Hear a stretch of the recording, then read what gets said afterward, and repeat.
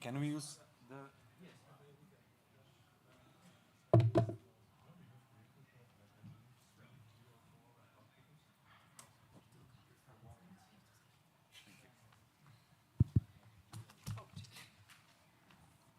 Good morning. Just testing the microphone. Works well, thank you. So we are about to start, I suppose. Okay, good morning, everyone. Let me welcome you here at our first session of the last day of Wikimania. My name is Pavel Bednařík. I'm from Wikimedia Czech Republic. I'm responsible for partnership programs and also for tutoring and lecturing for our group of lecturers. And my colleague, Lucia Schubert, is responsible for educational programs and for community programs. And I'm about to pass the microphone to her for the first part, and then I will take it back soon. Okay, thanks. Hello, good morning. Thanks a lot for coming. It's already a great job done that you are here. And we are here for you today. So we would like to talk about the media literacy as a tool to reach for the collaboration of open. And before I go there, just a brief orientation. Maybe I shouldn't stand here because I think it does a weird sound with the other mic. I'll just go here. Yeah, that's better. So we run our programming in the Wikimedia Czech Republic with three legs: the educational programs, the programs for community, and the programs for partnership. And within the educational programs, we have the program Senior Writes Wikipedia. Then we have programs for schools where we work with the teachers, with the university students, and with the secondary education classes, let's say. So we have two programs in there. Students write Wikipedia and then teach with Wiki. And in the open educational program, we try to focus on pretty much rest of the market, those who want to learn edit. And there is quite significant group in that, and that's librarians and cooperation with libraries. So just that you have a little bit of picture what we do. And well, the last, let's say, 3 years, we went from promoting editing towards answering the needs in the educational community. We just learned that when we tell people, come and edit with us, it doesn't always work. It's not really sexy, to be honest. Somehow, let's face it. But when we try to identify what their needs are, what they need to cover in their education scope, and we spend the time talking about that and having a dialogue, then we can maybe be a really good answer for some of the needs in the education system. So that's what we try to do lately. Just that you have as well a little bit of image, what's the reality in the country. The media literacy is a cross-cut topic of the curriculum for elementary and high schools. Currently, there are changes going on. We have some revisions, so it's combined with digital, ICT, and media literacy. It keeps changing all the time. It's a work in progress, basically. It also became the main topic for the libraries. The librarians in Czech country, they have like a guild, basically. And for the years 2023 and 2024, they decided to focus on media literacy, mainly aiming at the target group 50+, but also work cooperation with schools and also the general public who comes to the libraries, which was really important thing for us. That was like a moment we had much more legacy to actually start to cooperate and work on the media literacy because we cooperate a lot with the libraries. There is a demand for building media literacy in the society, and there is an ongoing bias in schools with using Wikipedia. We face it. Are you familiar with that situation in your country as well? Well, then I don't have to continue that much about it. And I will pass my floor to Pavel now, right? I think we'll start... Oh, it's missing. No, nothing is missing. Okay, so it's later. Oh. It comes later. Or maybe we didn't refresh the slides. Guys, can you refresh the slides? I think maybe you put it on. Can Is we it possible? just give it a try if it's possible? Oh, you downloaded? Yeah. Well, I think we don't have to bother with it. No. Okay, just we'll continue. That's fine. So anyway, we would like to show you some examples of how we target, how we communicate with our groups within media literacy framework. One of them is Portal Media Literacy, which we started 2 years ago, almost 2 years ago.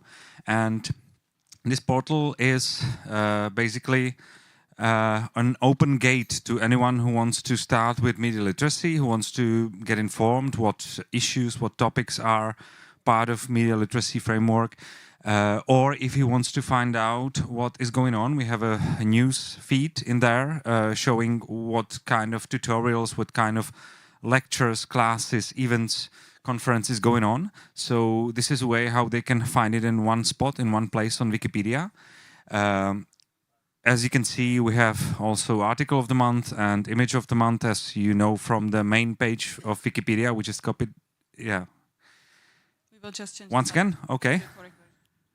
Sorry, guys. We had a small quiz for you, so that's why we're trying to refresh the slides. Anyway, the portal is a place where we also have the list of articles. This list of articles is also used for schools. We're going to talk about it in a while because we want to get students from different kind of schools engaged in media literacy. And one of the ways how to engage them is to show them which articles are being published on media literacy issues and which articles are still to be published or still to be created. So one of the goals, is to show them these kind of issues. And my question for you is whether you can just guess which article out of these 5 articles is not created on Czech Wikipedia yet. It's one of the red links in our list. Which article would you guess is still missing in Czech language? It's only one of them, not more.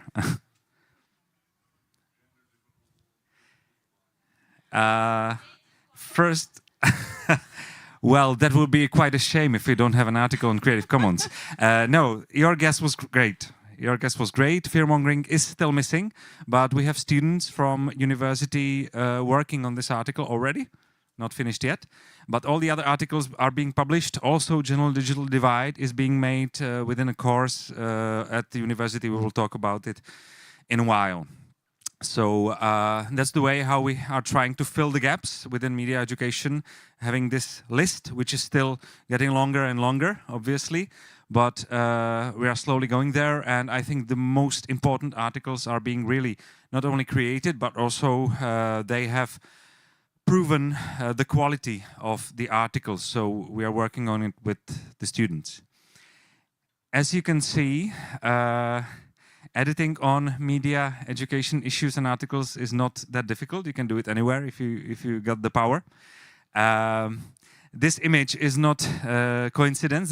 This is an image from our Wikiversity page on media education, because we realize that it's not only about Wikipedia articles, it's also about resources, and Wikiversity is a good way how to provide resources for students, for teachers, or for anyone else who is interested in media education or developing media literacy, even though it's still work in progress. So we don't have as many materials as we wish to, but we are trying to persuade the authors to publish it under Creative Commons licenses, CC0 or any other free licenses. So, yeah, what happened Lucy is working on through practice is that we actually connect the cooperation with school, with students, and with the libraries, and it became sort of a multifaceted cooperation within the media literacy field. And we have now a few examples, because what was really nice is we have now a few examples of regional cooperations where it is a library, school, us as a chapter, Wikimedia, and sometimes even other stakeholders such as a town hall or local municipality involved in creating some activity together. And Pavel will just share these few examples. If we talk about cooperation with schools, we are starting at elementary schools, as you can see from this image from Vodňany, which is a small town in South Bohemia. We were asked by a local librarian to get to Vodňany to organize a course for elementary school. And we were just thinking how to start. It wasn't aimed at media literacy issues, even though we are tackling with them. We just decided to make it a simple way, just to ask the students or the pupils from elementary school, from the higher higher levels of elementary school, to get Vodňany to Wikipedia. That was the name of the course. So we just told them, okay, so let's just look around. Let's see what kind of institutions you have in your town, what kind of cultural organizations, what kind of NGOs, important personalities you have in Vodňany, and they are still not present at Czech Wikipedia. And they did this, and within this 2 days course, we managed to at least start to create the articles about famous personalities missing at Czech Wikipedia, about their colleagues, their friends, their parents, grandparents who were famous citizens of the town and were not still published at Czech Wikipedia. And also some of them could just go outside and take pictures of the missing places which don't have images on Wikimedia Commons. So I think it was also fun for them to explore their town from a different perspective this way. The interesting part was that we were actually asked by the local librarian to do it. So she was the one who initiated and make the contact with the school. Yeah, so now we are moving from South Bohemia to east part of Czech Republic. This is another town called Luhačovice. It's a spa town, famous spa town near Slovak borders. And we were asked by the teacher from a local high school to organize a course. As these students were already 16, 17 of age, we could just challenge them to create articles, if they wish to, create articles on media education. So they decided for some important theoreticians of media education, they decided, for example, to create article about their school, which was not part of media education issues, but still they felt like this is really important. And once we organized the course, they realized that their school is missing on Wikipedia, so they established a really well done and quality article about their schools, including images of the work, because it's a crafts school. They can graduate from different crafts, so they made pictures of the pieces of art their friends, students already made. So you can find it on Czech Wikipedia. And finally, the last grade, we have the university students involved, and one of the ways how we get them engaged is Media Olympic Games, which took place already 2 years, and we hope we will be partners of this project also next year, even though there are some changes in organization of this event. It takes place in Ostrava, which is a city nearby Katowice, and the local research library decided to organize this Olympic Games, and they have different disciplines. The students attended from the whole Czech Republic. They had different disciplines, and also they could meet with the way how to upload free images on Wikimedia Commons, or they could also edit some articles on Wikipedia. So the important thing is, we also started with this claim at the very beginning, the important is the first contact with Wikipedia, with free licenses, with free content, and it's not that important to create articles. It's about the first touch. Positive experience. Touch. Yes, I always exactly. say it has to be positive, whatever it is. Yeah. Now. So, and yeah, to conclude a little bit on the educational part, we as well have a cooperation currently with the 2 universities, the Charles University in Prague and Masaryk University in Brno. And they both have something which is called Institute of Information Studies or Librarian Studies, the names are pretty much similar. So last 2 years we managed to start 2 courses, semester courses. Usually it's a teaching in blocks, so it doesn't necessarily mean we come every week. It's quite unique as well because we share the teaching with the teachers from the university. So there is always a partner for us from the university who are librarians as well themselves. And we carry on with the subject together. It's really just about contributing and learning about Wikipedia, so it's not a subject oriented on something else. It has been put in the system and is about editing and learning about Wikipedia and Wikimedia project. Was there something else? Yeah, thank you. Yeah, and the students should be future librarians and information officers. We also realize that we are starting to be asked if we are able to provide education, workshops and trainings in open licenses, in the CC, and in just making people the general understand how to, when you enter the internet, can you download a picture, can you copy something in the internet, how it is on Wikipedia and Wikimedia projects. So we actually run online and offline trainings in that for librarians. We implemented in the school curriculum as well. And we created, as a result of one of those webinars and trainings we did this spring, we created as well a landing page within the Wikipedia page, wp.autorské právo. So, and it's about the licenses. And we've got like 60 questions about different topics about the licensing. And we try to answer all of them together with the National Library. And now this is accessible to anybody who wants to use it and to find their answers, because this was actually really missing on the market. And we plan to continue with that in future, to update it.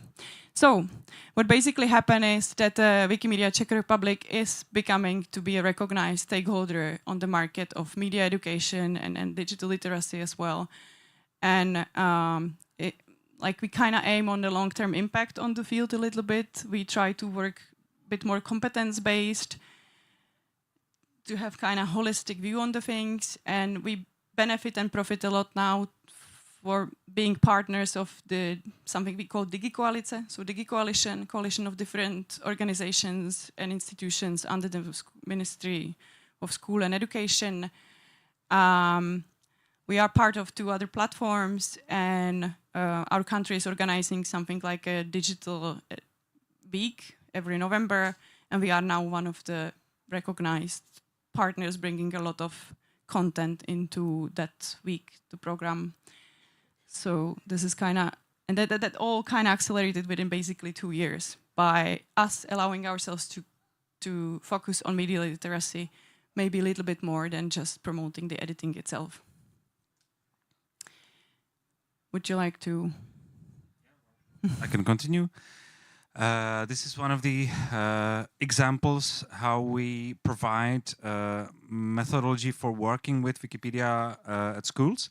It's not directly connected to media education activities, but it's definitely the way how to reach schools and offer them unique, specific content being tailored for them, for the teachers. This handbook is called Uč s Wiki, Teach with Wiki. It's been created by Jaroslav Mašek, by one of the high school teachers in Brno, but also Wikimedians, important member of our community. And he created 5 activities for schools, which are being properly described in this book. And they are made for this 45 minutes of 45 minutes hour, which you usually get within school curriculum or school plan, and you can easily tackle issues like referencing on Wikipedia, how to create them, how to research them. You can tackle the issue, or one of the examples, one of the activities is creating an encyclopedic article, because this is the discipline which most of the students don't understand at the very beginning. So, and there are a few more included. So this is just to sum it up. So until now we have the portal, We have the Wikiversity, which is sort of connected to it. We run university courses for future librarians. We run training and workshops within the program Students Write Wikipedia. And yeah, we are as well training and providing in the direction of the Teach with Wiki and consult teachers if they have maybe some of their own ideas. And now we have 4 minutes to go, and we decided to open it for your questions. So this is us, Lucia, Pavel, Clara, our general director, also here with us. So you can ask any one of them, any one of us, on any questions related to media literacy or to our activities. Yes, please. We need the mic. Yeah, we have the third one, but yeah. Thank you.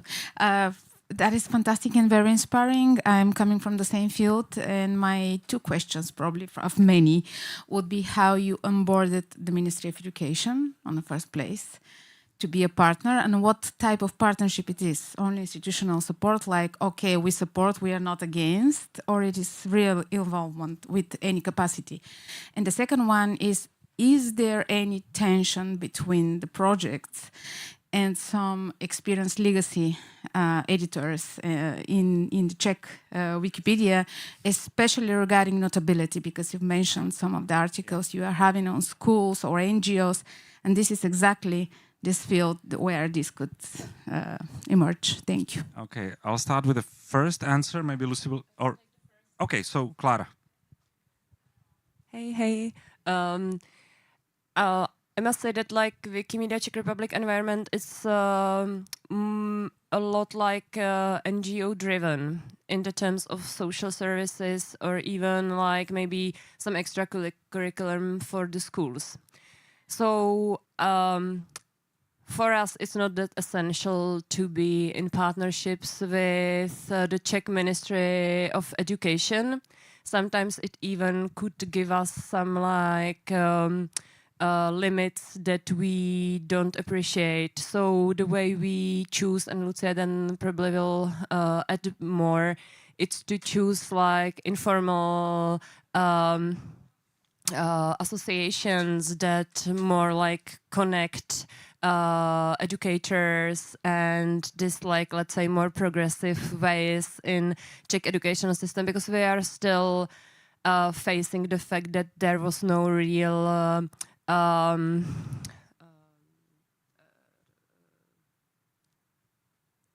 say it in Czech.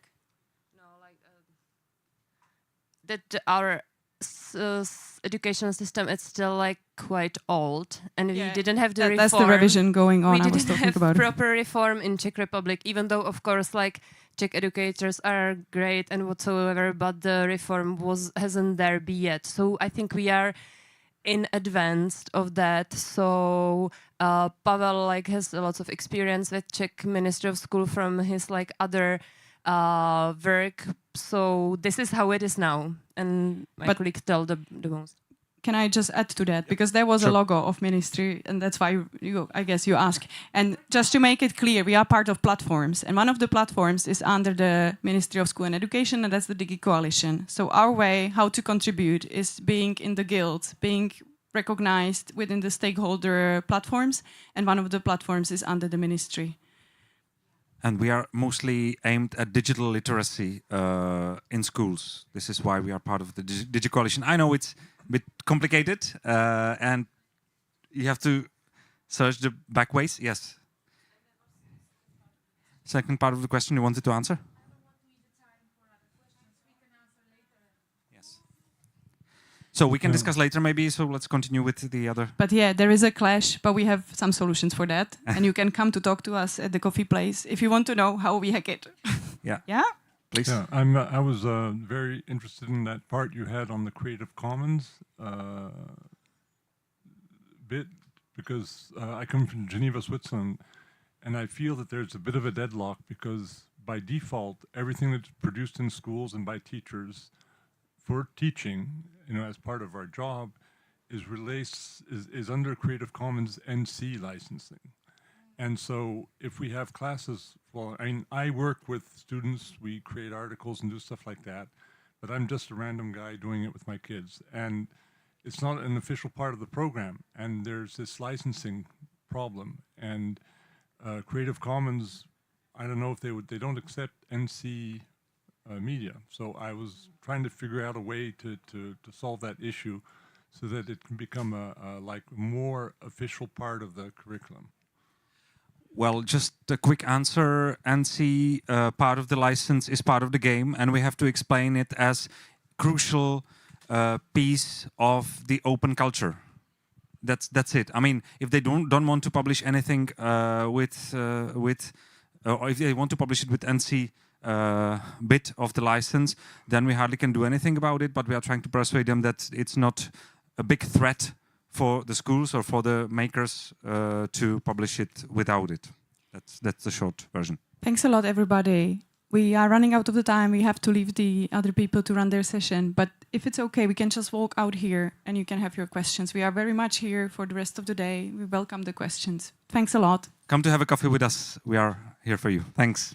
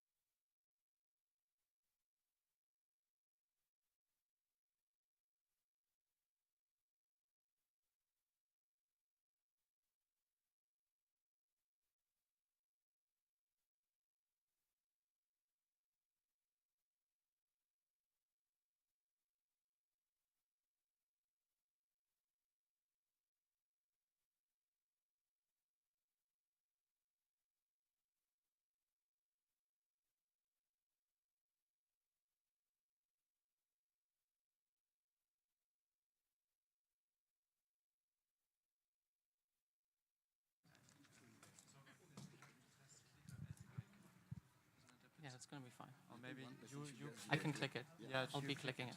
Okay. Okay. I guess we're started. Okay. Welcome to our presentation called Wikipedia and Public Television, a Match Made in Heaven. That maybe should have more aptly be called a Match Made in Commons, because it's going to be about a project that we started in Germany and that we're trying to internationalize.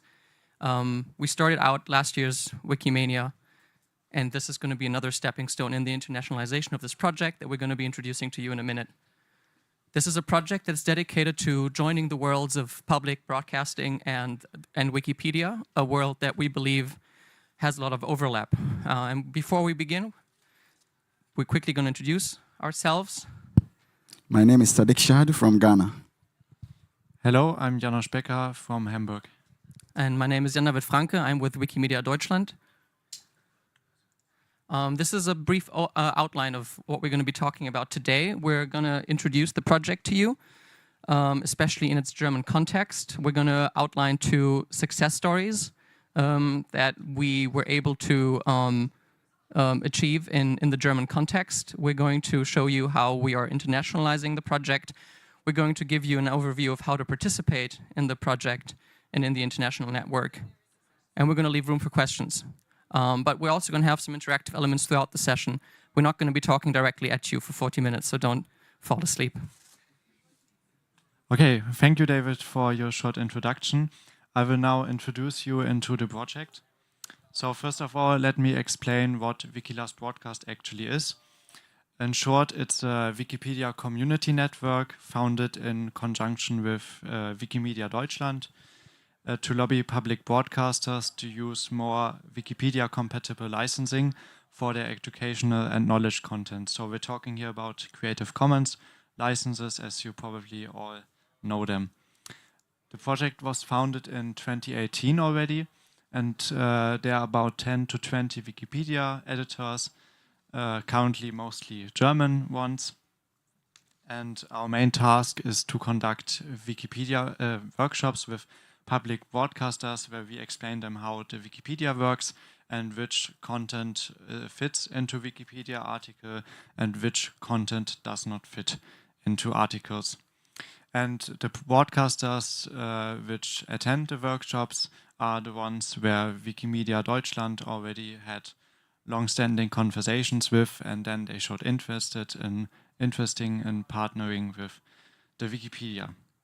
We're also responsible for ensuring that the videos, after uploading to Commons, actually make their way into Wikipedia articles, but only if they add a value to the article and don't conflict with the content of the article. Because if you just spam all the videos in the article, then other community members just put them out again, and then that's not good for the future of the project. So that's why we did the workshop in the first place. And broadcasters are also interested in their videos being featured on the Wikipedia because that's what they want. They want a large audience and views, and yeah.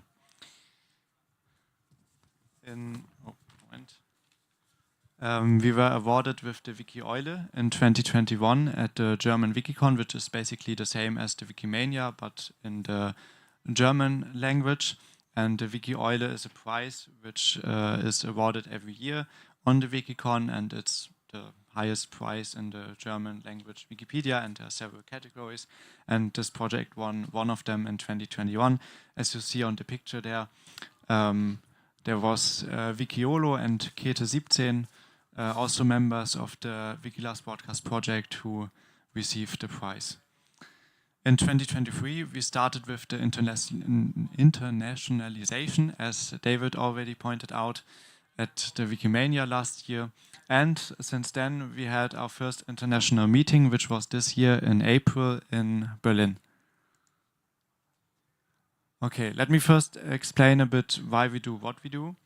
As David already said, we both have the broadcasters and Wikipedia both share some things. So educational content from public broadcasters pretty much aligns with the content of the Wikimedia projects. but it has to be put under Creative Commons license to be featured in the Wikipedia, which is not the case the most times. So we urge public broadcasters to work towards free licenses, at least for parts of their content, not all of it, because not every content is relevant, and develop a new model of creating freely licensed content in consultation with all relevant stakeholders, because the production of content is a really long process, and they do negotiations with the actors, cutters, and I don't know who else. And for Creative Commons licenses, they have to be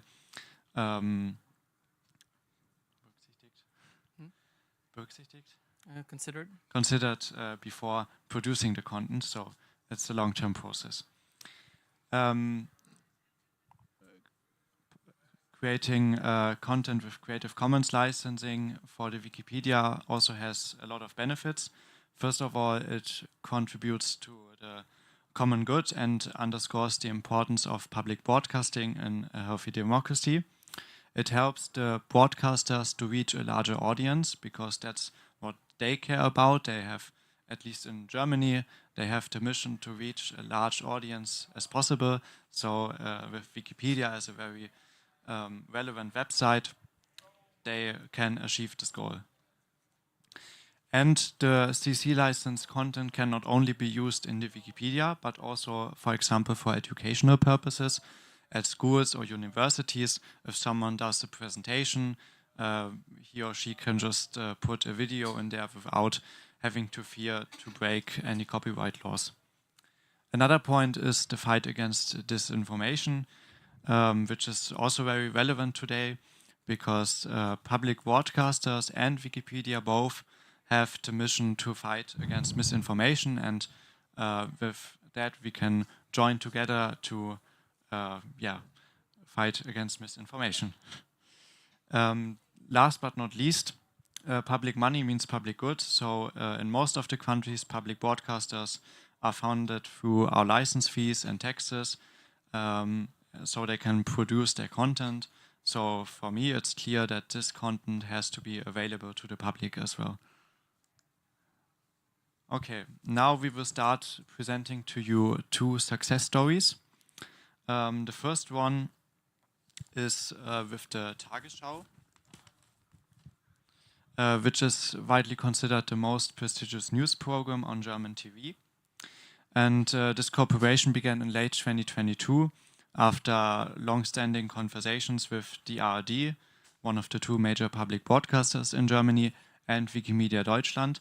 So it works that Wikimedia Deutschland comes to the public broadcasters and tries to convince them to put their content under Creative Commons license. And then if they decide to do it, we as Wikilove's Broadcast come into place and conduct a workshop with them to tell them which videos are relevant, which ones are not. You will later also see an image of this workshop there. And then they decided to start releasing videos. We have now about 118 short videos, which were released under the Creative Commons CC by SA 4.0 license. And every few weeks there are new videos coming. About half of those videos are already integrated in the Wikipedia articles, and those videos now have about 3.5 million views so far, which is quite a big number, but it's far from the number which will David present to you in the second success story, so you can be excited about that. Those videos are mainly short explaining videos, about 1 minute in length. You will also see an example shortly. The Tagesschau itself is a news program, but those videos are not news. They may be about a relevant topic, but are more general, so they can also be used for long-term in Wikipedia articles. Now you can see the image of us at the ARD headquarters in Hamburg, where also the Tagesschau is filmed. You see me on the left there, and you can also recognize David on the right. And Sandra is also there, somewhere here. Beppo, Sandra is here. Ah, yeah, there. Beppo is there. Exactly. And on the right, you also see Wikiolo again, who was at the Wiki Eule Award in the last picture. Okay, now let's have a look at one of those videos. This one is in the article about gender, which is a very relevant topic today. That's also probably the reason why this video has the most views of all the Tagesschau videos. And here the video is put in the top of the article. We also have videos that are on one section of the article. Maybe it's a big article to a big topic and the video only summarizes one section of it, then we put it at the section where it belongs to. Okay, now let's watch the video, and while we watch the video, you can think a bit about it and remember that, because later we will come back to it.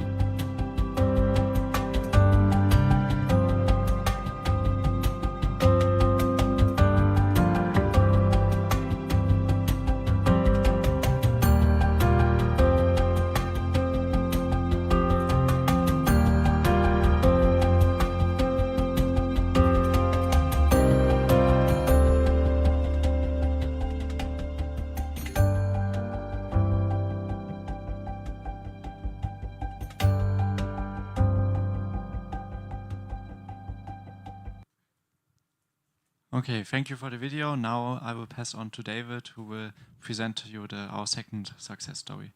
Yeah, thanks, Janosch, and thanks to our technical team here on site who's helping us with the smooth transitions. Yeah, round of applause.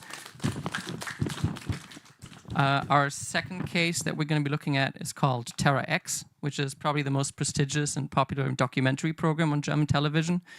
Comparable maybe to BBC's Planet Earth, although it doesn't just focus on wildlife photography, but has a whole big range of topics that it covers. This was the first of many corporations that we engaged in, and started in 2019 already. Since then, over 420 short videos have been released, most of them under a CC BY license, although we're slowly transitioning to a CC BY share-alike license. Most of these clips have found their way not just on Commons, but on Wikipedia. About 90% of them were deemed relevant to complement and add value to an article, where they were able to gather a staggering total of over 125 million views, with more than 3 million views a month. And these are numbers that the public broadcasters are very interested in. And that's also why this project has been able to gather such momentum. These videos are mainly 1 to 3 minutes in length, and they show visualizations of historical or scientific facts or processes. This is a picture of us at the ZDF headquarters in Mainz, just really hours before the outbreak of COVID. So this was the last time that so many people were seen together for a long, long time. This is where the Terra X is filmed at the ZDF headquarters in Mainz.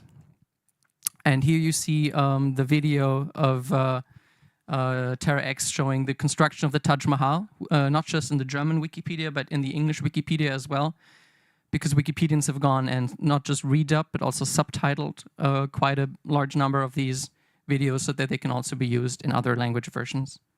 So let's have a look at this video together.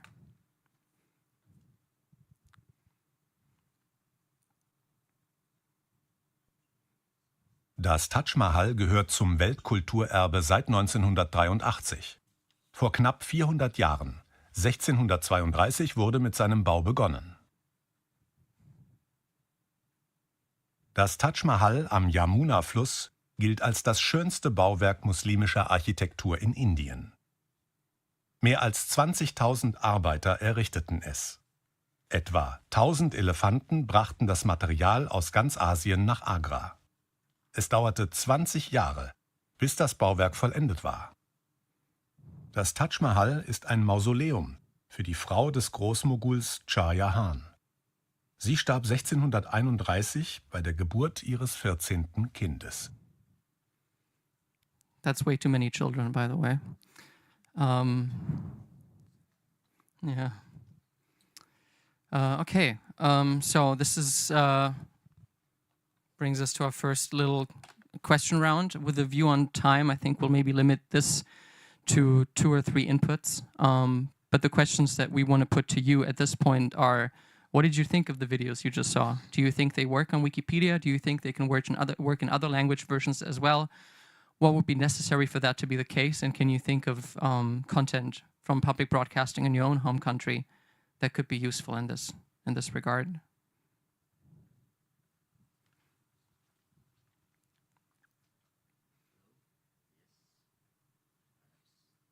Is it working? I don't think it's working. Yes, I'm sure this is useful in many cases. I'm Peter from Denmark. I have been teaching teachers to find these clips because they need a Danish voiceover. So it's the genre of making documentaries is often needs good footage, and then for that purpose, I'm sure that the numbers of views are higher than it only is on Wikipedia, because it is a resource that many are getting and downloading and using for documentaries. I love it. I want to ask if they give this rendering of Taj Mahal, could they also perhaps give the 3D files and the project files for pupils to play with in Blender, for instance?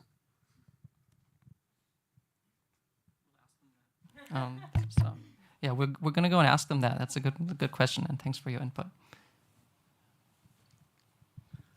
Yes, hello. So I have seen some of the videos of TerraX before, and I also have tried to dub them, which is complex because one of the things we will need for internationalization is to have subtitles in everyone. Some of them have in German. It will be useful to have them also in English, because translation from English to other language is easier. And that is one thing. And the other is that you are saying about the stats, how many views, but those are views to the article that contains the video. They are not real plays of the video, or how are you measuring that? We use a tool called MVC tool for it, and as far as I understand, it measures the amount of media plays of the video. It doesn't just capture the amount of article views. I think it doesn't capture if the video was viewed in full, but it does capture whether the video. How is it called? Because we are very interested on that, on having that stats. How is it called? MVC.toolforge. I'm happy to send out the link. Okay, thanks. I think with the view on time, I think we'll just continue. And this was a perfect segue, Calder, because we're going to be talking about how we get more non-German videos into this project as well in a minute.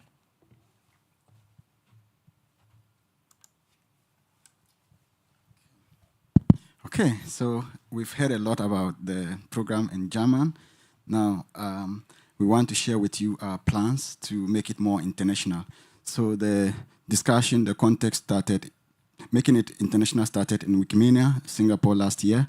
And since then, we've been building a lot of network of volunteers and community leaders who are interested in having these kind of projects localized in their own languages.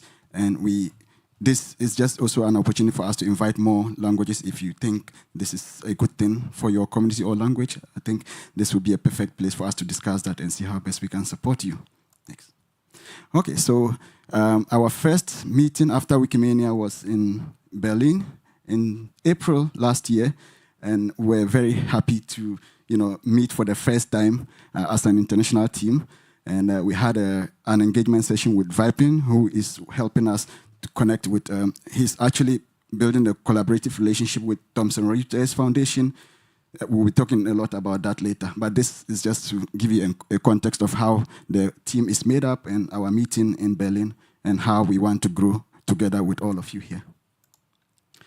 Yeah, so if you look at this, we, as a project that works to collaborate with different affiliates across the continent, we have created a dedicated Telegram group that we have shared with you. If you scan the QR code, you'll be able to join the group. This is where we have all of the discussions about collaboration and how you can actually implement this project or be like an affiliate of this project in your own language. And we also have more collaboration projects that we are piloting with different broadcasters. I can see the Ghana Broadcasting Corporation logo here. As you also may be aware, all the content that we are producing are going to be free licenses, like CC licenses, and then it will make Wikipedia become more multimedia. This means, just like we saw in the article, we have, like, right now we don't have a lot of multimedia files on many articles on Wikipedia, so this will help us, make Wikipedia look more multimedia, and we'll all, just like all of us want to see something that looks like a match made in heaven between Wikipedia and public broadcasting corporations. Yes, so because of the nature of the project, we are collaborating with public broadcasters. We have this broadcasting organization in Switzerland, and then the rest are German-related broadcasters. And we are also seeing other potential collaborators. I don't know if you can identify any of these logos from your country. Do you have any idea which of them represent which country? Or can you see like any broadcaster that is from your country? I think most of them are German. There's a Dutch one in there, VPRO. We have the European Broadcasting Union and Thomson Reuters as an international foundation. Most of the other ones are German, but here is someone. Yeah, we some have more broadcasters for you to have a look at. I can see BBC. Do you have an idea which of them is coming from your country, or do you have... Which one? Yeah. Okay, nice. Cool. That's right. Okay. Yeah, we also got PBS from the US, SVT from Sweden, TVRI from Indonesia, TBS from Taiwan, SPR from Mexico, TVP from Poland, and BTV from Botswana. But what we're really interested in is... Yes. So I'll take over. Yeah, so I'll give it the opportunity for you to, let us know where you are coming from, and if you have any public broadcaster that you want to recommend, or if you identify any of these from your country.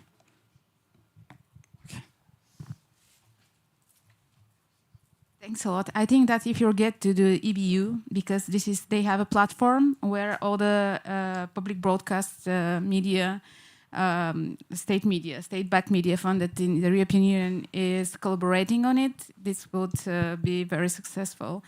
Because either way, it could be through bilateral partnerships, but now it is moving, and I know it from the public service media in Bulgaria, for example. It is moving from these partnerships with specific public broadcast media in other countries to the EBU. So this is, I would say, your main target for the European Union.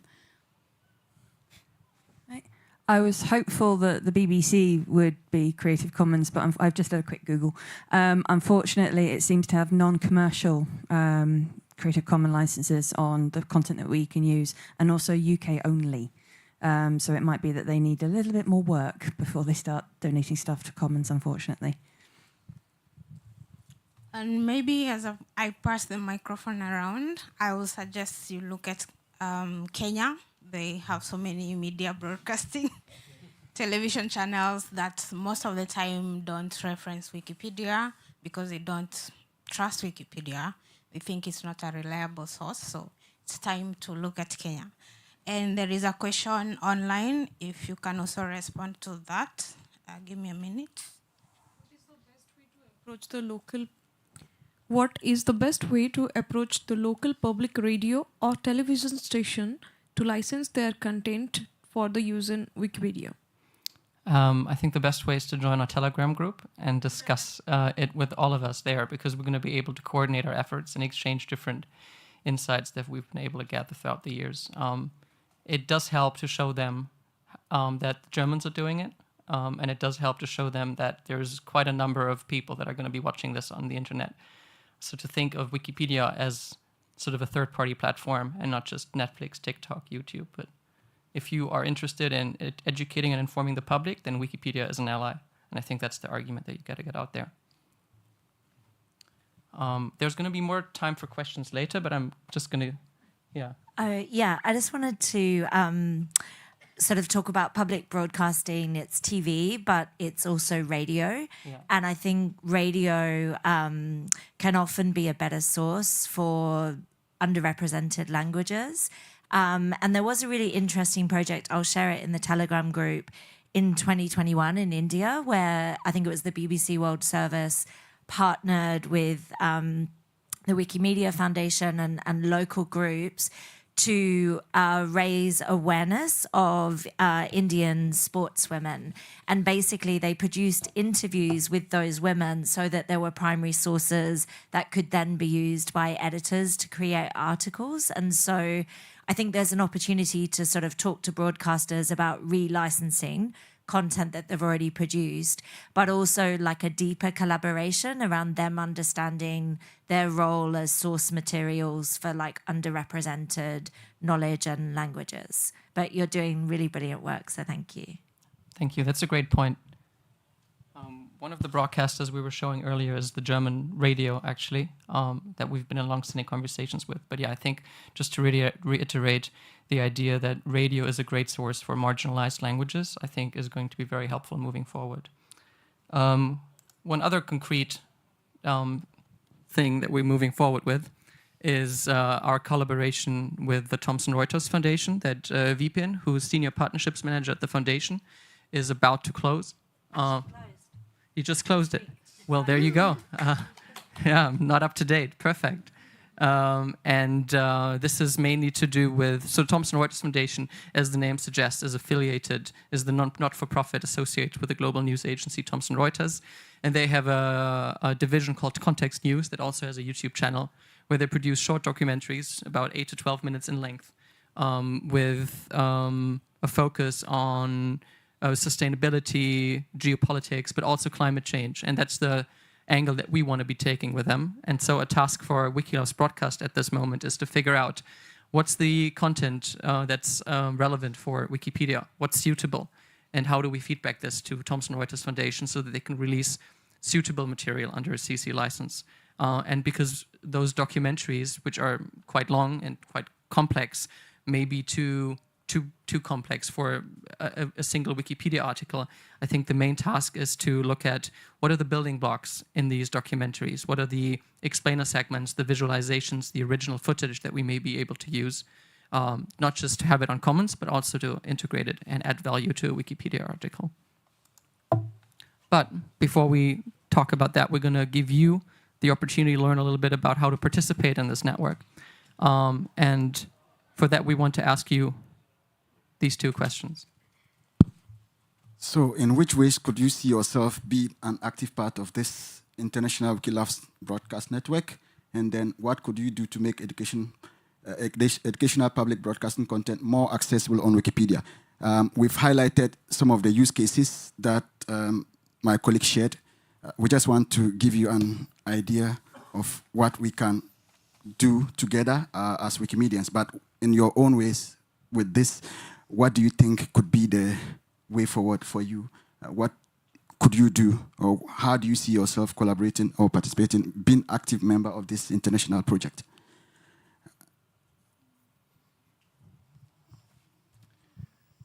Yeah, I think with all countries, it would take a little bit of persuasion from local organizers, maybe some support from international ones, to get going in like all countries. But I think it's possible generally.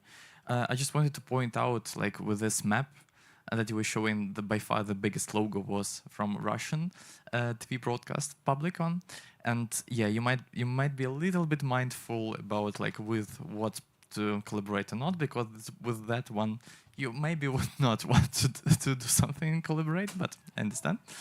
But yeah, I think it's good project generally, and yeah, we can. But it takes a lot of hands, like on-site local ones, to basically persuade people to to do that. Yeah. Anyone else with a question?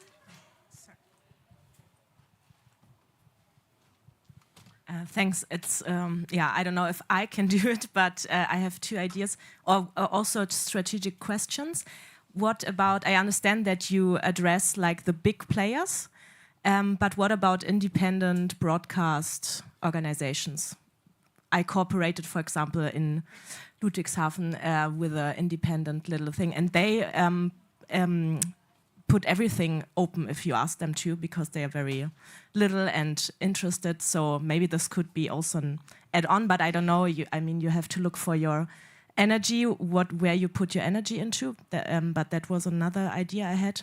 And the second one is more maybe towards the foundation or whoever is developing Commons, because I thought it would be so cool if you could upload things on Commons and also edit things.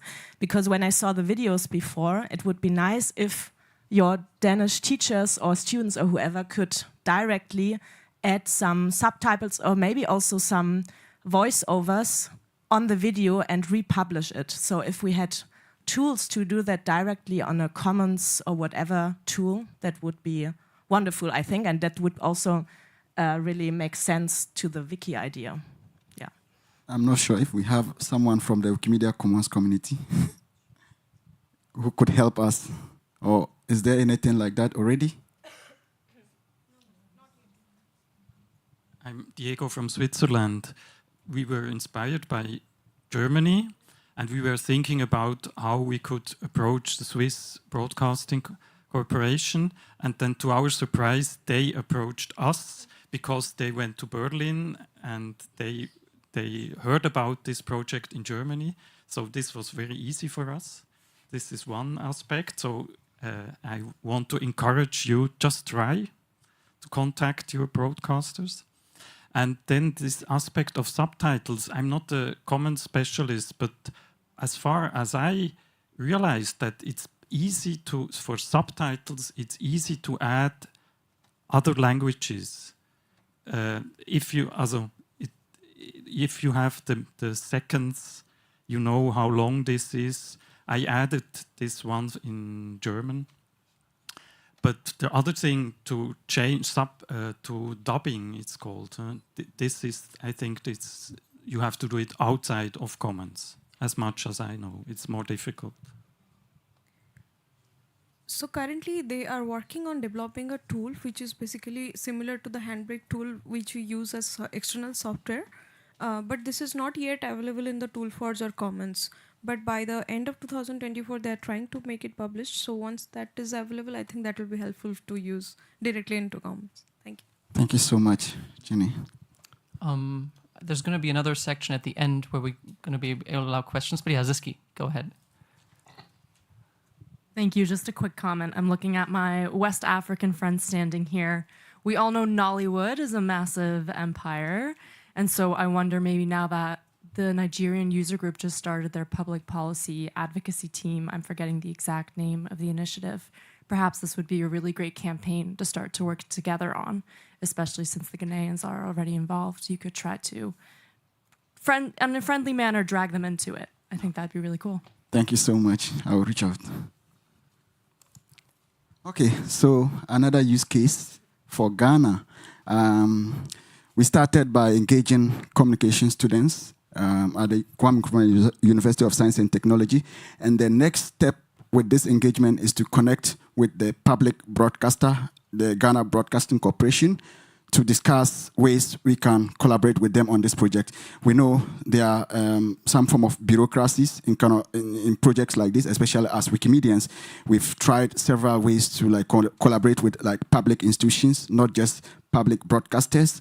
But we are already having that kind of conversations, and also we are in touch with some, private journalists who also work as freelance journalists and have long-term relationship with the Ghana Broadcasting Corporation, and this could be a good point for anybody who wants to start conversations around collaborating with their national broadcasters, and also just building communities around the Wikilabs Broadcast International program. So this was an event that was hosted this year in Kwame Nkrumah University of Science and Technology, College of Science. And yeah, that's me in the middle, and also right at the left side. Yeah. So this is something that all of us can learn from. We've been talking about this ominous Telegram group for about 35 minutes now, so I'll give you a chance to scan this QR code, which I've also passed around on paper. If you have Telegram, please join the group if you're interested. And there are no strings attached. You can just listen in on the conversation, offer your expertise if you want to. You're not going to be forced to do anything, but of course you're welcome to. And if you don't have Telegram, there's also a sign-up sheet that's passed around where you can just sign up your email or your phone number, and then we'll reach out to you. And I can also give you my card. So there's many ways to be in contact. I hope that all of the notifications which went through my phone at this presentation were people joining the group. If you join our network, here are some of the things that you can do to specifically contribute. You can help spread the word about Wikilove's broadcast in the Wikipedia community and beyond. You can help with the integration of Deutsche Welle videos, because we've had a pilot project with Deutsche Welle earlier this year where they released videos in Arabic and Spanish and in English. And some of these are still waiting to be featured on Wikipedia. So if you speak any of these languages, this is a way you can contribute. You could help us identify suitable content from Thomson Reuters Foundation and tell them that this is the stuff that's going to work. You can establish your own Wikilove's broadcast chapter just by doing what Sadiq did in Ghana. You can reach out to broadcasters in your own country, and of course you can use our arguments and our resources and our support in doing so. And if you are an active member of Wikilove's broadcast, we invite you to be a part of next year's submission for Wikimania 2025. And I've spoken with my boss about this, and we've made some amendments in our budget so that we're going to be able to, if it gets accepted, support one travel scholarship paid for by Wikimedia Deutschland to next year's Wikimania as part of this initiative. This is not a bribe, it's more of an incentive. So, thank you very much for your attention. We got 2.5 minutes left, which is 2-3 questions. Thank you very much. I don't see the Czech colleagues from the previous presentation, but if you allow me to make this connection between the conversation about media literacy education and one of the questions that you already put regarding specific type of content that especially public service broadcasters could be invited to share, to release with Creative Commons licensing, allowing reuse, relying everything. This could be exactly the media literacy content. I learned from the previous presentation that there are even portals in different language versions of Wikipedia, and this would be very relevant both for the broadcasters, because this is part of their mission as public service media, but it could be also very, very relevant to the Wikipedia community and the readers and the education to have such type of content in video and audio form.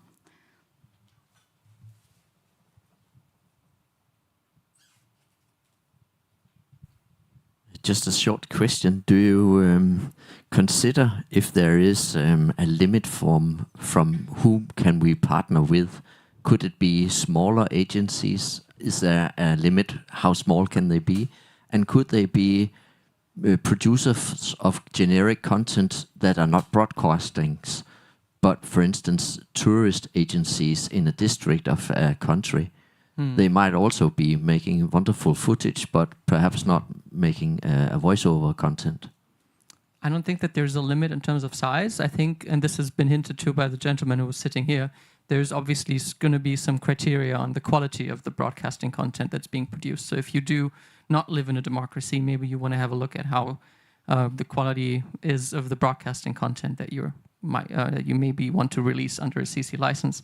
And in terms of tourism footage, yeah, I think if it's not, if it's just original footage, that could work very well, both on Wikipedia and on Wiki Voyage, for example, as well. I don't think that there's a limit to that at all, no. There is a question in the chat. Someone wants to know how many women are currently in this project. That's a very good question. You saw that there was a very stark gender imbalance on the pictures that you saw. I think out of 10 active members right now, there's 2 or 3 women. So yeah, especially if you are not white, non-male, we invite you to join this project. Any other burning questions? Yeah, have run out of time, but if you want to interact with the speakers more, you can join them outside over coffee, lunch. Yeah, join the Telegram group, talk to us afterwards. We're going to be around. Thank you very much.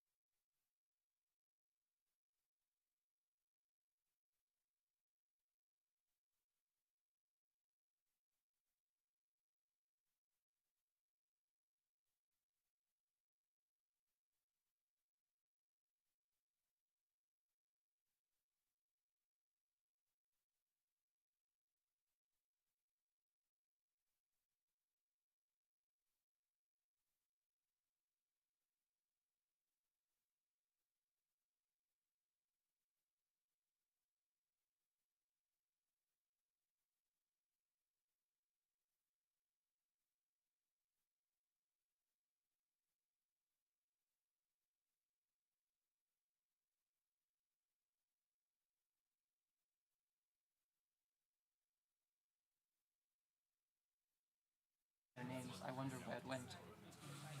I'm going to have a look.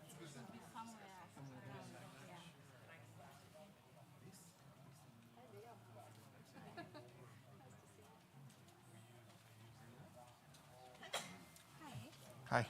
I am managing the room, so in case Okay. you need anything, yeah. Thanks. I'll get the questions from the chat. Okay.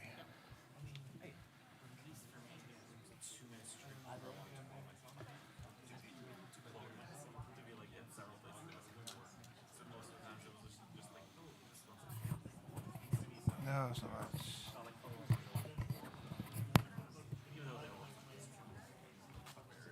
No, that's not working. Give me up with that.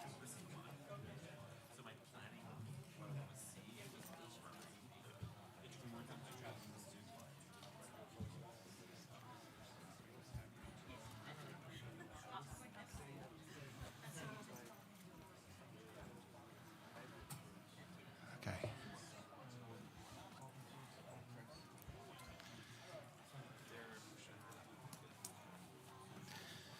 Well, this has to be.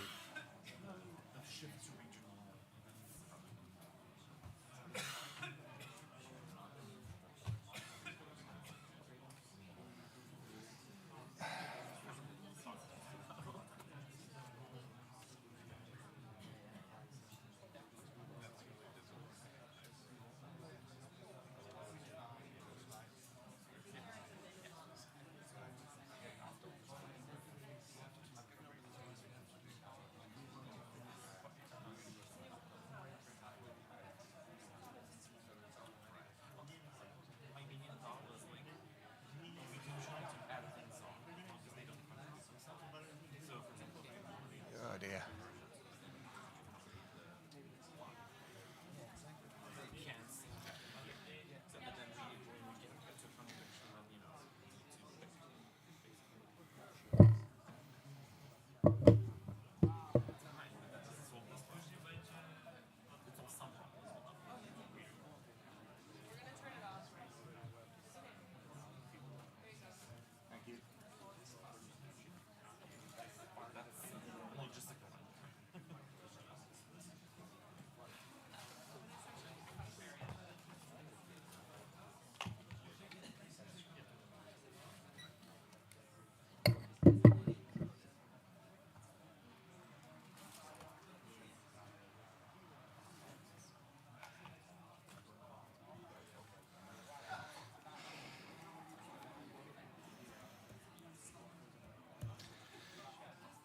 Okay, shall we get started?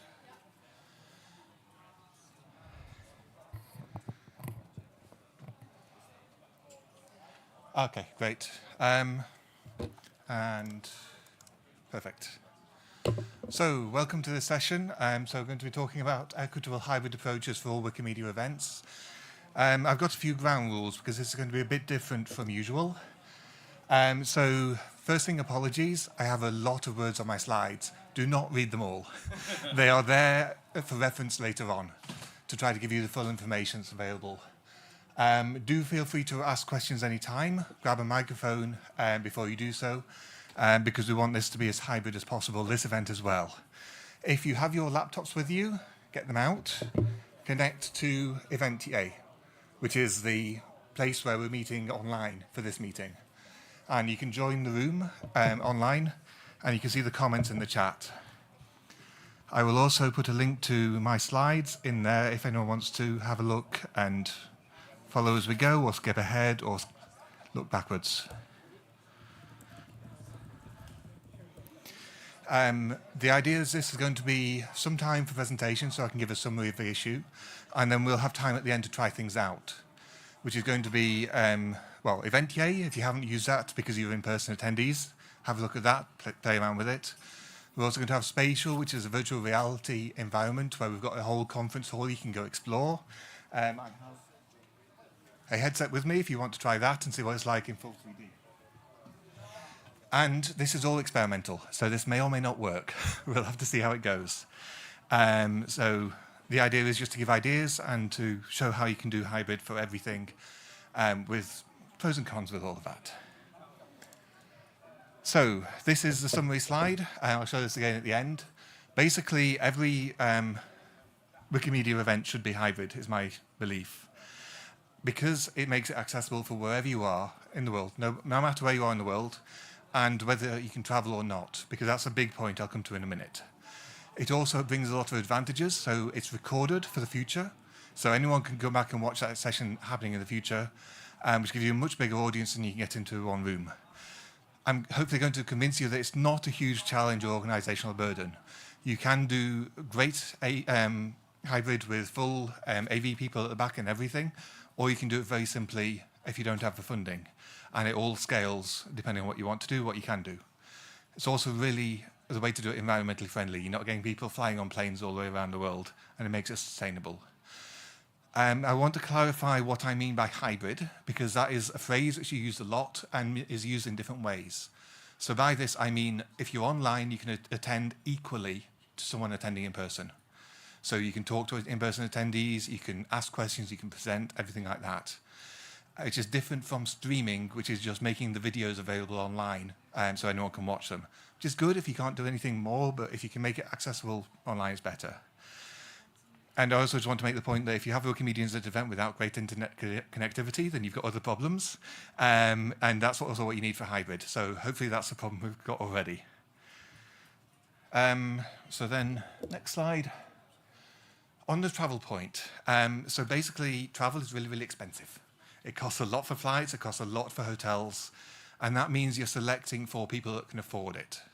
Either they've got their own money, they can pay to come to a conference and attend it personally, or they get a scholarship, which are fantastic, but they're very limited in availability. And they're always in very high demand. So I think there's something like 10 times the amount of people who apply for a scholarship for Wikimania that actually get it. Mayor's probably got better statistics. So they're great, and in person's great, but you have expense there. It's also very time consuming. You have to take time off work, particularly for meetings during the week.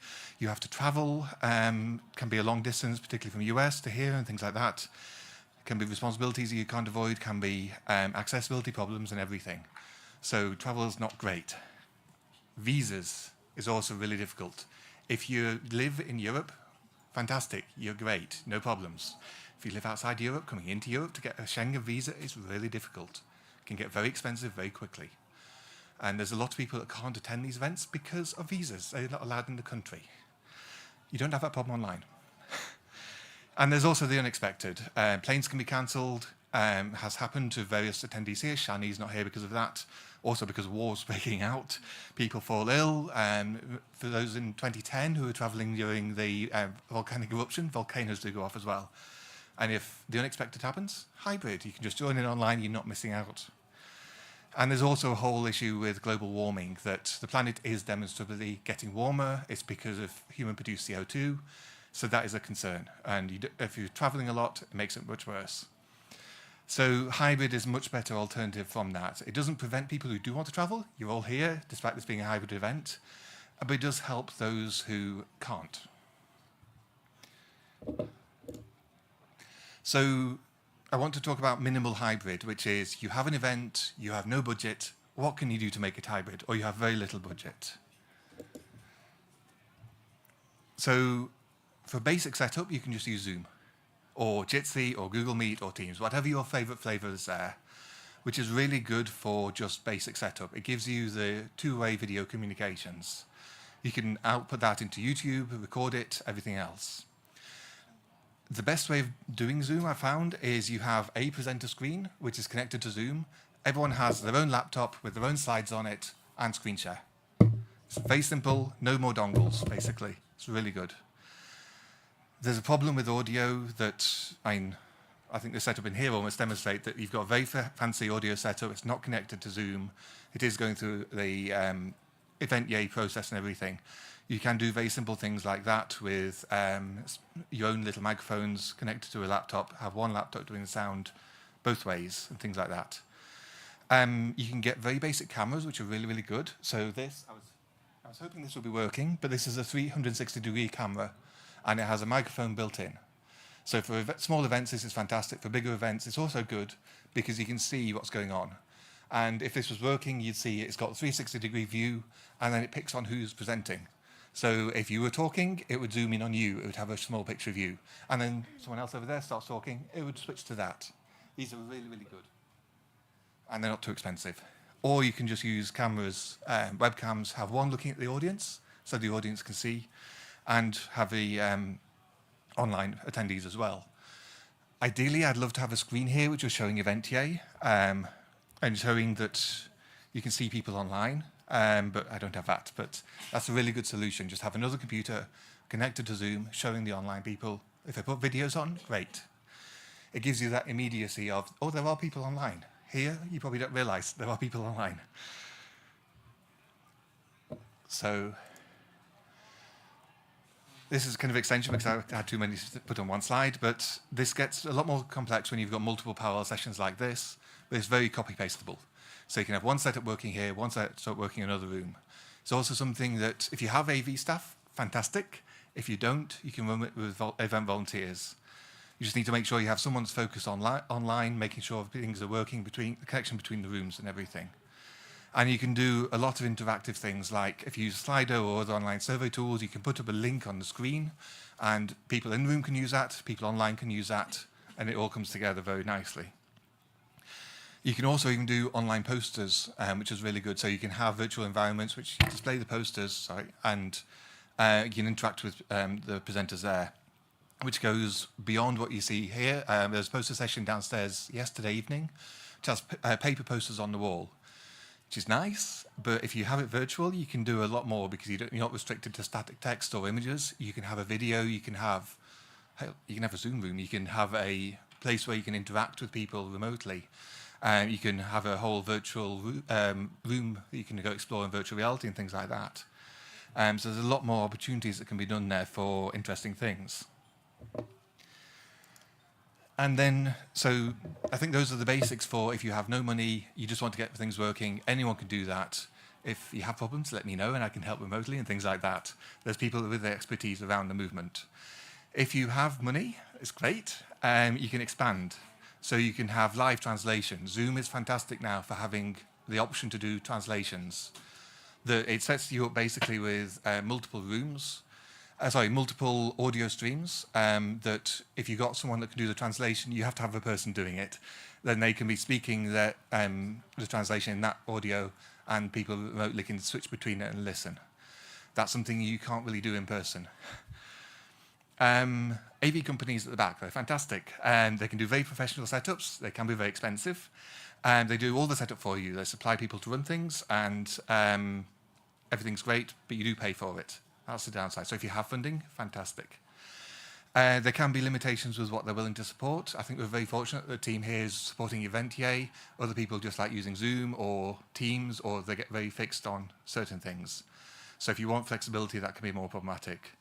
And also sometimes they just focus on in-person problems, not online attendees. So pros and cons there. And also, if you have the budget, you can always get better cameras, better microphones, better lighting, have extra screens in the room and things like that, which are worth considering to really make the hybrid event best. And you can also do things like send things to online attendees. So if you ask them to register, get their postal address, send them a postcard. Say thank you for coming. If you're going to do swag at the event, if you're handing out a T-shirt, mail them a T-shirt, or mail them a voucher to print their own T-shirt, or something like that.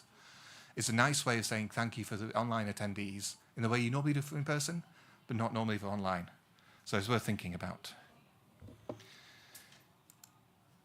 Something that is important, though, is changing the mentality in the room. So if you've got an in-person group of attendees, it's fantastic, but if they're not speaking to a microphone, no one can hear you online.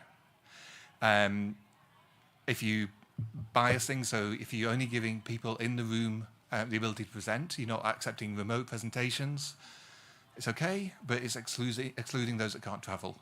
So if you can do hybrid events where people can present online, is way better than just restricting to in-person. You can, when you're doing question and answers, you can change things around, so you're alternating between a question in the room and a question online. Quite often you go to events where no one's watching the online channel, people are asking questions into the void, and then they never get answered. It's not a nice feeling that you're putting the effort into asking a good question and it just gets ignored. So alternate. Take one question from the room, one question online. Do group photos with online attendees. If you have a big hall, you have a big screen in front of it, put the online attendees there, do your group photo in front of it, and then they're included. There's demonstrable proof that they're attending the event. They can point their employers towards that and things like that, and they feel like they're included in the group. If you go outside and do it separately, great for the in-person, not great for the online. Although you can do a screenshot of Zoom and kind of put them around the edge and things like that, but it's nicer if they're all there live. Provide ways for online and in-person attendees to interact. So I don't know if you've talked to anyone who's attending Wikimania online. Has anyone? Great, well done. So there's a few people, but for most of us, it's completely separate experiences. You can go on Eventia, you can talk to people in the session.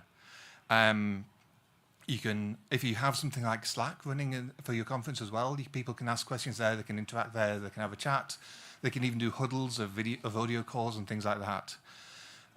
So having some way of doing that is fantastic. Have a good way for online attendees to alert for problems with connections. So the room stops working online. You can't get the feedback from people online saying there's a problem. Give them a way.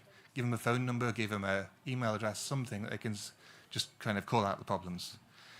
And if you're doing small group events, small group discussions, you're splitting people up into different tables, having a discussion, make at least one of them hybrid, or have an online room, and bring the people online into those discussions. Don't just have them as an in-person thing.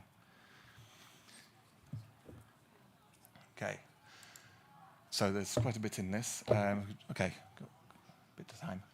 One thing I do want to point out, make sure the in-person is as healthy as possible. Particularly the last few years, we've seen the problems with COVID and everything. It's not gone away yet. It's still around. I caught it a few weeks back and recovered, yay, but it's still around and does take you out. That can be particularly bad for immunocompromised or people living with vulnerable people who can't risk traveling because if they catch it, take it back, they might kill their parents. It's a risk. So hybrid makes that possible, that you don't have to travel if you've got those risks. Also means if you fall ill during the meeting, you're not missing out. You're locked away in your hotel room, it's not good, but at least you can participate online, participate equally. And you're not risking giving it to others by coming to an event when you're ill, which is not a good idea. You can also, it's fantastic, this event has provided masks, it's provided COVID tests and things like that, which is a really good way to do it. You can also have basic healthcare things like, I know someone had a sore throat yesterday, where did they get paracetamol from? They're not familiar with the country, or just a throat sweet. Things like that, basic things, can really help.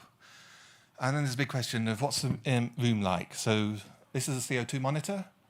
This costs about 150 euros or so, but it's really good for monitoring the room. So this is 800 parts per million of CO2, which is what we're all breathing out. It should be about 400 outside. It's gone up because we're breathing. It's not as high because we've got the door open, which is good. That's an expensive one. This was 20 quid. This does the same job. It's not got as long a battery life, but it still reads CO2. That's saying about 600. You do get differences. Those are very cheap. Have them in the room. If you see it go high, you know there's a problem. And you can also track. So this, it links to my phone. This is a meeting room, I think it was in Chicago, which is not a great room. But you can see, coming in, went really high, and then when I left, it went low again. This is because that room was badly ventilated. Too many people in it. And you can see different situations of the sensor. So 500, great. 1300, it's kind of going to the middle bar, yellow. It gets upset when you go over 2000 and can start beeping. And that's a really bad environment. You want to avoid that. So those are really useful tools. You can also do basic things like, just make sure the ventilation is working properly in the room. Make sure it's not just trying to meet a certain temperature or humidity, it's also looking at CO2. Get extra filters, put a HEPA filter in the middle of the room. You can do those DIY, you can make them yourself, you can buy them professionally. They help a lot. If people do start falling asleep during the presentation, don't suspect the presentation, suspect the CO2 in the room, because when it gets above 2000, it's natural to feel drowsy. So do think about that when you're designing your in-person room. Something else that's very important is accessibility grants. So not everyone has easy internet access. It's probably a requirement if you're a Wikimedian, you need internet access, can be expensive. This can be a problem for the Global South, but not exclusively, it can be Global North as well. And if you just make small grants available for online attendance, it can make a big difference. So childcare, if someone has a kid, they need to pay someone to look after the kid while they can attend the conference. If you're traveling, you're forced to do that. If you're attending online, you often have to cope, and it's not great. So just give a bit of a grant to pay someone to look after the kid and let people have full attention. Pay for some internet access, pay for assistance for deafblind people, use closed caption software, things like that. A lot of people just have mobile phones, they don't have laptops. Give them a bit of money to pay for to borrow a laptop, or buy a headset, or borrow a VR headset, or other things. Or even just a working space. If they're working from home, they're always distracted. If they go to a co-working space near them, it's very easy. It just costs them some money. So accessibility grants can make a big difference there. Just make sure you advertise it well if you do this, because people don't expect it, because it's not very common. And don't worry if people don't use it, because even just having it there helps. It's showing you care about people online. And you can also do things for in-person attendees, so hearing aids, you can get devices which boost the audio for those and things. It's also worth considering. How can you make the room more accessible?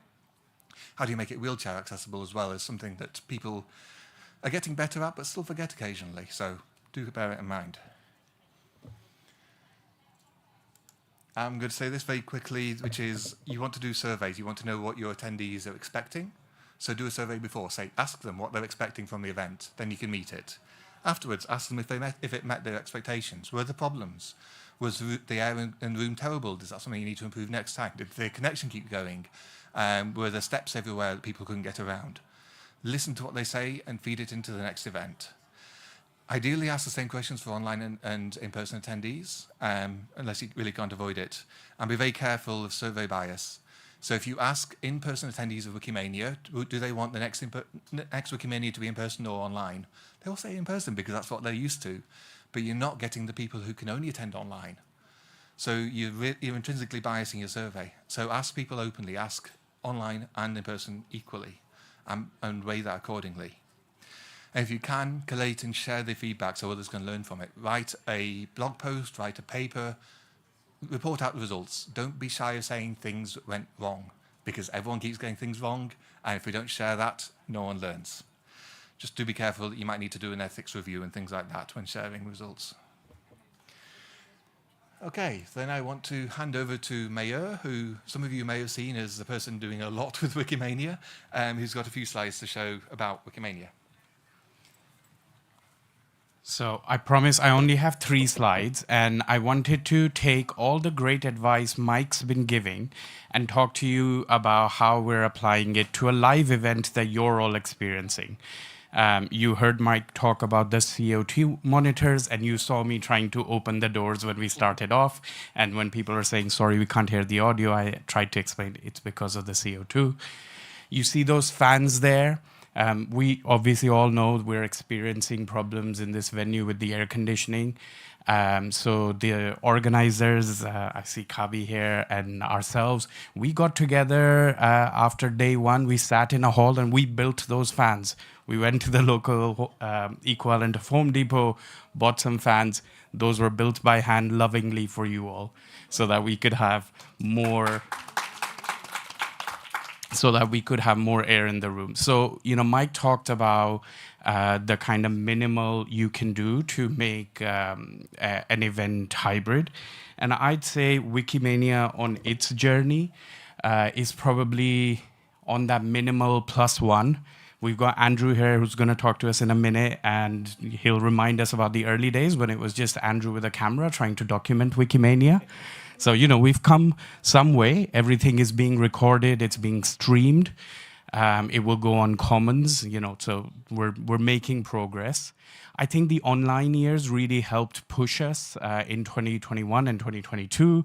And then in 2023 and this year, we have a sizable online showing.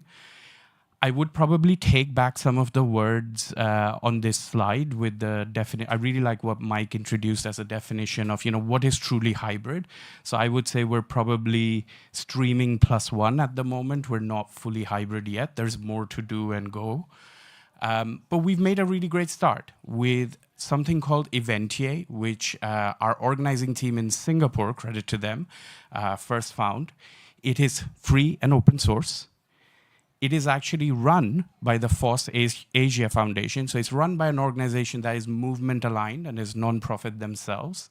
It improves every year. So if you came to Singapore and you came this year, there are certain improvements. Last year, you couldn't find the chat. So to Mike's point, online participants couldn't really interact. This year, the chat just loads. And there's lots of improvements in the back end around scheduling, speaker profiles, etc. It's an end-to-end solution. You buy your ticket on a free and open source platform. You get the emails through it. We're no longer using Eventbrite, which we used to previously. So, it helps us kind of really move our ecosystem and create an option for other people in our movement to use. So if you're interested in your regional conference using Eventia, come talk to me after this chat, and we can help you. We've negotiated with Eventia for our whole movement to be able to have access. And then so that was it from me, just a very brief introduction saying we're like taking our baby steps and there are more baby steps to take. I think I'm handing back over to Andrew or Mike for the next part. I'm not quite sure how to do it, but maybe just show the laptop screen. I can't. Oh, I have to do it there. No, because this is. It's not the demo part, but if I can share a screen, that might be good. From the Zoom? Yeah, just that page. That page. Just click through it. Okay. This is where we get a bit experimental. So while Mike is doing that, just let me quickly introduce some of what I might show you here. How many people here went to the first Wikimania Online 2021 virtual Wikimania? Great. How many people used if you were there, you used the online platform called Remo? Do you folks remember that? Any general observations about the Remo platform? It was great. Who remembers? That's interesting because we spent a lot of time choosing that platform, and I don't know whether you don't remember it means it's good because you didn't remember it being bad, or you just don't remember what it was. So. I don't remember the specifics. I remember that it was slightly bad. Slightly bad. Okay. Any other feedback from back then? Yes. Right. No, I'll just repeat it. I remember there was a system to move to different rooms and tables, which was a little bit confusing because there was no sequence of allotment available in that platform that time. Right, exactly. And so I thought I'd just recap that very quickly just to show you that this is one of our first experiments in this area of trying to, in a pinch, give people who are used to Wikimania or wanted to have that experience of getting together globally onto an interactive platform. So if I go to, my glasses are off. Oh, here we go, Wikimania 2021. I can at least show you. Now, one of the problems of these hybrid events or the interfaces is where do you go to look back on it? If no one screenshotted this, it's just gone, right? Some of these companies that supply really robust online sites like this die within 5 years, right? So even just documenting what we did in 2021 is quite hard. But I thought I'd just show you some of these things. So does this look familiar to folks who were there? Yeah, so it's kind of interesting. It was an experiment. We went a different direction in years after that. But I think for many folks, they liked the fact that you could wander around and make a little cluster at a table. One of the things we did here also was after every single talk in the virtual space, we said, anyone who wants to continue the conversation, this is the designated table you go to afterwards, which I thought was quite interesting. I'm not sure it was something we need to repeat, but I know a lot of folks like that because it's this afterbuzz and you're excited and you want to talk to people, but then at a conference, normally it's like, next section, go somewhere else, right? And the nice thing is we had it default somewhere else for every session. So the reason why I bring this up is I'm not sure we ever deconstructed this completely or found the best practices that we might want to try doing in the future. So I'd love to hear any feedback from folks on how we might learn from this. And we use a very different platform beyond that. And Eventia is much more traditional in terms of more of a Zoom-based system. But I thought that there was a merit in trying something like this where you could make your own discussion groups. You could find like-minded people. You could keep conversations going. And I believe we even had just the whole space open for like hours after Wikimania Online was over.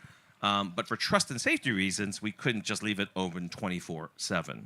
right? I mean, we probably could if we had like a rotation of TNS people, but at the time we said, we'll leave it open for a few hours. I think people appreciated having that discussion there. So I thought I'd show you this because it's rare. It's not easy to find snapshots of Wikimania 2021 for all the sessions, but this gives you an idea of big tables, small tables, and then if you click on the different buildings, you could hop from basically track to track within Wikimania there.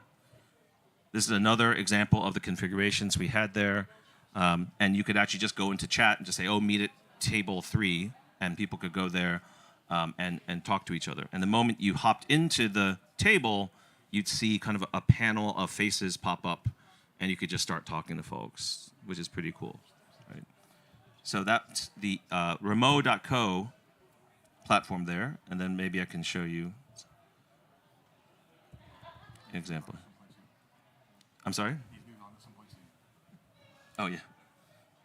This is just an example of kind of what the interface looked like when you hopped into those sessions there. So as Mike said, I'm just really glad we're doing the commitment to hybrid now at Wikimania. As Mike said, for years, we didn't have that as a firm commitment of Wikimania. So we actually had a number of Wikimanias where we have very little video footage. And I wound up just bringing 2 or 3 cell phones and a camcorder and just running around hitting record. And we have some of those recordings. But I thought it was really important that we have such interesting and meaningful conversations here. It's not only useful to get it out to a greater audience, but just for our own historical record, we should have these conversations. And I actually still go back to video recorded, back in 2007, 2008 Wikimanias to understand some of those things that we were doing, especially when it came to movement strategy and understanding, what kind of conversations were happening back then. So that was just my little contribution. But I thought I'd also make sure you know about this group in case you wanted to talk about this more. It originally started after 2021 Wikimania. Well, actually, it started right after the pandemic, where a lot of folks were like, we need to turn everything we're doing into online interactions. So we made this kind of, I wouldn't say joke, but we had a backronym. We said all of our acronyms in general in our North American space were animals. So we had CROW, which stands for Conference Remote Options for Wikimedians. I know it's a stretch. It's a real stretch. But I'm glad they renamed it Wiki Project Remote Event Participation, although the Telegram group is still CROW, C-R-O-W. So if anyone's interested in talking more about this on a continual basis, it's not a very high traffic Telegram group, but it's a meaningful set of folks you can ask questions to or bounce ideas off of for remote or hybrid type events. So that is the Telegram group, CROW, and then on Meta, it's Wiki Project Remote Event Participation if you want to visit those pages. And then you can see throughout COVID, people were documenting some of their best practices here, which I think is pretty cool. So you can see there what kind of learnings that have been for those different places. All right, that's it. So I've learned something because I didn't know CROW existed, so I need to go and join that. But yeah, that seems like a good group for sharing. So if we can go back to the presentation, please. Okay, so I think Andrew's just stolen some of my thunder here because I was going to talk about spatially aware environments and 3D. I really did like Remo, it was great, but yeah. So if you have a spatially aware environment like Remo, there's other things like GatherTown and others which provide ways that you can just navigate around a space and you can have the hallway conversations. Because if you've got something like Zoom, it's a broadcast medium. You've got one person presenting to everyone else. If you have something which is spatially aware and knows where you are in the room, you can have a conversation over one side, someone else can be talking over the other side, and you're not talking over each other.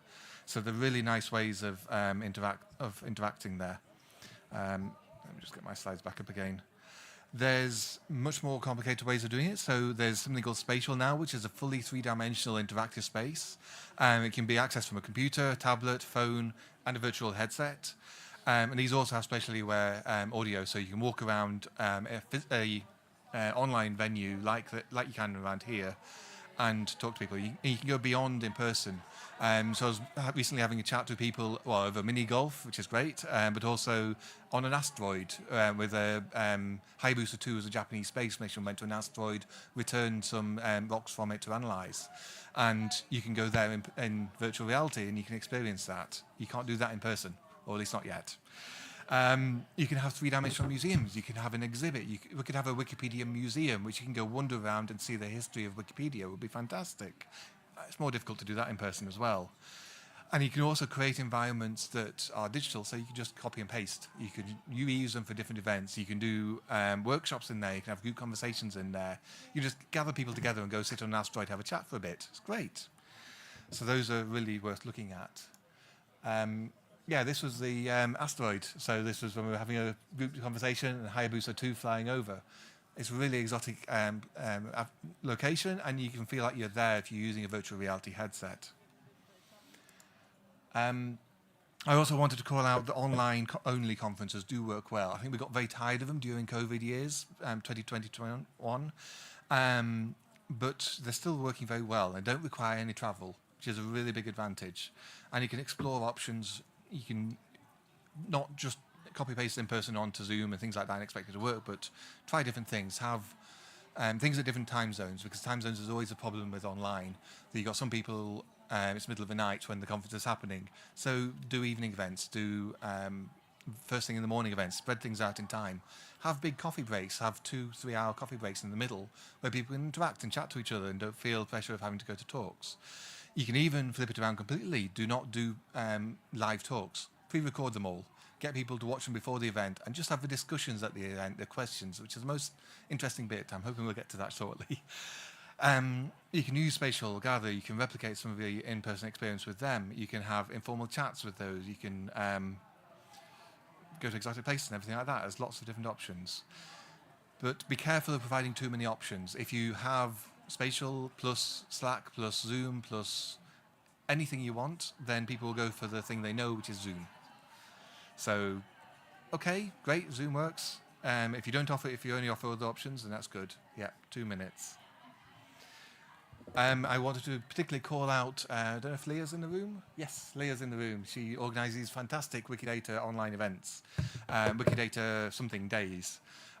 So these are spread out over multiple days. I think it's about a week in total for each one. And they have plenty of breaks, plenty of flexibility, lots of different talks, really interesting.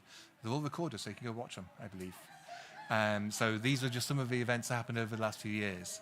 And that's something that can be very easily replicated into other events. If you want to focus on something, you don't have funds to organise a meeting, do an online event, do something small, get people together, have a chat. That's the main thing for these meetings. I do want to tackle an elephant in the room, which is people in Wikimedia really like open source, which is fantastic when it's available, but it's not so much available in this area. Spatial and Zoom and everything like that can be very commercial, not open source. Don't let that get in the way. Prioritize functionality. Make sure that people online can attend your event, even if it's closed source software. Because perfection's the enemy of good enough, and these tools work and they provide accessibility for people. Imagine if we just let people using Linux edit Wikipedia. Or use Windows, that's closed source, can't edit Wikipedia anymore. We do not have much of an editor community. I think it's the same thing with these things. We do need to have whatever works, basically. I do have a video, but I'm going to skip over it if I can. With this video... Maybe it's not going to let me. There we go. You can watch that in later. It's basically trying to summarize some of the venues you can look at. And then this is the end. So this presentation has not been exclusive. It's not covered everything. Don't be afraid to experiment. Try things out. There's a gather space. You can go explore the history of Muriang Telescope, the Parkes Telescope in Australia. We have spatial venue that I can show you quickly. And I can also show you a VR headset. I think it's okay if we run over because I know I'm organising the next session in here, so it's it's a UK meetup, so we can encroach a bit into that. So we are gonna give you a grace period of 5 minutes, but we also need to address questions that have been asked online and comments in the spirit of being inclusive and engaging the online community as well. Yeah. So Thad said that he's very happy and with the JIT SI video conferencing, and he wants to know if there are any downsides there, any limits, and also He says a flipping love event EA, big plus over the previous year, so that's good news. And then he also wants to suggest that event EA could make a collapse button on the left red panel to minimize it, so to center the video could be larger. I'm sharing screen on Zoom. Can we show that? Okay. Yeah, you can see that big red bar on the side. It would be nice to get rid of it. But this is the experience you get on Eventia. So you have the chat down the side, you have the video in the middle. It's currently showing a different screen, but different things show there. And it's good. But it is streaming plus, like Maya was saying. You can't interact beyond asking questions. Okay. Jitsi is great. Use that in place of Zoom. Yeah, why not? I'm not aware of any particular limitations. Apart from, I think it can be a bit flaky with recording is the only thing I've encountered so far. But try things, see whether it works, yeah. The last suggestion he has or concern is that there is no thumbs down or some no icon, which he needed in the 2 previous sessions. Sorry, could you repeat that last question? I didn't quite catch it. Okay, he was just concerned that there is no thumbs down or no icon when he was accessing the last 2 previous sessions. Okay, yeah, we can definitely get that fixed. And thank you for that suggestion of a collapse bar. This is the other great thing about Eventia, because we've been working with them year on year. They're very happy to take our feature suggestions, and actually next year, there probably will be a collapse bar.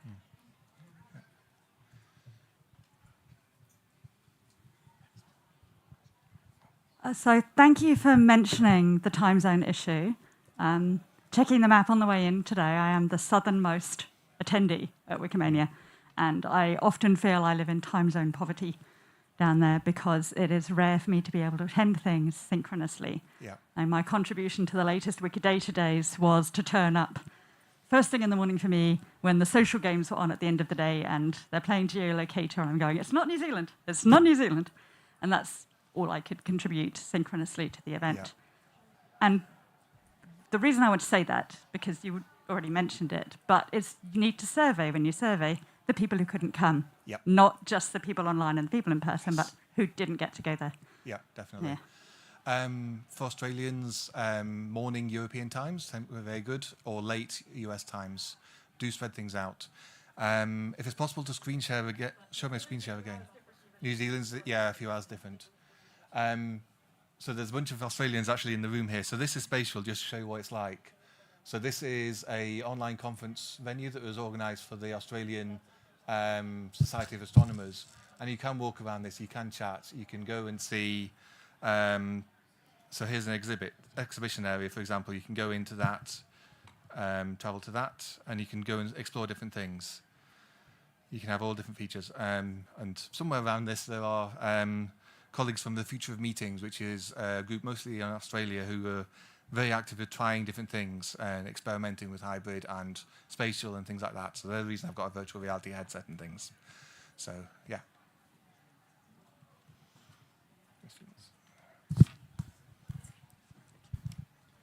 So I'm not sure if you addressed this, but I couldn't get it from the presentation. These platforms, like the Remo and this virtual one, I assume they work reasonably well for online-only events, but how do they work with hybrid events? That part escaped me.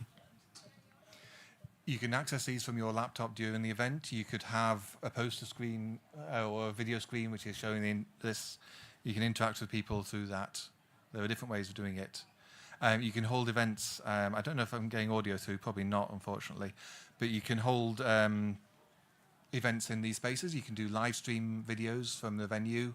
You can have talks in here. You can have people doing fireside talks in virtual reality rooms. All of that works quite nicely. It's a different experience. But it's really a case of try it and see what happens and see what works. Isn't that online only? I mean, that's the hybrid part is what I'm trying to wrap my head around. Yeah, but you could have, for example, a virtual lecture room where people are sitting watching the presentations with a live stream from the room and can raise their hand and ask questions. There was a seminar I was organising recently for astronomy where people from Future of Meetings connected to that through Meta Workrooms, which lets you have a little desk with the speakers' avatars there, and they connected to a Zoom, and they were asking questions from that environment to people in the room, and they're literally on the other side of the planet. So it's a really nice way of doing that. Just quickly, my impression of online participation is it will, for me at least, never be the same as offline participation. Because I take days off, I travel, I'm in the same time zone. Yeah. I don't have work around me, I don't have private life around me, I don't have having to make lunch around me. So, because from the two online Wikimanias, I just couldn't. So what Andrew was saying, like these virtual rooms, I just didn't go to them because I didn't have time, because I made my schedule so that I could work and then attend events and, take as little time off as possible, and then have social events and sleep, etc. So it was really hard to organize my life around that, and I just didn't feel like I needed to take days off for online events. So I think it's hard to leverage all that. It's the mentality, I think, there, because you're willing to get into a big metal tube and travel in that for 12 hours to get to a conference, but you're not willing to just block out the day and say, not working that day, going to do the online conference. Going to a different room can help.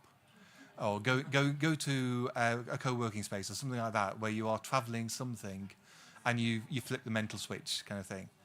But you do need to kind of, figure that out. Or run with it and just do your usual things along with online. If that's the only way you can attend, that's great. There's the Celtic Knot conference is coming up in September that's held during the working week. It's very difficult to get to in person.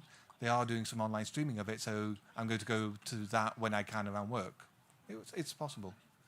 Thank you so much. I think we have so much to share, but we need to attend also to other meetings. And due to interest of time, we will only allow 2 questions and make it brief, kindly. Okay, thank you so very much for the presentation. I found it very helpful. I want to ask, do you have any plan to make all of these information to be able for us to conduct more like technical hands-on workshop about how to create a best remote or hybrid session? Because I think a lot of information in this is actually more of like tacit knowledge that can be that should be learned directly. Yeah, I'm hoping this provides a set of information you can use. It does cover the basics, but it's also trying to bring everyone up to speed with that. I think it's a case of try it and see what happens. And I think use Crow, use me, use other people available to help online. If you need someone to test the connection, ping us and maybe we can help out and things like that.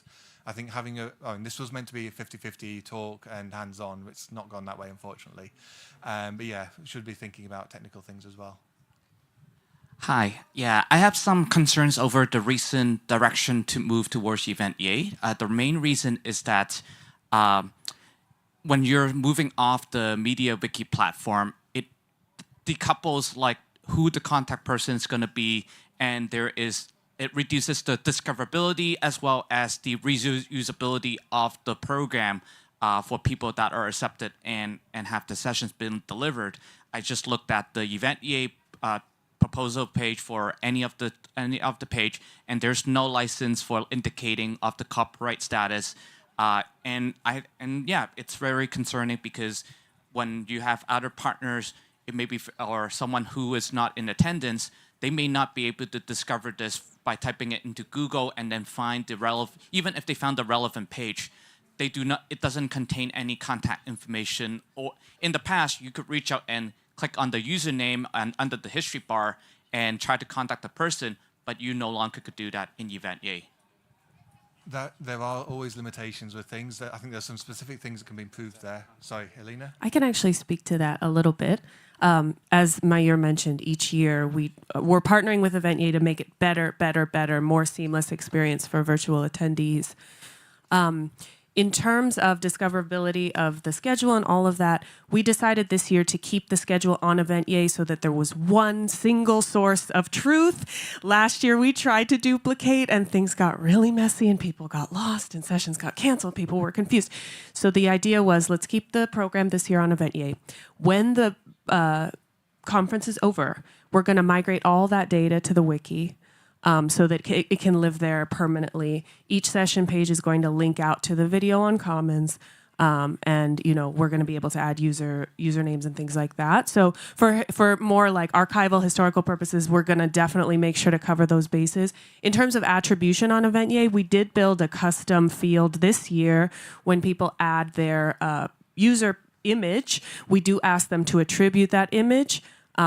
It's not a mandatory field, and so a lot of people aren't doing it. But in terms of the program text, yeah. So I think we can build that next year. I think we can also build in some attributions for the videos as well, just to make it clearer, more visible when people are navigating Eventya. But the idea is that we do move all of that to the wiki to make sure that all of that information is preserved going forward. But it's a great suggestion, and I think we can definitely build that in for next year. So thank you. I think there's also a trap of thinking that everything has to be exactly like Wikipedia Online, whereas it's not possible. So, I mean, we're walking around in the room now, we haven't got our usernames linked on here. You can't click on it and go to web pages. You have to make compromises. You can't expect everything to be the same. And yeah, perfection's the enemy of the good. So having Eventya is fantastic. It's better than not having it by far. There are things that can be done better. Let's give them time for that, and let's support them. Let's not propose to close it down or anything like that. Let's keep it positive. Okay, thanks for coming. Yeah, I do have a headset if anyone wants to try.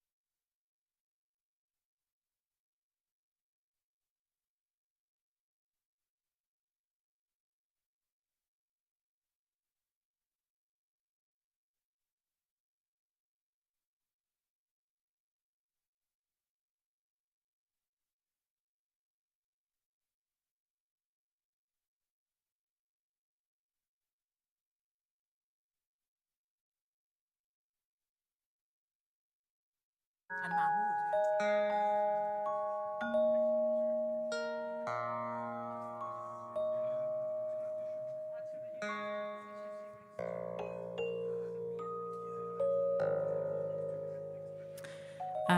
everyone. We are starting the session. Thank you so much for coming. My name is Leila Zia. I'm head of research at the Wikimedia Foundation.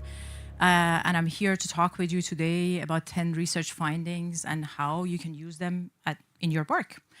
The sound that you heard, many of you know, some of you may not.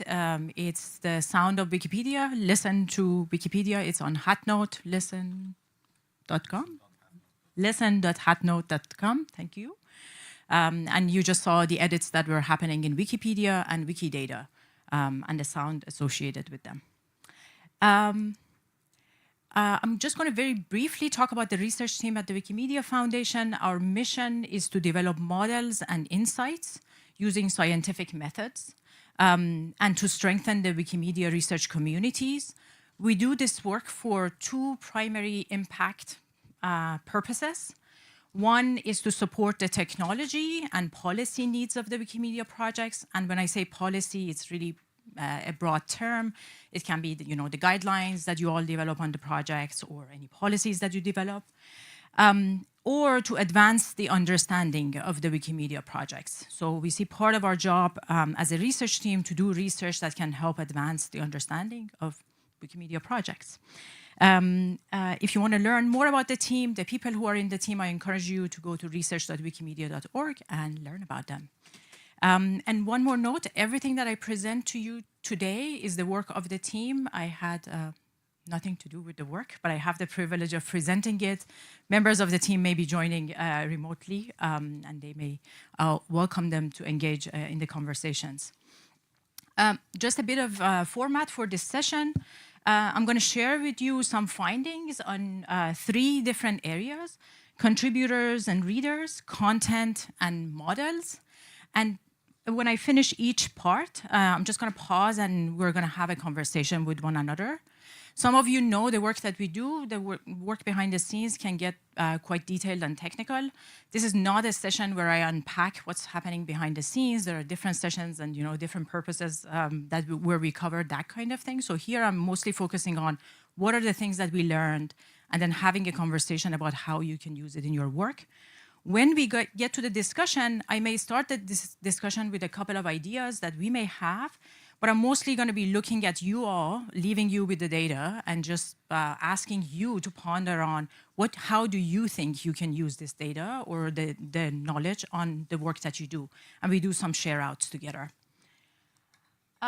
So with that, let's just go to the first part. It's contributors and readers. These are many of you who are in this room, the humans behind the Wikimedia projects. And I'm going to talk very briefly about those who could be the humans behind the Wikimedia projects, but they're not directly on the projects today as well. How we learned the things that you're going to see in one slide after. What we did over the past 12 months is that we learned about contributors by conducting surveys and also doing interviews. Contributors is broadly defined. Editors, admins, organizers, and some of the other groups on the projects. We learned about readers by conducting surveys, interviews, and on top of that, in the case of readers, we have access to web request logs. These are the logs each time you request a page on the Wikimedia projects. We basically receive a hit. On average, we receive 160,000 requests per second. So there is a lot of data that is coming in about people who are accessing, people and machines that are accessing Wikimedia projects, and we have access to that, and we also analyze that. The contributor survey, or some of you know it, Community Insights. If you have participated in it, thank you so much for doing that. You're going to see the part of the fruit of your labor in this presentation. We ran that in 29 languages, and more than 3,000 contributors participated in that. The reader survey, we ran it in 23 Wikipedia languages. More than 400,000 people started the survey, and 80,000 people finished the survey, so we have complete responses from them. And there's the archetype survey. This is a new project. Some of you may have attended another talk by Rita 2 days ago where she presented on archetypes. I'm not going to go through the details of it, but we were trying to understand who are the people who are outside of the Wikimedia projects who may want to join us on the Wikimedia project. So we're trying to learn their motivations and what they're doing. That survey was run in English only. It's the first survey we're running in this space, and around 1,400 people participated in it. So what did we learn as a result of these things that we did? We learned that active editors are proportionately young.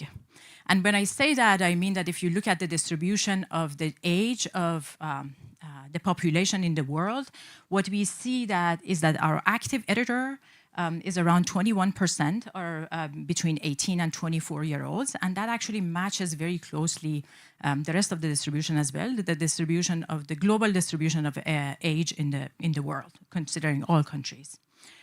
They are disproportionately men. We have 80% of our active editors men, and they are highly motivated, and many of you are highly motivated by altruism, learning, and accuracy. These motivation points, editors voted more than 90% to these reasons for being motivated to contribute to the Wikimedia projects. Admins are even more, unfortunately, disproportionately gendered. 93% of our admins report to be men. Organizers are 66% women or minorities, other gender minorities, and our newcomers are 76% women. Did I say it correctly? No, sorry, men. Men, sorry. Yes, yes. So this is still significantly more than what we see later on, of course, on the project. So this is the notion of pipeline of contribution. Aaron Shaw and others have covered this in the past, but basically the idea is that the more we put steps in front of people, the more we basically start losing people, and it can disproportionately affect minorities, in this case, women. There are preliminary results from the archetype research, and it looks like what motivates the Wikimedia editors can be different than what motivates people who are contributing to other parts of the knowledge commons. It's something to keep in mind. It can mean many things. We can do a lot of things with this information. Our readers are young. Roughly 50% of our readers are less than 30 years old. They are highly educated, 77% beyond high school, and disproportionately men. Roughly 66% are men. Many of our readers come to the website only for one session. 73% of the time, readers come, they open a page, and they read something, and they leave. Just one note I have to say that the rest of the 27% is a very large number. We basically have millions and millions of readers who are coming for more than one hop on the site, but that's definitely a lot of people come only once for one session, one hop in a session, basically checking one page. And when they come for longer than checking one page, they usually browse relatively fast between the pages. So they spend somewhere around 74 seconds on the pages. They heavily use external search engines. This is something that many of us know already, and the results shows that this still seems to be the case. And perhaps important for many of you, they abandon their sessions when they face low-quality articles. They leave the site. They may come back. They have different motivations for reading Wikipedia at different times of the day, and their topic preferences also changes during the day. Again, this is something that you may expect from your own experience, but it's also something that the data shows. These are some of the findings I wanted to share with you on the contributors and readers front, and this is basically the end of this portion. I want to pause here and just open the room for any reflections that you have as you look at this data, any surprises that you have, or anything that you think by looking at this data, you may want to do something about it. And let me give you the mic. Thank you. I have a quick question about the one session thing. I'm confused. Does that mean that people are coming for one page and then never returning, or they may return later and start a new session? They may return later, but they return later late enough that is not counted as part of the session. I'm curious about number one, active editors, where you kind of basically squish everyone together, because the distribution of young people in the world is obviously skewed towards certain continents, and just trying to ask basically, if you unpack them, do you see proportionate populations, per region? So this data is relatively fresh. We're still analyzing it. So for some countries, some languages, we will be able to give breakdown. We're working with the privacy team to see how we can do that. And when that's available on Meta, I can answer that question. Martin, and then. So most of the numbers look like what I would expect, but beyond high school seems very high number. Do you have an idea what's causing it? Is it maybe the data is skewed because people who have a high education are more likely to fill out a survey, something like that? I'll talk about it a little bit later. So we don't know for sure. But one thing that I'll share later is that the content is actually designed for much higher levels of education, and that there may be at least correlation there, but definitely not causality. But I'll talk about it a little bit later. We can come back to it. Yeah, what surprises me is the data about young people, because there was that survey from Future Audiences that showed that young people are more and more discouraged from trusting Wikipedia as their first source. They prefer something which is more interactive. So it's good to see that young people are still among editors, because there is a lot of talking about generational gap and this kind of problems. So. Right. And one thing I should clarify is that what you see here is, of course, the global numbers, right? And for many of you, you should care about the global numbers, but you also will care about like your regional or language numbers. So that's something to keep in mind, that when people share data, if it's specific about a certain country or certain region, that can be very different. So we know, for example, in some countries in the world, the population is aging. And I have not looked at the breakdown, but if in those countries it also follows the distribution, it means in those countries, for example, we have much fewer younger people, right? You're good, Vito? Yeah. Only a short question. How did you define low-quality articles? We have a quality score model. This is, if you want to check the model card for it, it's on Meta. If you just look for model cards, any of these models have like detailed explanation there. But we basically have a model that predicts the quality of the article per language based on using the current articles that are already labeled by editors as high quality or like different levels of quality. And then we have a model that for the ones that are not labeled predicts what should be the quality of that article. So based on that, we can say, okay, if the prediction is accurate, this article was low quality and the reader left.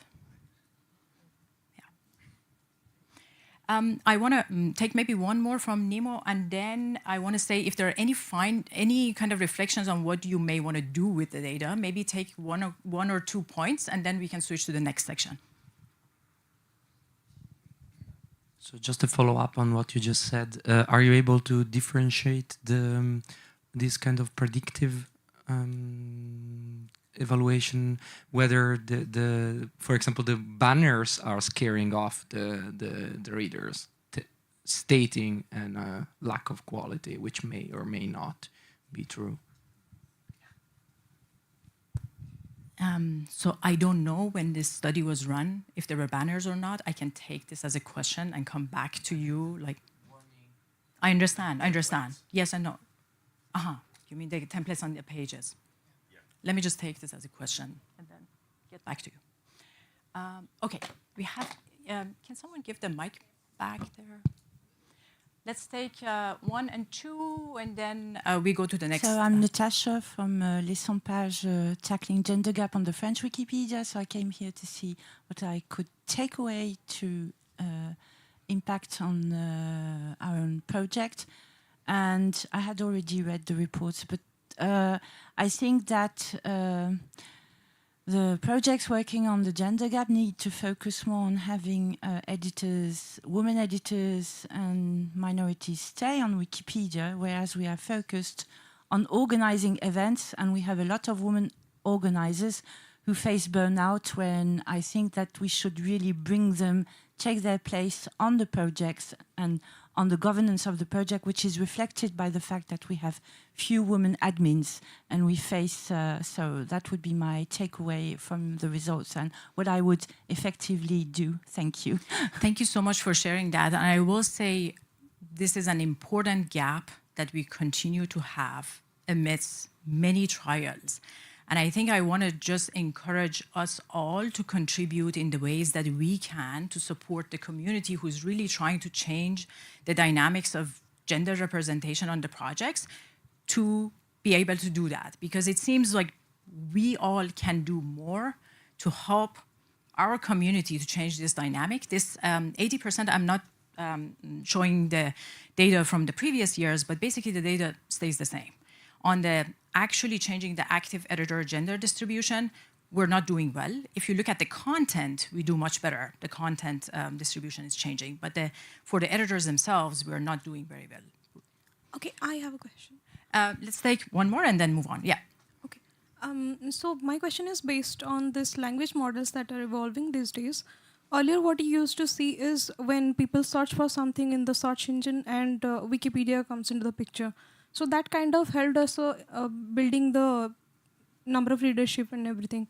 Now, when people are using the directly ChatGPT or other AI models, does that impact in terms of readership for Wikipedia projects?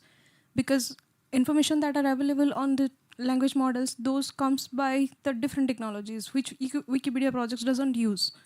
Yeah. So studying exactly where the reader is before they come to the Wikimedia projects requires cross-platform collaboration, which is not just about the collaboration. We need to also figure out the privacy components of it, because we're not going to share certain types of data with another platform, and other platforms have also concerns about sharing user data with us. But basically, actually doing the study properly, like to understand what is the effect of potential banners on their end, will need some sort of either browser extension or collaboration between platforms. However, we're monitoring the data generally right now, and the general trend has not, like currently we are not seeing major drops that we can associate with the changes. But this is not a space that we can sit comfortably, right? We need to continue looking at, because that space is very dynamic. Okay, so let's move. I'm gonna leave you all with these. I hope that you use it for the rest of your day, and tonight in the party, we can talk more about it. These are some of the resources, the research pages that you can go and learn about these projects. They're in the slides. Just going to keep it up. Couple of photos. Okay. So now let's talk about content. So how we learned the stuff that I'm going to share with you in the previous slide, in the next slide. What I'm going to share is based on two general studies. One is we developed a BERT multilingual readability model for Wikipedia articles in 104 languages. So we basically have a model that can say how readable is an article in Wikipedia. And then we did an extensive analysis of the state of articles in these languages to better understand the state of readability. We care about this because we think readers are basically not getting the kind of information that they're looking for on the projects. And from a project perspective, this is a concern, because if they don't get it here, they may go somewhere else. So we want the readers to come to the sites as much as possible, because we think that, this encyclopedic environment that we're contributing to is the place that we want many of the readers to get the information from. We additionally studied orphan articles. For those of you who may not know what are orphan articles, these are articles that are not linked to from any other article. In all of the Wikipedia languages, we studied these articles. And we have a few findings to share on this front. One is that the majority of content in Wikipedia is too difficult to read. For an adult with an average reading ability, I'll give an example from the US and the case of English Wikipedia, but this holds for many of the languages and countries. In English Wikipedia, almost 60% of the articles are written for those with higher levels of education than what an average United States person can read.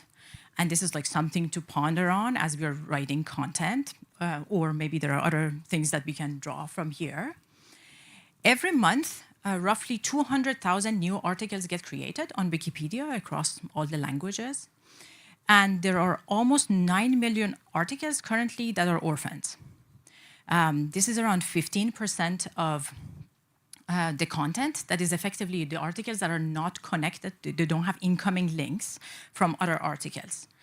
The sad part, the very sad part, is that these orphan articles are effectively invisible to the millions of readers who are trying to use the navigation on Wikipedia, hyperlinks or otherwise, to get to these articles. So this structural bias particularly affects biographies of women. They are overrepresented among the orphan articles. And this is important to know because if you're creating an article about a woman and you're not linking to that article, then you're doing amazing work, but you could do one more step. And this article, we now know that we have causal evidence that if you actually add the incoming link and de-orphanize this article, we will see statistically significant and persistent increase in page views to this article. So if you're creating an article, all I can say, just please link to it somehow. Make sure people can reach it. These are the two learnings I wanted to share here. I'm going to pause for any reflections, reactions, questions, things that you think you may want to do with this. Let's start from you and then Ross. Thank you.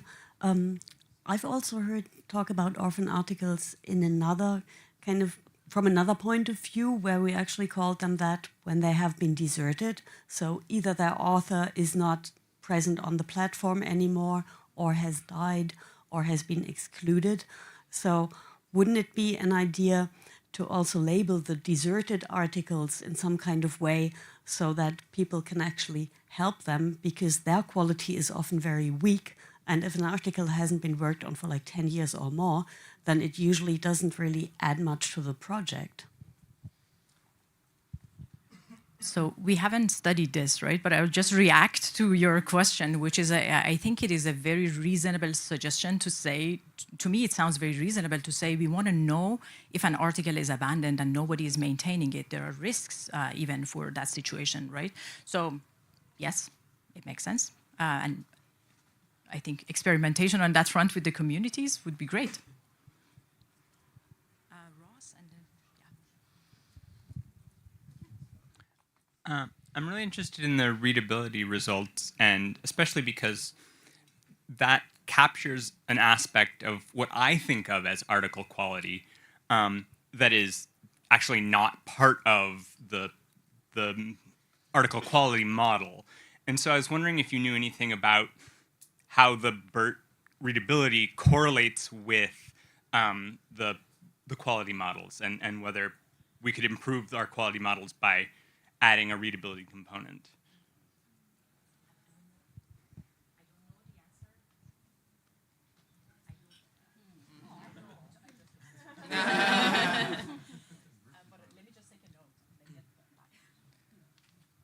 Well, I was a little bit in the same direction. I got surprised by that, and I'm thinking that that's really important information you're giving to us, mostly for the ones who are worried about fighting against disinformation. So I feel there is a connection of how can people process information if they find so difficult the Wikipedia articles, and that we usually say that Wikipedia should raise its level of information, and now it seems like, wow, what does it mean to do that if it's right now being thought as too difficult to be read? Like, it came out with a question to think about it. I'll come back to you, Ryan. Just a minute. I'm going to move to here because I want to... there's a tool you can start testing at least on your own until I get back to you with an answer. Readability on Toolforge. You can start testing with some of the articles that you may have in mind, and you may get the answer to the questions. But I have the question, and I'll come back to you. Ryan, do you have a mic?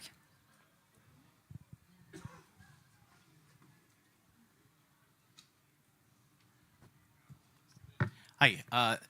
Yeah, thanks. So looking at the orphan statistics was really interesting. And so biographies of women are something that we do a lot of outreach about.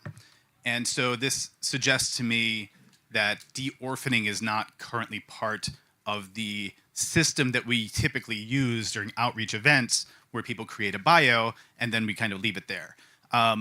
So my question is about that last bullet point where we see an increase in the internally referred page views. So if we're going to prioritize the very limited and valuable time that we have with new editors who are learning to create, I'm trying to get a sense of what percentage of page views are internally referred so that we can try to say, is this a better use of time to like create an hour at the end of our editathon to de-orphan? Yeah, I can roughly answer that. I don't have the separation between search and internal search and hyperlink navigation, but it's roughly around 30%. But it's 30%. This is significant, right? You have basically millions of readers that are trying to millions of readers reading sessions or attempts that are trying to navigate that network, and it seems to be a pardon my ignorance, but it seems to be a relatively simple step to add, just to say make sure there's an incoming link. Let's take maybe two more and then we move on. So we have an automated list of orphaned articles, yeah? And we actually, before last Christmas, we had a special action, and for one, there was also a day where the people were encouraged just to find a match for an orphaned article of their choice. Thank you so much. And Claudia, I'm thinking about your talk the other day about, was it Wikimartisor? And I'm thinking, like, even if somebody doesn't want to write an article, just de-orphanize an article of a woman. Okay, let me give chance, Martin, we'll come back to you later. Thank you very much for the discussion and for letting me ask the question as well. So you mentioned that the vast majority of the articles are intended, let's say, for people with higher levels of education. A partial solution to that would be the simple English Wikipedia, which is, well, simple English. So that's the only exception, I think, that does not have a separate ISO code. Would it be a viable idea to create either separate subdomains for these simple projects, like simple German, simple French, whatever, or parts of these projects intended for people with lower levels of education, or for people with lower capacity or capability for processing the information, given that the initiative with Leichte Sprache in Germany was not overly accepted. Like there are some places where it was accepted and it's still used. But however, I think in Bavaria they actually turned it down. So the regional government stopped using Leichte Sprache at some point. So thanks for thinking through it and thinking about in which ways we can approach to change this. I think what I want to encourage is different ways of thinking about this problem, and there may be different solutions that we come up with. So for example, looking at this information around readability, maybe we should consider how we're going to use artificial intelligence to have different versions of the article available for people, right? People have, like, not everybody wants to read the article very simple. Maybe some people want to read it more complicated. Some people have more backgrounds. The other thing I want to say is that we need to think about what kind of impact, not we need to, but I want to encourage you to think about what kind of impact these articles have. So for example, if the article is about treatment, access to health, maybe we want to consider to simplify it further or have a more simplified version available in some way. I think it is I bring these as examples of things to think about, not as, of course, like prescriptions. But I think what I'm hoping that this shows and encourages is different ways of thinking about how to address this problem. And I trust in the power of you all as the community that you're going to go back to your communities and do the thing that works best for your community. Is it quick? Maybe consider that tool, readability. I tried it out, it's nice.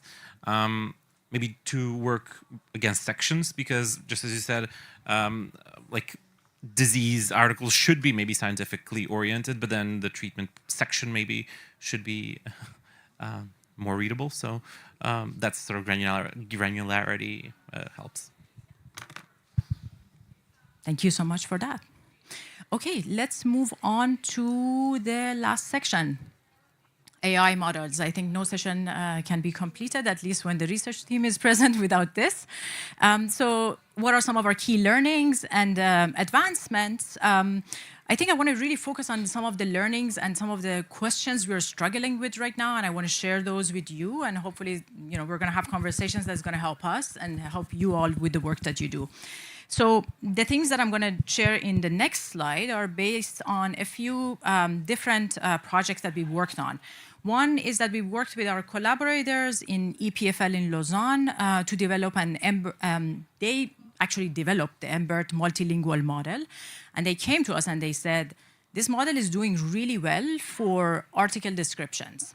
And they asked us to test it. We tested. It looks very reasonable. So the model is now alpha released in Android app. If you have an Android app, you can actually test it. It's an article description model. So going through that process of receiving an MBERT model in 25 languages and then bringing it to the app, that has taught us some things that I'm going to talk with you about. The other thing is that we worked over the past year on Wikipedia multilingual reverse risk model. Some of you are aware of this, but basically this is a more advanced or higher performance model compared to the language agnostic reverse risk model that exists right now. And that is available in 47 languages. And bringing that model to 47 languages basically taught us some things. We developed a reverse risk model for Wikidata. The research portion of this work is done. Development is not done, so this is still waiting. But even the research itself showed us some things. And many of you know we have a link recommendation model in production in the growth dashboard where newcomers learn how to add hyperlinks to already existing articles. That model needed some love, and we made the model more accurate and more performant. The model is now available in almost 300 languages. Here are some of the things that we learned. For models that generate open-ended text, which is a lot of the models that we talk about these days around like large language models or generative AI, there are not good enough ways to evaluate these models automatically. The model may look really good on paper, the results may be really good, but once we try to bring it on Wikipedia and actually make it work on Wikipedia, then we run into this problem that there are a lot of right answers and then there are a lot of like what's considered wrong answers. But we don't actually have enough good data to be able to automatically assess the quality of these models. And this is what we are concluding for now is that we are at a place that we still need the human to check the result of these models, because sometimes it does amazingly well and sometimes it does miserably bad. And we haven't figured out, we're continuing to improve it, but we haven't really figured it out.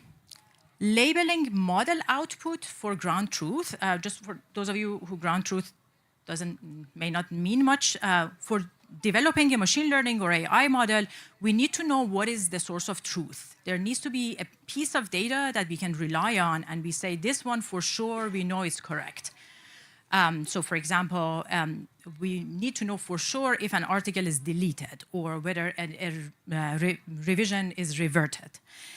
This kind of ground truth data is very scarce at the moment for us, and this is creating a lot of challenges. One of the challenges, which applies also to you all is that when we want to train these models or when we want to evaluate these models, we come back to the communities and ask the communities to help with labeling. And this labeling is very expensive. Of course, like your resources are limited, so we're coming back to you with like, we really need your help with more labeling. To the extent that we have, language experts or like people who speak the languages in our team and know Wikipedia enough to be able to do this, we speak more than 10 languages, so we can label ourselves. But then when it goes beyond that, then we need to rely on the communities for doing that. And that's, it's a challenge. One place our head is that many of the users with extended rights do a lot of labeling of content already as they're going through their workflows. We just don't have a very good way to bring all these labels back to the systems that we are working with for developing these models. So some of this is really pipeline and infrastructure problem, but it's a problem that is there. If you have contributed to labeling, I thank you sincerely. You are bringing these models to your communities, and I really appreciate that you show up and do the labeling. And please know that we don't ask you without thinking. We go through a lot of things before coming to you to ask for help if you want the model to come to your community. And the last thing I want to say is that our approach for offering AI models in different languages, we're realizing that it needs to be more and more nuanced. There are many models, many different ways we can serve the more than 300 Wikipedia languages and potentially other projects that we can serve.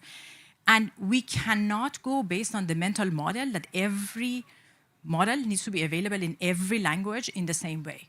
One of the constraints that my team is working with is that at the moment, in production, we can have roughly 300 models. So one of the problems we ran with link recommendation, for example, was that for link recommendation, we had one model per language.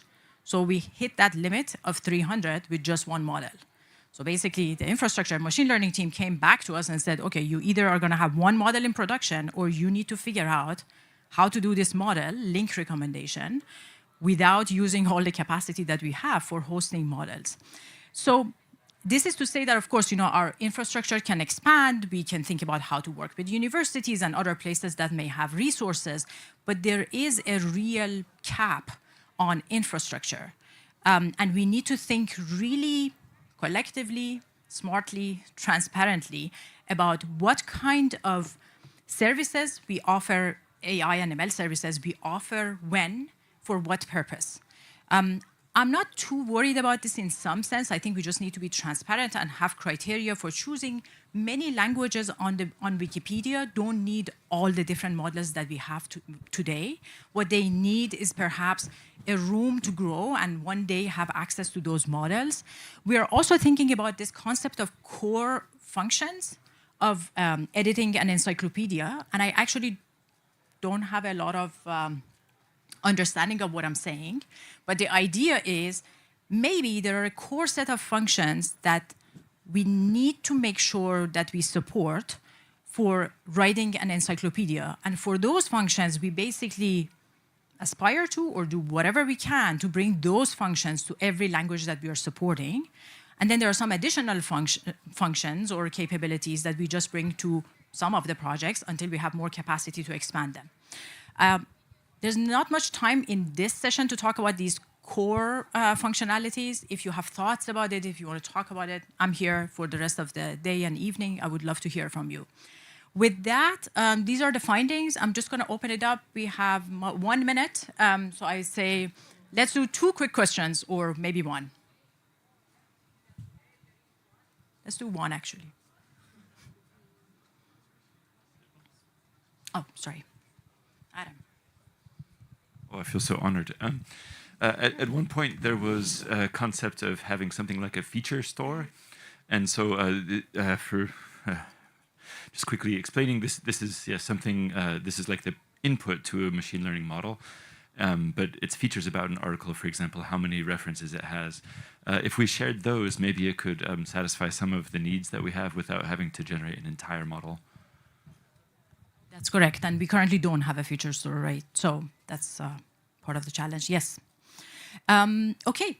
Thank you so much for being in this session. I encourage you to stay in touch with us. There are a few ways that you can do that. All the members of the research team offer one-on-one time to talk with you. So if you have a question that you want to talk about, please check out those links. There are different people that you can reach out to. You can book them. There's a public mailing list, WikiResearchL, and research.wikimedia.org. And Kinneret, our research community officer, and myself are here for the rest of the day. Happy to talk with you.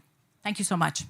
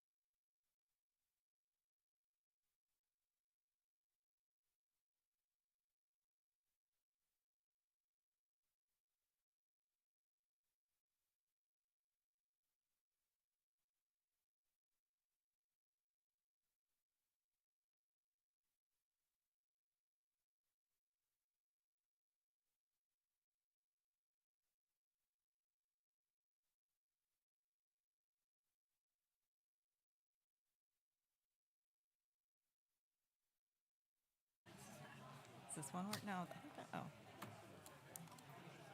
This one? This one work? Hello? All right, thank you so much. we're still coming in, maybe, possibly. Thank you all for hanging in until Saturday afternoon. I know your energy is probably like this. I will hopefully try to get it up to here. Hopefully. We shall see.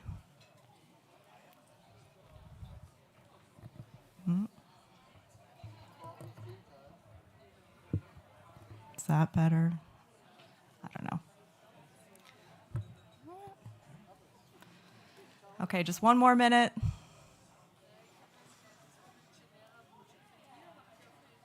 Although I guess the clock is going. I'm just going to start.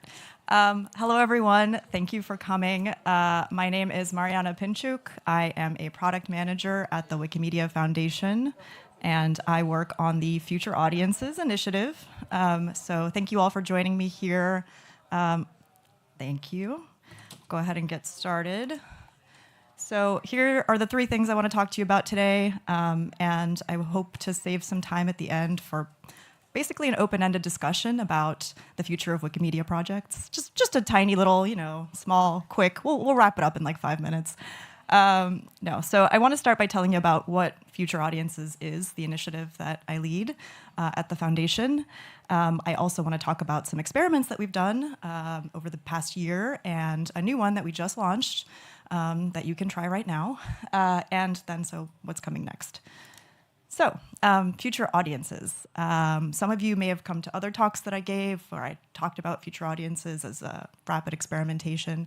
But just to give you a little bit of context, if you think about the entire investment in product and technology at the Wikimedia Foundation, all of the people and time and money that goes into product and technology, as a puzzle globe, as the Wikipedia puzzle globe, this is what the allocation looks like for the past couple of years, what it's looked like. So we are devoting half of our resources to what we call wiki experiences, which is supporting the existing experience for editors, for readers of our website, our apps, the current people who are currently making knowledge happen on our projects.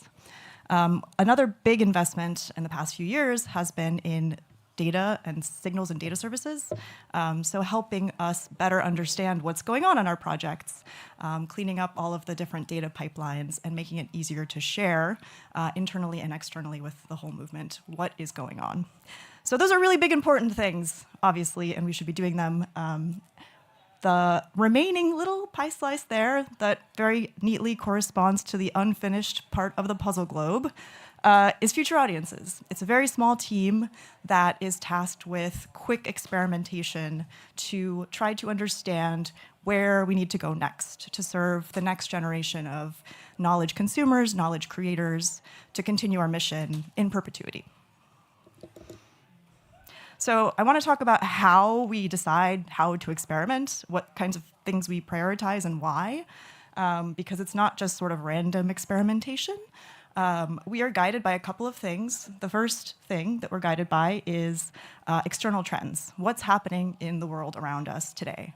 And every year, the Wikimedia Foundation compiles a list of all of the data that we have from outside world, from the data internally that we have about what's going on, and we condense it down into a few key bullet points to help us kind of orient around what are the most important things that are happening today that we need to be aware of.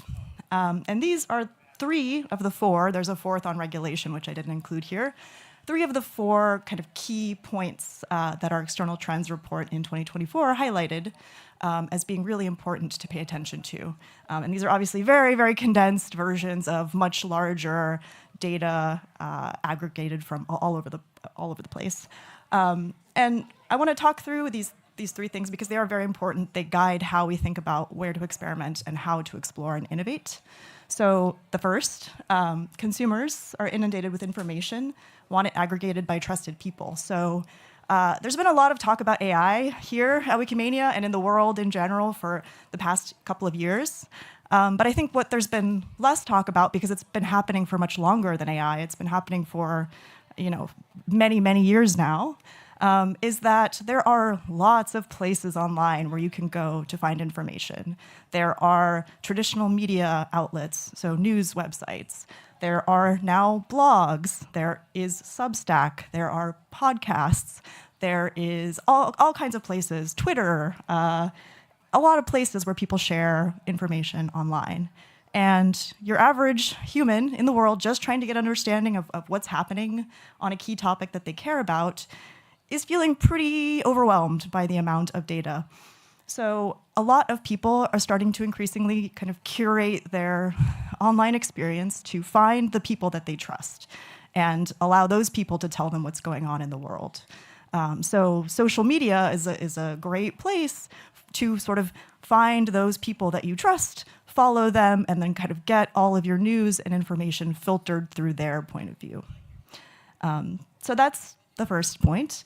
Second point, contributors, knowledge contributors, have many rewarding and potent ways to share knowledge online.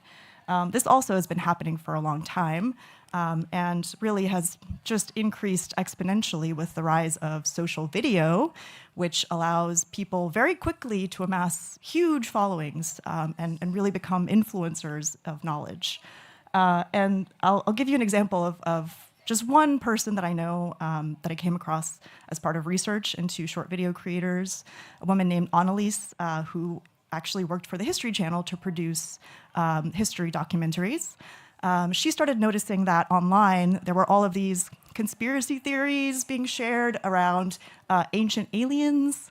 I don't know if you're all familiar with this, but this idea that there's this lost civilization of aliens that came and taught all of humanity all of the skills that we have today, and historians are trying to cover it up.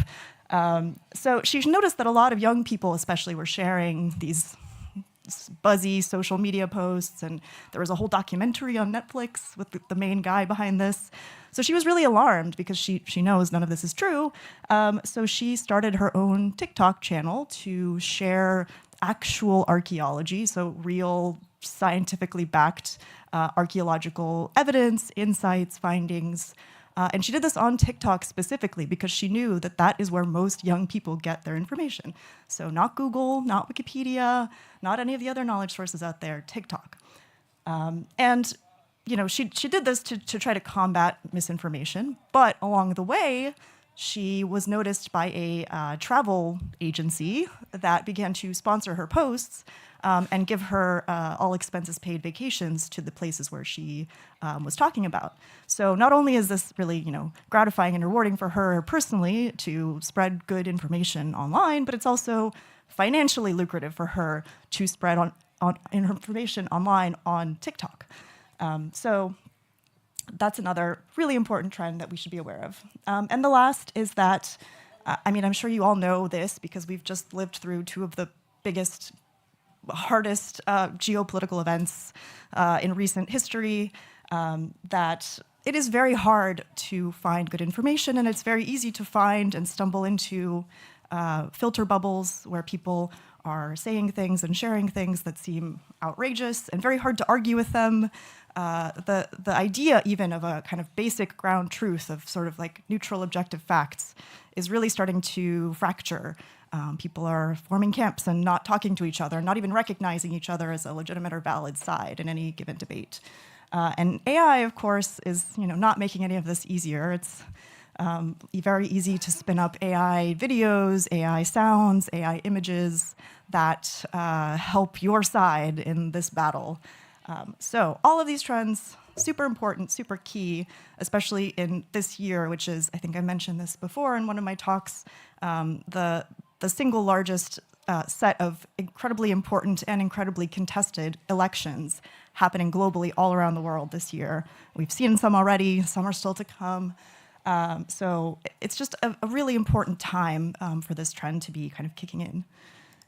So with all of that cheery news about what's happening in the world, the other piece for how we really try to orient ourselves with experimentation is by thinking about what strategies could we pursue as a movement to combat some of the harms or seize onto some of the opportunities in all of those trends that I just outlined. So these are just a few very high-level strategies, and I'll go through them and tell you what they mean. I think the first one is the clearest, and whenever I talk to most Wikipedians, I would say this is the one that I hear them sort of gesturing towards. And we'll discuss it at the end of this session. The idea of growing as a knowledge destination.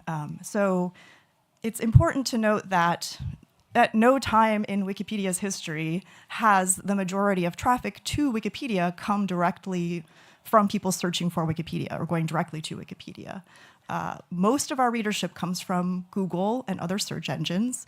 So people are starting their knowledge journey by opening up a browser, going to a search engine, typing in some keywords, and they'll see a list of results and they'll click on Wikipedia. So that's really important because that sort of suggests that people don't necessarily think of Wikipedia when they think of knowledge. They think of Google when they think of knowledge, and then Google takes them to Wikipedia. And we know that with AI and other changes to how people navigate the world online, that's not guaranteed to last forever. Google isn't guaranteed to continue to prioritize Wikipedia links, and people aren't really guaranteed to keep using Google now with chatbots and such.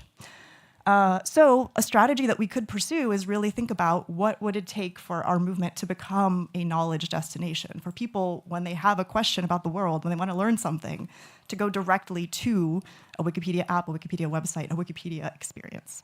So that's one strategy.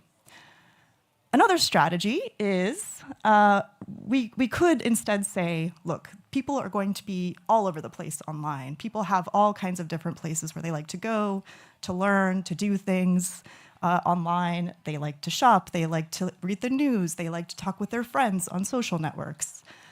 Could we, in all of those places, become sort of a filter for high-quality knowledge versus maybe not so high-quality knowledge?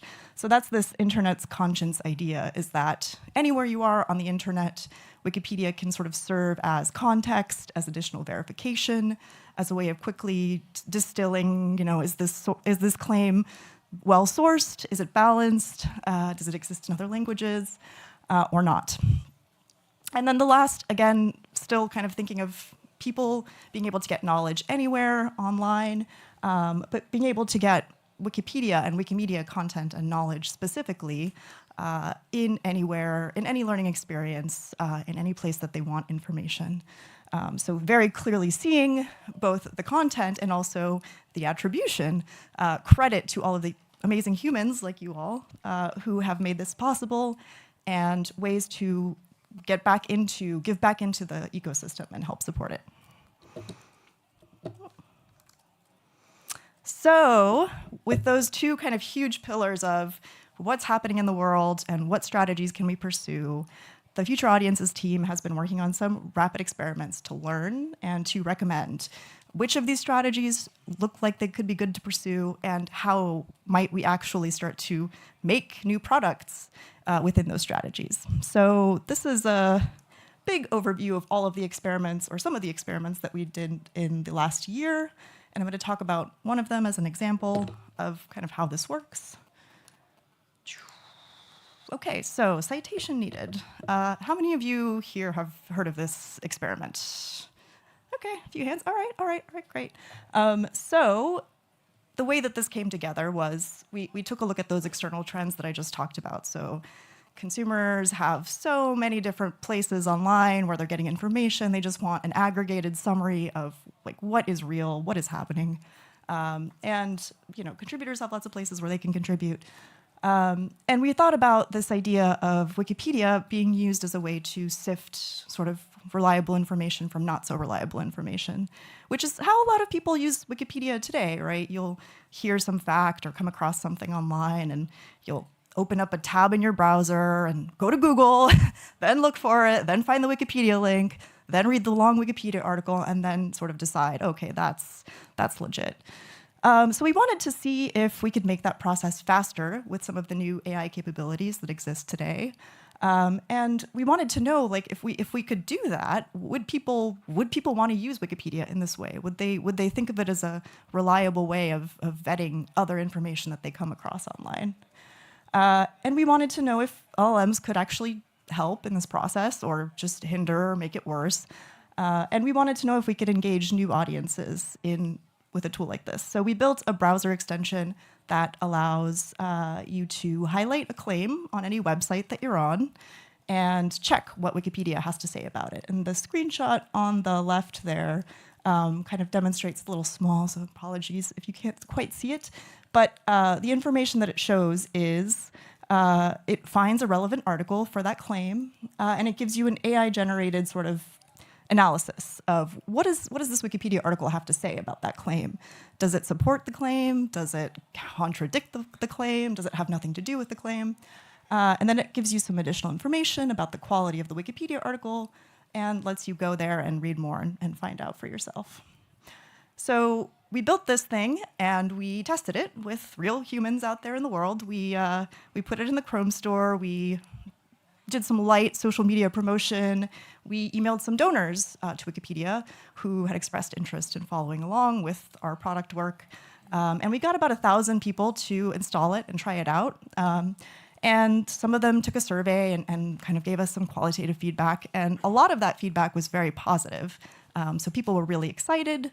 They said that this is like an amazing idea. They're really happy that this is the direction that we might want to go in, and seemed to really validate this idea that there is some demand for a product like this out there. But when we looked at the quantitative data, so when we followed whether these people were continuing to use the extension, we basically noticed that they would install it, they would try it a couple of times, and then they would just never use it again. So yes, we think that there is something promising here, but this isn't quite the way that a real product like this would need to look. And I mean, this is just for Chrome, only in English. We took a lot of shortcuts to launch this quickly that we wouldn't have if this was a real product. But there are a lot of ways in which this experience could be much less manual and much more automated and could appear in specific platforms that we know have problems with high quality or not high quality information. So we're going to continue to explore and evaluate, talking to some partners like Mozilla about whether this could be something to bring in more natively into a browser, rather than having you kind of have to install an extension and go through this process of manually selecting information. But that's just an example of how we work. We move quickly. We don't try to solve all of the problems. We didn't try to do a multilingual project. We wanted just to focus on English. Easy, fast Chrome browser extension. We were able to spin up this idea, test it out, and sunset it in about 2 quarters, so a little less than 6 months. So Future Audiences has existed for a little over a year now, and through this experiment and others, the meta takeaway is that this is a really good way of learning things very quickly and not getting stuck on oh, what if it was like this, or what if it was like that? Just launching and learning and recommending. And the way that we kind of feed into the rest of the annual plan, the Wikimedia Foundation's investments, are that we do make recommendations at the end of the year. We say, look, here are the things we think other product teams need to be exploring, and these are going to help us reach new audiences, sort of exist in perpetuity. So what we learned through this and other experiments is that there's obviously a lot of talk about AI for generating new content, which is very exciting for a lot of people.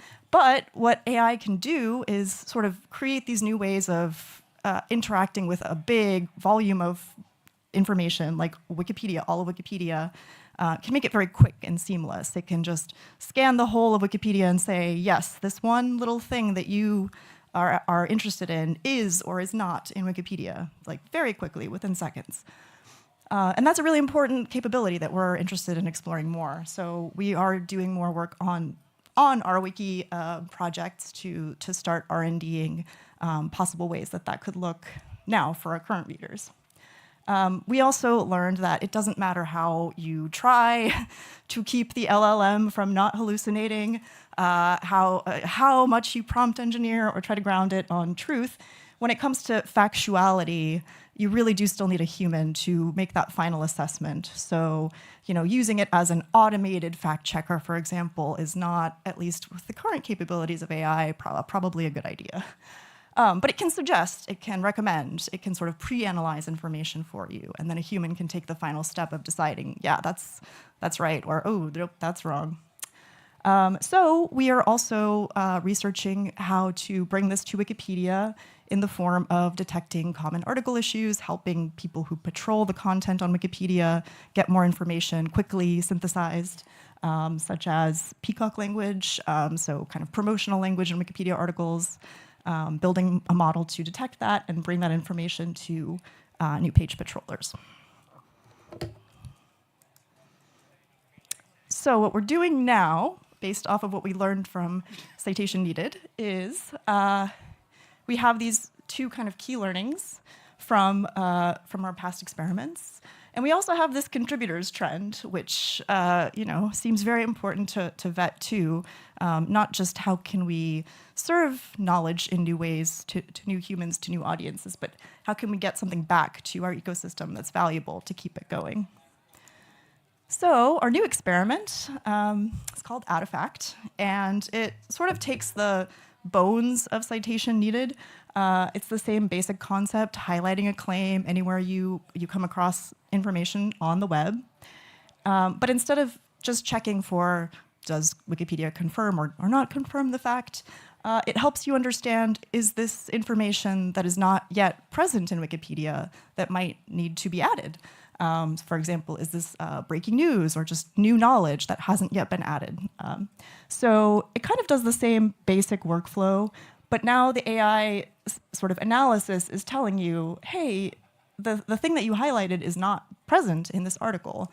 And if that's new information that might be relevant to add, you can add a comment to a talk page to that article to let other people know, or yourself know if you come back to Wikipedia at some point, that this is a new fact and a source that might be good to add to the article. So we built this workflow to be very, very fast, very, very lightweight. We're not adding any information directly into the article itself, but we're just giving people a way, as they're browsing the web and encountering new information, to kind of drop a note on the talk page. And we're interested in kind of previewing this and demoing it to experienced Wikipedians first. But our ultimate interest is in seeing if we can bring this to newer audiences, to people who have not contributed to Wikipedia, to be able to kind of very quickly and easily add new information and do it in a structured and productive way. So you right now can go, if you are a user of the Chrome browser, or even if you're not, download it for this experiment. Just do it. Search for Wikipedia, add a fact, and you'll be able to install it. Important note, we are limiting this to logged in users, and you must be auto-confirmed on English Wikipedia. Your account must be auto-confirmed. I know there are a lot of folks here whose home wiki is not English Wikipedia. The threshold for auto-confirmed is that your account is 4 days old, and I believe over 10 edits. Someone fact check me on that. Yes, okay, yes. So if you do this now, if you've never even visited English Wikipedia, if you log into your home wiki, in 4 days, you can, if you make over 10 edits, which you can, I think, easily do as Wikipedians by going to the newcomer homepage and trying out some structured tasks. Anyway, you should be able to have access to this pretty easily. And it is limited to 10 posts a day because we didn't want this to be too spammy. It's just an experiment. So please go give it a try. I have a demo video here, but I'm not sure if I can play it from here. Could I play a link in my slide deck? Any of the AI AV guys know? Oh, yeah, perfect. When you're just casually browsing the internet, you sometimes wonder, is this information already on Wikipedia? If that sounds like you, then we'd like you to give our extension, Add a Fact, a try. Wikipedia Add a Fact is an experimental browser extension from the Future Audiences team at the Wikimedia Foundation. And the goal of the extension is to let you submit information to Wikipedia from websites other than Wikipedia. So let me just give you a quick demonstration of how it works. Let's say you're just reading this article. It's about a blood test that the FDA approved for screening for colon cancer. So you're just reading and you're wondering, does Wikipedia already know that Guardant's health blood test called SHIELD has been approved? So we just highlight this text, click up here on the globe to open the extension, and click Check Statement.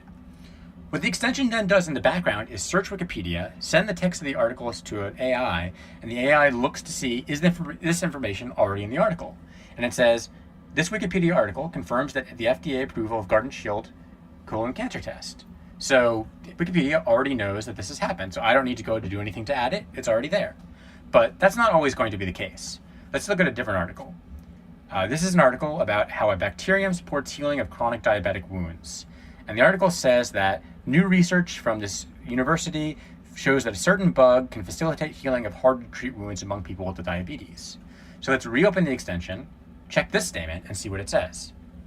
So again, it's passing it to Wikipedia, doing a search, passing it to an LLM, and it says, Wikipedia does not mention the specific claim about wound healing in diabetic patients. Great. So we click this button here, and it tells us we're going to add the following to the top page of the article for the bacteria in question. So we can click the article, and we can read it if we want to, and determine that, yes, indeed, this information is not present. So this article's information is not present in Wikipedia, and maybe we want to do something about that. And so currently the way this works is if we just hit add a fact here, so we can add an additional comment, say, I think we should mention this fact in the article, and then click add fact. It'll think for a second, and then add a topic. So we click this button here, and we see that on the talk page for the Wikipedia article in question, it added this little section that says, here's the quote that we highlighted, here's the source that we got it from, here's the wiki text reference you can use as a snippet, and then it signs it with my additional comment that I made. And so you can see here that somebody else later could come by, look at the talk page and say, oh, I can add this fact to the article pretty easily, copy this reference, and make the edit later. Obviously, this entire workflow is still experimental. We're still figuring it out. We would really like your feedback on, is this something that would be useful to you? But yeah, if you could give our extension a try and give us some feedback, that would be really appreciated. Thank you.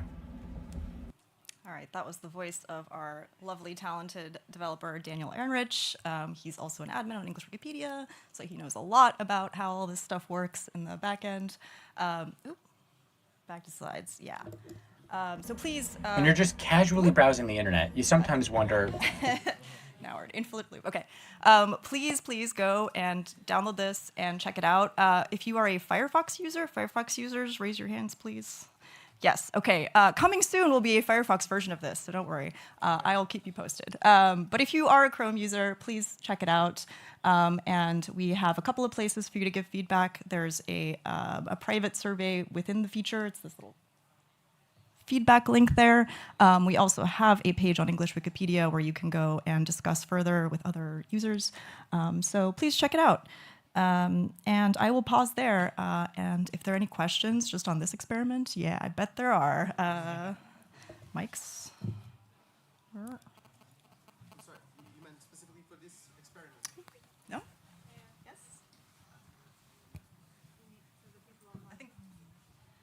I think he's going to wait until the end, or...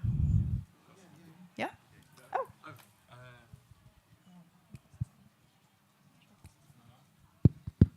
I just wondered about like general media literacy, like allowing people to suggest a source that's like Breitbart or Daily Mail or whatever, but also like an opportunity to educate people about like, yeah, we're not going to accept this because that website's full of like not good. Or maybe people would just use Facebook as a reference. Yeah. Like, I'm just thinking about it as a media literacy opportunity as well as like a, yeah. Yeah, I think right now for the experiment, we are, if a source that you're on is on a list of like perennial sources or other known kind of problematic sources, we do display a little warning saying, by the way, this source is not considered reliable according to Wikipedia. However, we're not limiting the addition of those sources unless it's something that's like completely blocked by like the spam block list or something. But you know, it's tricky because a lot of the sources that are on perennial sources are a little fuzzy. Like sometimes they can be used in reference to specific topics, but not others. And sometimes you might want to talk about that reference sort of in the abstract. So, but yeah, that's a really good point that I think if we open this up to non-Wikipedians, this could be an opportunity to give more information about, you know, why this source might not be considered reliable and sort of teach people what Wikipedia does consider to be reliable sources. Yes. So let's think this works. People start adding. One of the things I hate more of my Wikipedian thing is when someone comes and says, this will be changed, and they let you that to you without doing that for themselves. So we are encouraging that. Does people receive any feedback about, okay, the one thing you suggest is under discussion or has been added, or you have messages. Because if not, I don't understand how this is audiences. This is just random people letting messages for other people to work, not to be the future audiences or future Wikimedians. Yeah.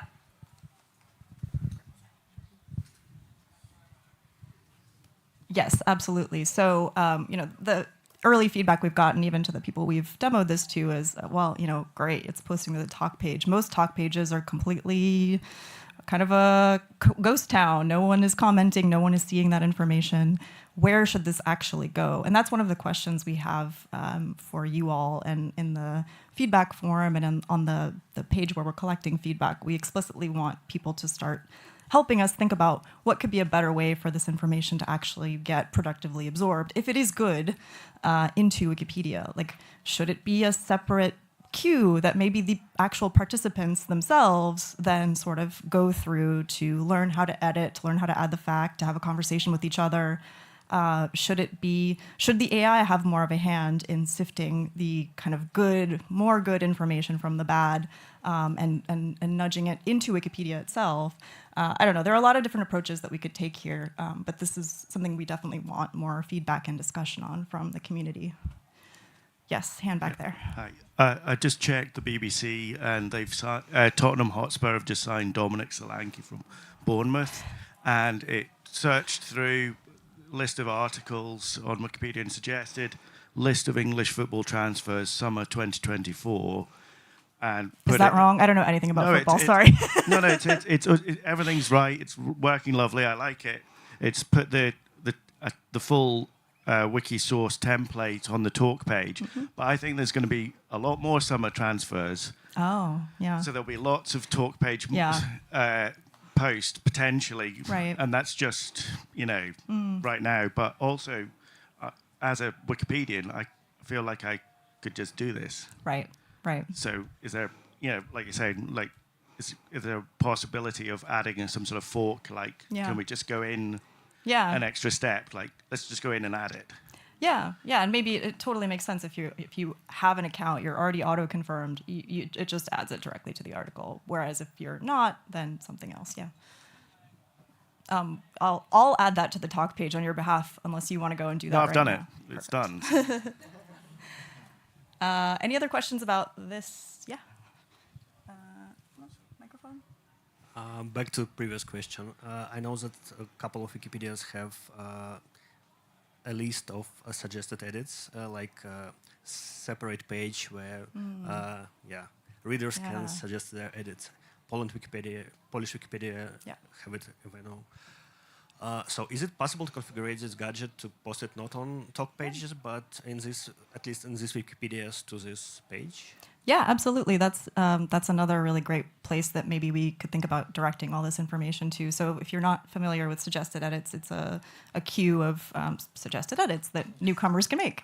And this might be a thing that we could give to those folks. It's a little bit, I think, more complex of a task because you have to sort of understand notability policy. And for medicine especially, I saw we posted to the Village Pump about this, and immediately somebody from Wiki Project Medicine was like, "Oh, that's not a good source for, it's a press release, you can't use that for medical topics," which fair, but that's a pretty high level of a sophistication of knowledge of the notability and sort of reference and everything criteria. But yes, I think there are a lot of different ways that this might feed in, and that's a really good idea. Any other questions? I want to get to the last topic. Okay, so I know all of you here are dedicated to the mission of Wikipedia, I hope. Continuing forever, also, I hope. So when you see these trends that I just highlighted, which I'm curious to get your sense of whether you feel in your heart and see that these things are happening in the world as well and are worried about them. But given all of these trends and what's happening in the world today, what do you think are the main strategies we can pursue to grow as a knowledge destination, to not kind of let all these other technology platforms siphon away our traffic, to not let ChatGPT become the main place where people go to get their answers. And I've heard a lot of different ideas on this in the conference, so I just want to raise a few. I know some people think we need to really modernize our user experience on our platform to make it much easier for people to navigate the website, make it more fun to read and learn. Some people think that video is the future of our projects and that we need more video content. Galder is nodding. And other new rich media content. Some people think we need AI, that we need like a ChatGPT on Wikipedia that answers readers' questions and guides them to information in a very different way. So I don't know, what do you think about those ideas? Are there other things? Yes, great, hands. I totally agree with the video and rich media content. One thing that I think we could be a good source for a type of knowledge that is not really possible to produce right now elsewhere is interactive learning experiences. So right now there are videos from content creators that do demonstrate things, but they are not interactive, and there are a few experiments that people do in their own websites, and they even develop software that aims to be reused, but it's very hard to do it. So perhaps if we do something that does not exist elsewhere, because video can be shared like on TikTok or whatever, but if we make part of Wikimedia a home for this kind of rich experiments. I know that, for example, for mathematical content, that there's Desmos, there's GeoGebra, or I don't know if I'm pronouncing that correctly. So something like that, but more generic and more accessible for people to contribute. We already have some interactive SVG support for interactivity in SVGs, but very basic. So perhaps that could also help us stand apart from those existing content. Yeah, thank you. Other hands? Do you mind passing the mic? I'll get this one passed over to. Thanks. Now that I put the microphone to my face, I feel like I remember maybe saying something similar to you at WikiCon, but I'll repeat it anyway. So at the WikiCon North America, Sue Gardner gave this great talk that was about journalism and connecting the dire state of local journalism in the United States and many places to Wikipedia, and like trying to draw analogies between the various threats. And it made me think of the New York Times being one of the only companies that has managed to be extremely successful. And one of the ways they've been extremely successful is by creating an ecosystem of people who love the New York Times and want to wake up with a crossword and then plan their dinner and then look at what's happening locally and then read the news throughout the day in a way that, so you're keeping them engaged. It also has to do with identity. Mm-hmm. And so one of the perhaps controversial ways that the Wikipedia could expand into a larger ecosystem is by thinking about how to get into other parts of people's lives, and not just a source of information, but to keep them engaged in various ways through media, through news, through and maybe this is a better integration of sister projects, but something like that. Yeah, thank you. And I will say games are a huge part of New York Times strategy, and we are doing a little bit of Wikipedia game prototyping this year, so we'll see how that goes. One other thing I thought of was we should probably push the platforms that are providing our content to do the attribution more, right? Like if some bot, says a fact, it should be prefixed by according to Wikipedia or something like that, right? Yeah, absolutely. Thank you. Anyone else for the mic? I think there's one over here, yes.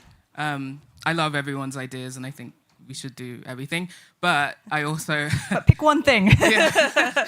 But I also think we need to start with the basics, right? Mm-hmm. Like our social media channels are not very engaging, content isn't consistent. So even just starting with the small things, I think, would be a good investment.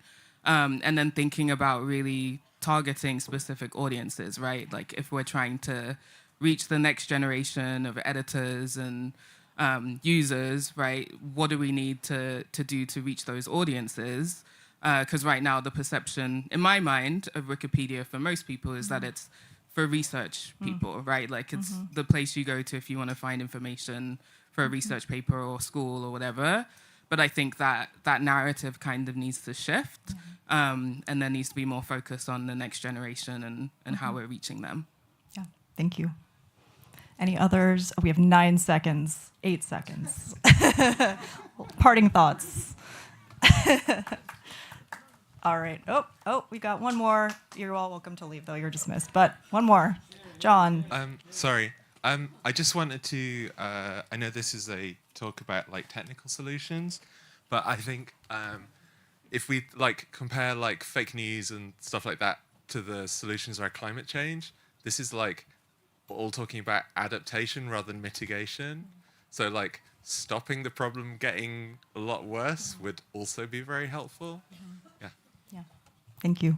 All right. Thank you so much, everyone. Super appreciate it. Come talk to me afterwards if you have more ideas. Thank you.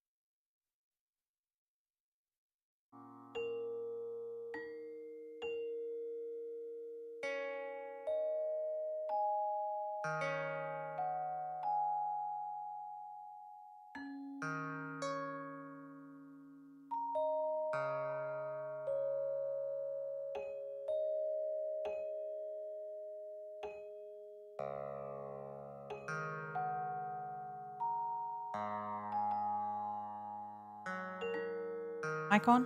It is now. Fantastic. Kia ora koutou katoa. I'm Siobhan Leachman. I'm a Wikimedian from Wellington, New Zealand. And I'm Sabine von Mehring, a Wikimedian, a botanist and data scientist based at the Museum für Naturkunde in the Natural History Museum in Berlin, Germany. And we are part of a group of researchers undertaking work to find all the women and female beings after whom flowering plant genera were named. So this is an overview of our presentation today. We'll be discussing the origin story of our project, our participants and project aims. We'll do a quick explanation of some of the terms we'll be using during this presentation, as well as the tools we use to facilitate this project. Now, because obviously we're presenting to Wikifolk, we're going to be going into quite a lot of detail about our Wikidata work. We'll then discuss the effect of this on other databases and catalogues, and also give some examples of how Wikidata items we've created or improved are being reused on other platforms. Finally, we're going to give a summary of the outcomes of our project. Now, our project was actually inspired in 2021 by a tweet by Carmen Ulloa, a member of our group. And she asked the question, which plant genera names honour women? Initially, this appeared to be quite a simple question with a simple answer. But discussions inspired by this tweet revealed that the dataset needed to answer this question did not actually exist. So our international and multidisciplinary research project was born.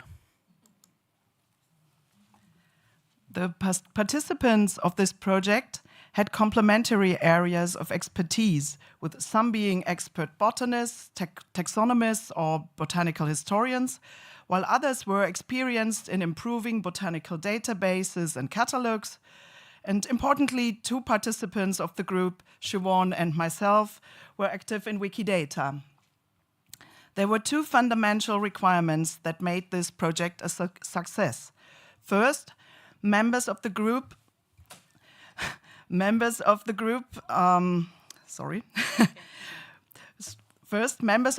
had institutional access to the specialized botanical literature required. Sorry, getting messages.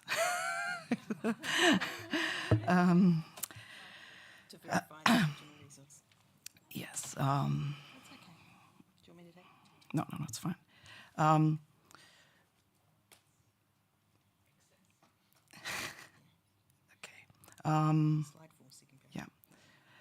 Required to verify the original descriptions of plant genera, and we all call them protologues, as many of these publications were not available online.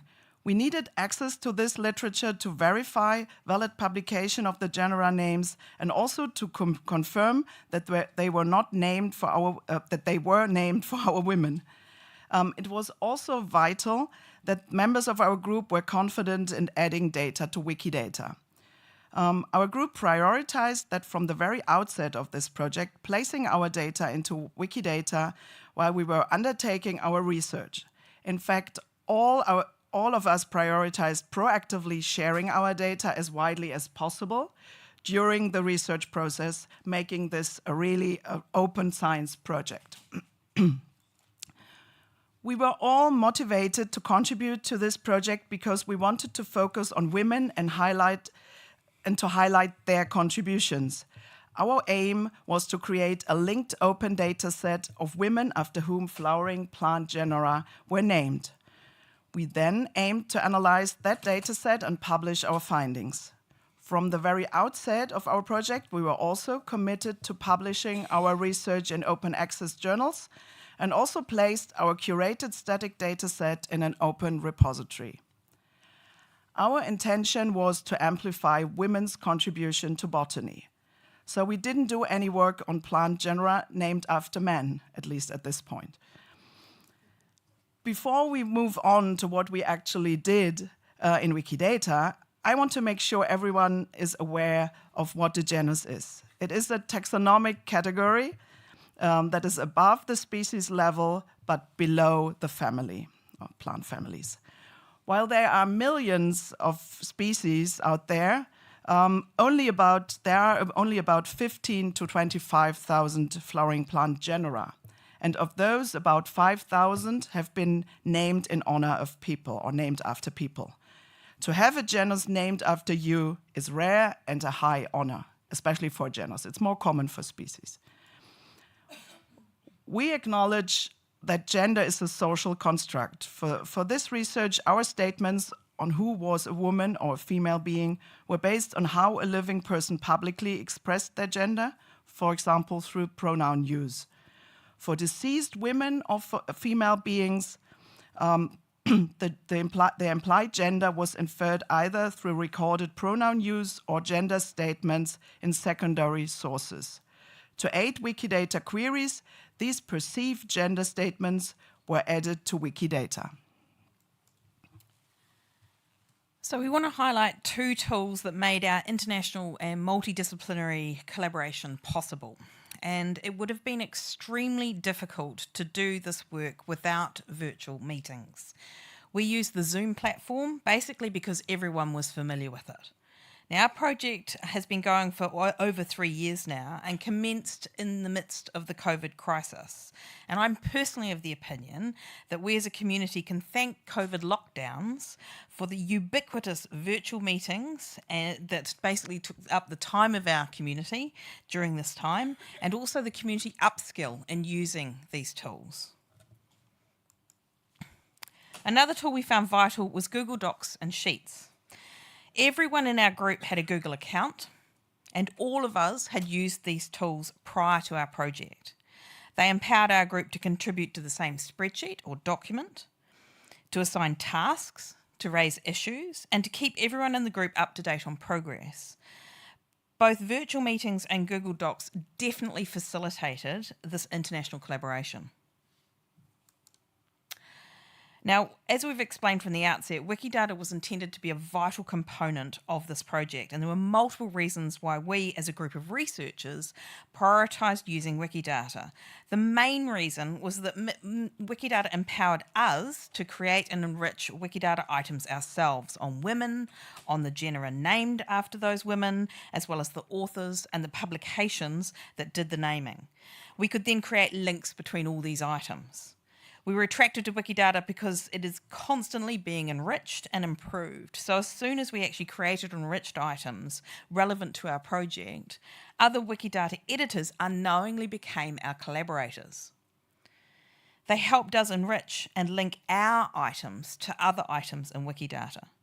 We also prioritise Wikidata as it links to multiple other databases. It meant we could link to other database identifiers, such as the International Plant Names Index, or what we'll call IPNI from now on, Tropicus, and the Biodiversity Heritage Library identifiers, to name but a few. And also we were aware that Wikidata was CC0 licensed and could be used by anyone for anything. And this again aligned with the aims of our group. Several of us were well aware of this prior to doing this project, either because we were editors or because they belonged to institutions that were already making good use of Wikidata. Finally, we prioritised the use of Wikidata as once we had completed our research, we were aware that we could then query Wikidata, asking questions of that data that might otherwise be really difficult to answer. Now, we were quite lucky in that we had a publication that started us off. Lotte Burkhardt had already done quite a lot of research on algae, fungi, and plant genera, and the people after whom these organisms were named. Without her publication, this project would have taken a lot longer. But this publication was in prose form, covered more genera than we were researching, and also required confirmation. So we needed to go back to the original publications to confirm the naming. So we undertook our own research, and several in our group, we were very lucky, they're world experts in botany. They had a depth of knowledge of flowering plant genera and were actually able to add their expertise to the start that Burkhardt's lists had already, commenced us on this journey.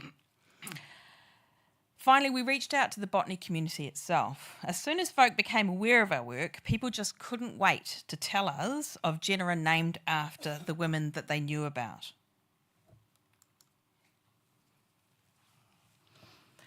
Obviously, one of the main priorities was ensuring that the women we were that the women were actually in Wikidata.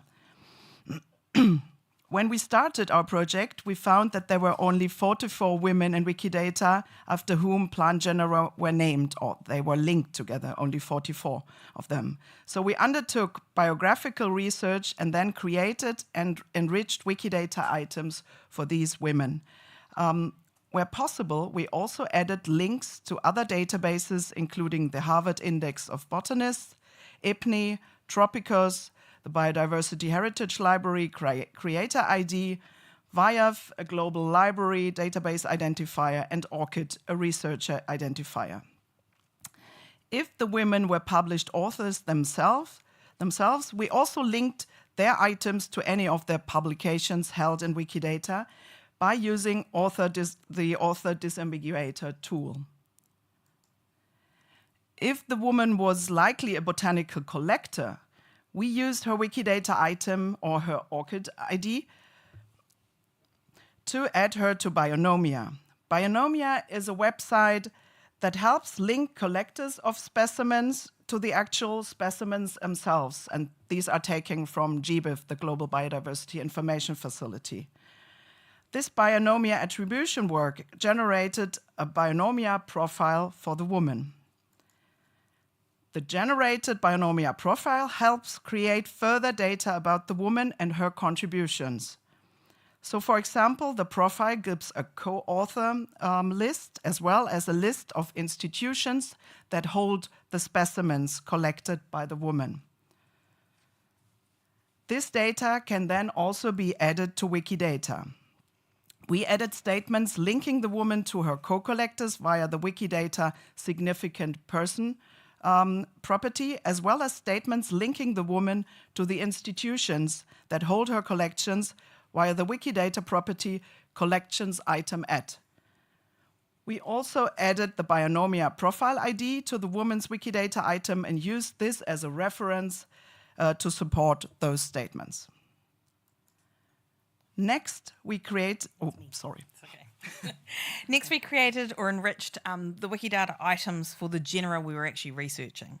So the main link we wanted to create on the genus item itself was that it was actually named after the woman. However, in order to confirm that statement, that statement was actually accurate, the group undertook a lot of work researching genera protologs. That's the original description of the actual genus. Because the protolog research required a lot of effort, we wanted to ensure that this research was actually easily replicated by anyone. So where possible, we referenced the protolog publication that supported the taxon name statement in the genus item. If it was appropriate, we also added the protolog as a reference for the named after statement on that genus item. And this made these resources easier for everyone to find. If the publication was in the Biodiversity Heritage Library, an open access digital library, we made sure that the BHL page ID, which is a property in Wikidata, was part of that reference. And that ensured that the protolog was only a click away for anyone who wanted to get access to it. Now, during our research, we were constantly checking our work against IPNI and Tropicus databases. These are two pivotal databases used by the botany world. A member of our group had previously worked at IPNI and regularly updated IPNI on, with our queries and updates, basically straight after our meeting. Another member of our group also undertook Tropicus database curation, and we'd provide these two bases with a variety of data about the women, the genera, the protologs, the taxon authors, always attempting to basically ensure our research was as widely disseminated as possible to the communities that would find it the most useful. And we aimed to do this as soon as we could in the research process. We didn't wait until we actually published our research. Now, where the protologs actually had an item in Wikidata, we used those items as references, as I've said, to support statements. And this verified our research within Wikidata, but it also left this documentation trail showing evidence of our data curation. And as part of this, we ensured the protolog items were linked to the author items of that protolog. And where possible, we linked to the BHL catalogue ID or page ID to ensure that the protolog was only one click away again.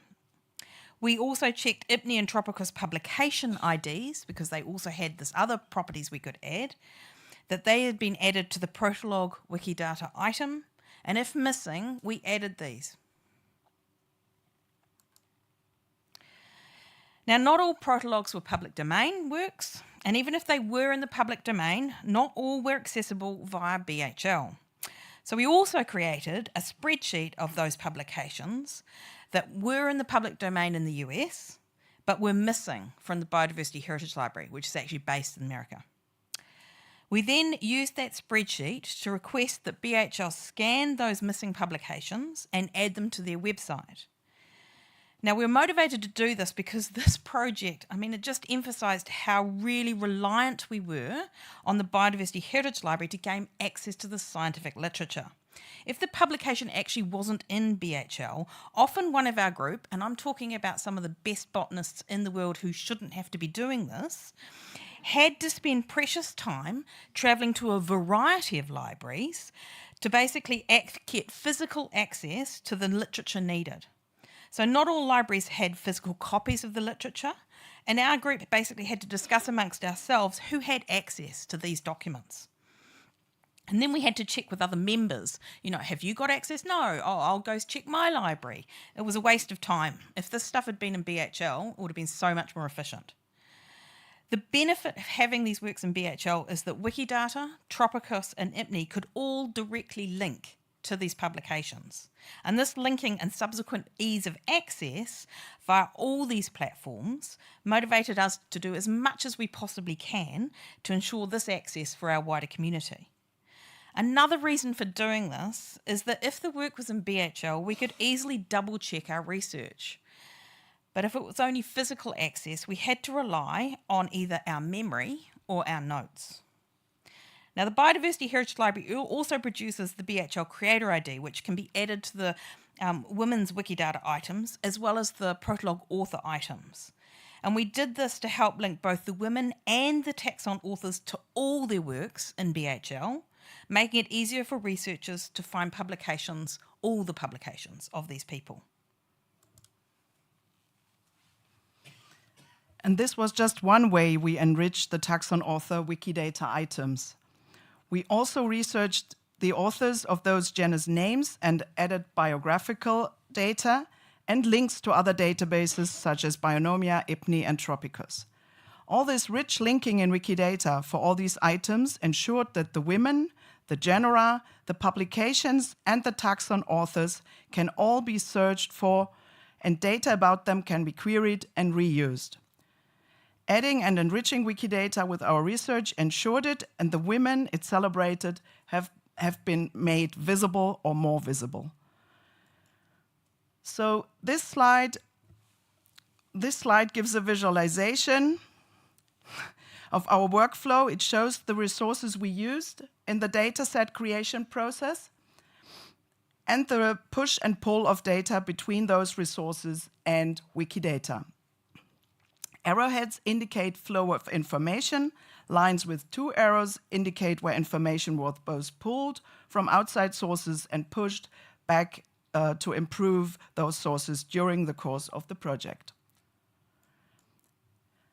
Adding our data into Wikidata has helped other natural history institutions link to our data.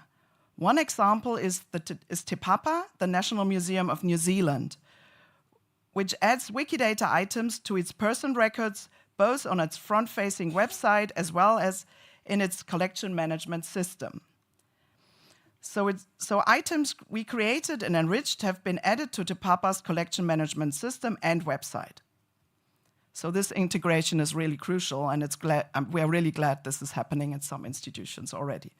Another example is BHL, which adds the Wikidata identifier to BHL creator pages and then uses that Wikidata item to extract a selection of other identifiers to add to its catalog and displays these on BHL creator pages. BHL is also in the process of doing similar work for its catalog records for some publications. And these are just 2 examples. So our Wikidata work on the women, the taxon authors who honored those women, and the publications in which they did so have helped to enrich natural history institution and library databases and catalogues. So the outcomes of our project included 2 research papers, one of which has been published, the other is currently being written, and a static data set we openly published to accompany those papers. Outcomes also include multiple Wikidata items created, enriched, and linked. It includes binomial profiles improved, empowering natural history collections to benefit from that linking. It is the improvements we've helped make to IPNI, to Tropicus, and to BHL. We've also presented at a variety of conferences, so sharing our research has also fostered in real life engagement, strengthening both professional and personal relationships. And this presentation is just one example of this. This work has also led to engagement opportunities, encouraging the botany community to both contribute and also use Wikidata. So we would like to thank Wikimania Organising Committee for letting us speak today, to the Wikimedia Foundation and Wikimedia Aotearoa New Zealand for both funding and supporting us to attend this conference. We'd also like to thank the associated natural history institutions that have supported us and our colleagues for their basically their support in employing people, enabling us to undertake this work. And in case you're wondering, if you want to know the answer to the question how many plant genera are named after women and female beings, at last update it was 728 out of those guesstimate 5,000.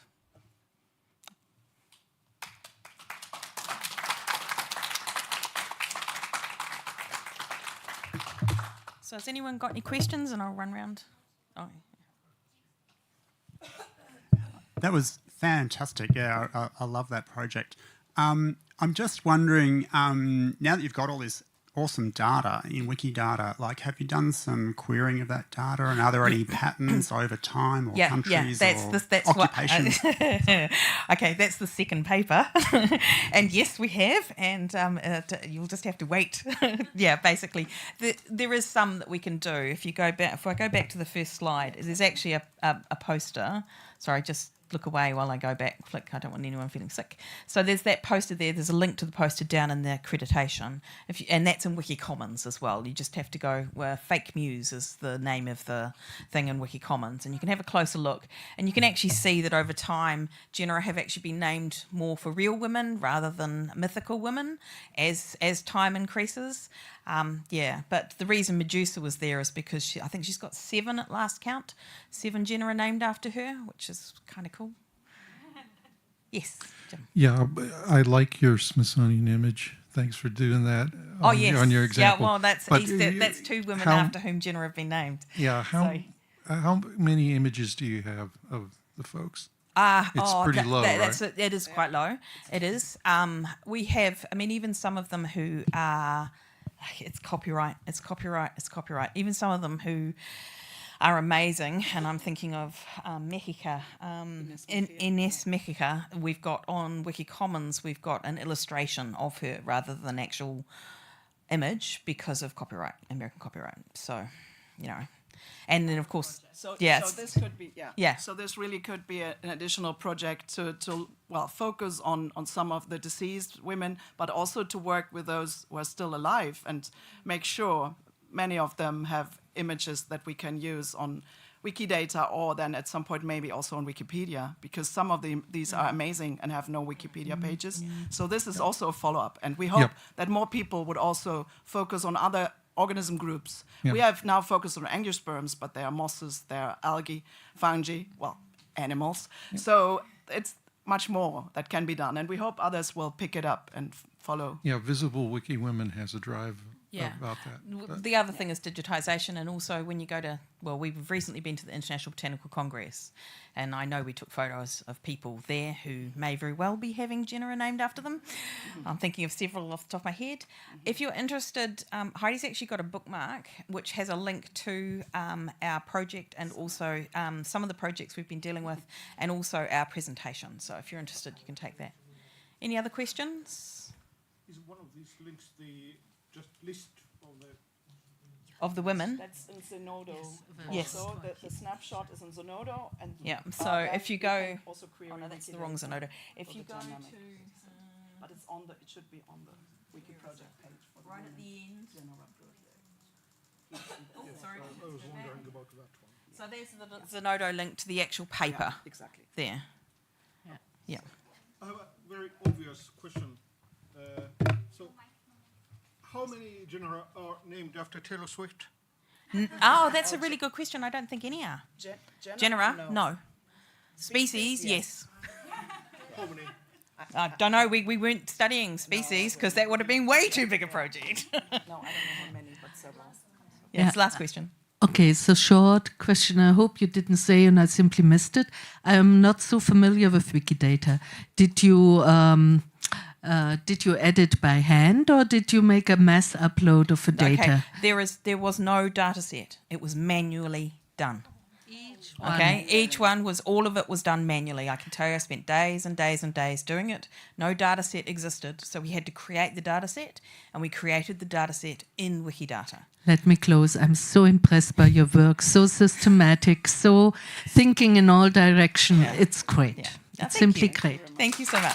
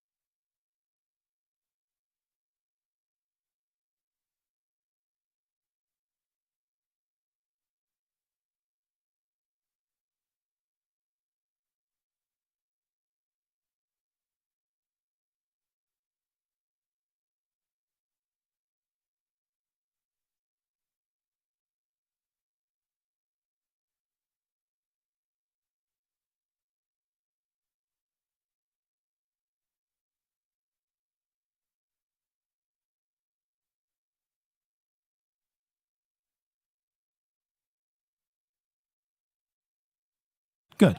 Thank you. Thank you, everyone, for being here. And I really would like to thank the organizer. I've been in the room the previous day. I see the huge amount of workload that is necessary for this sort of event.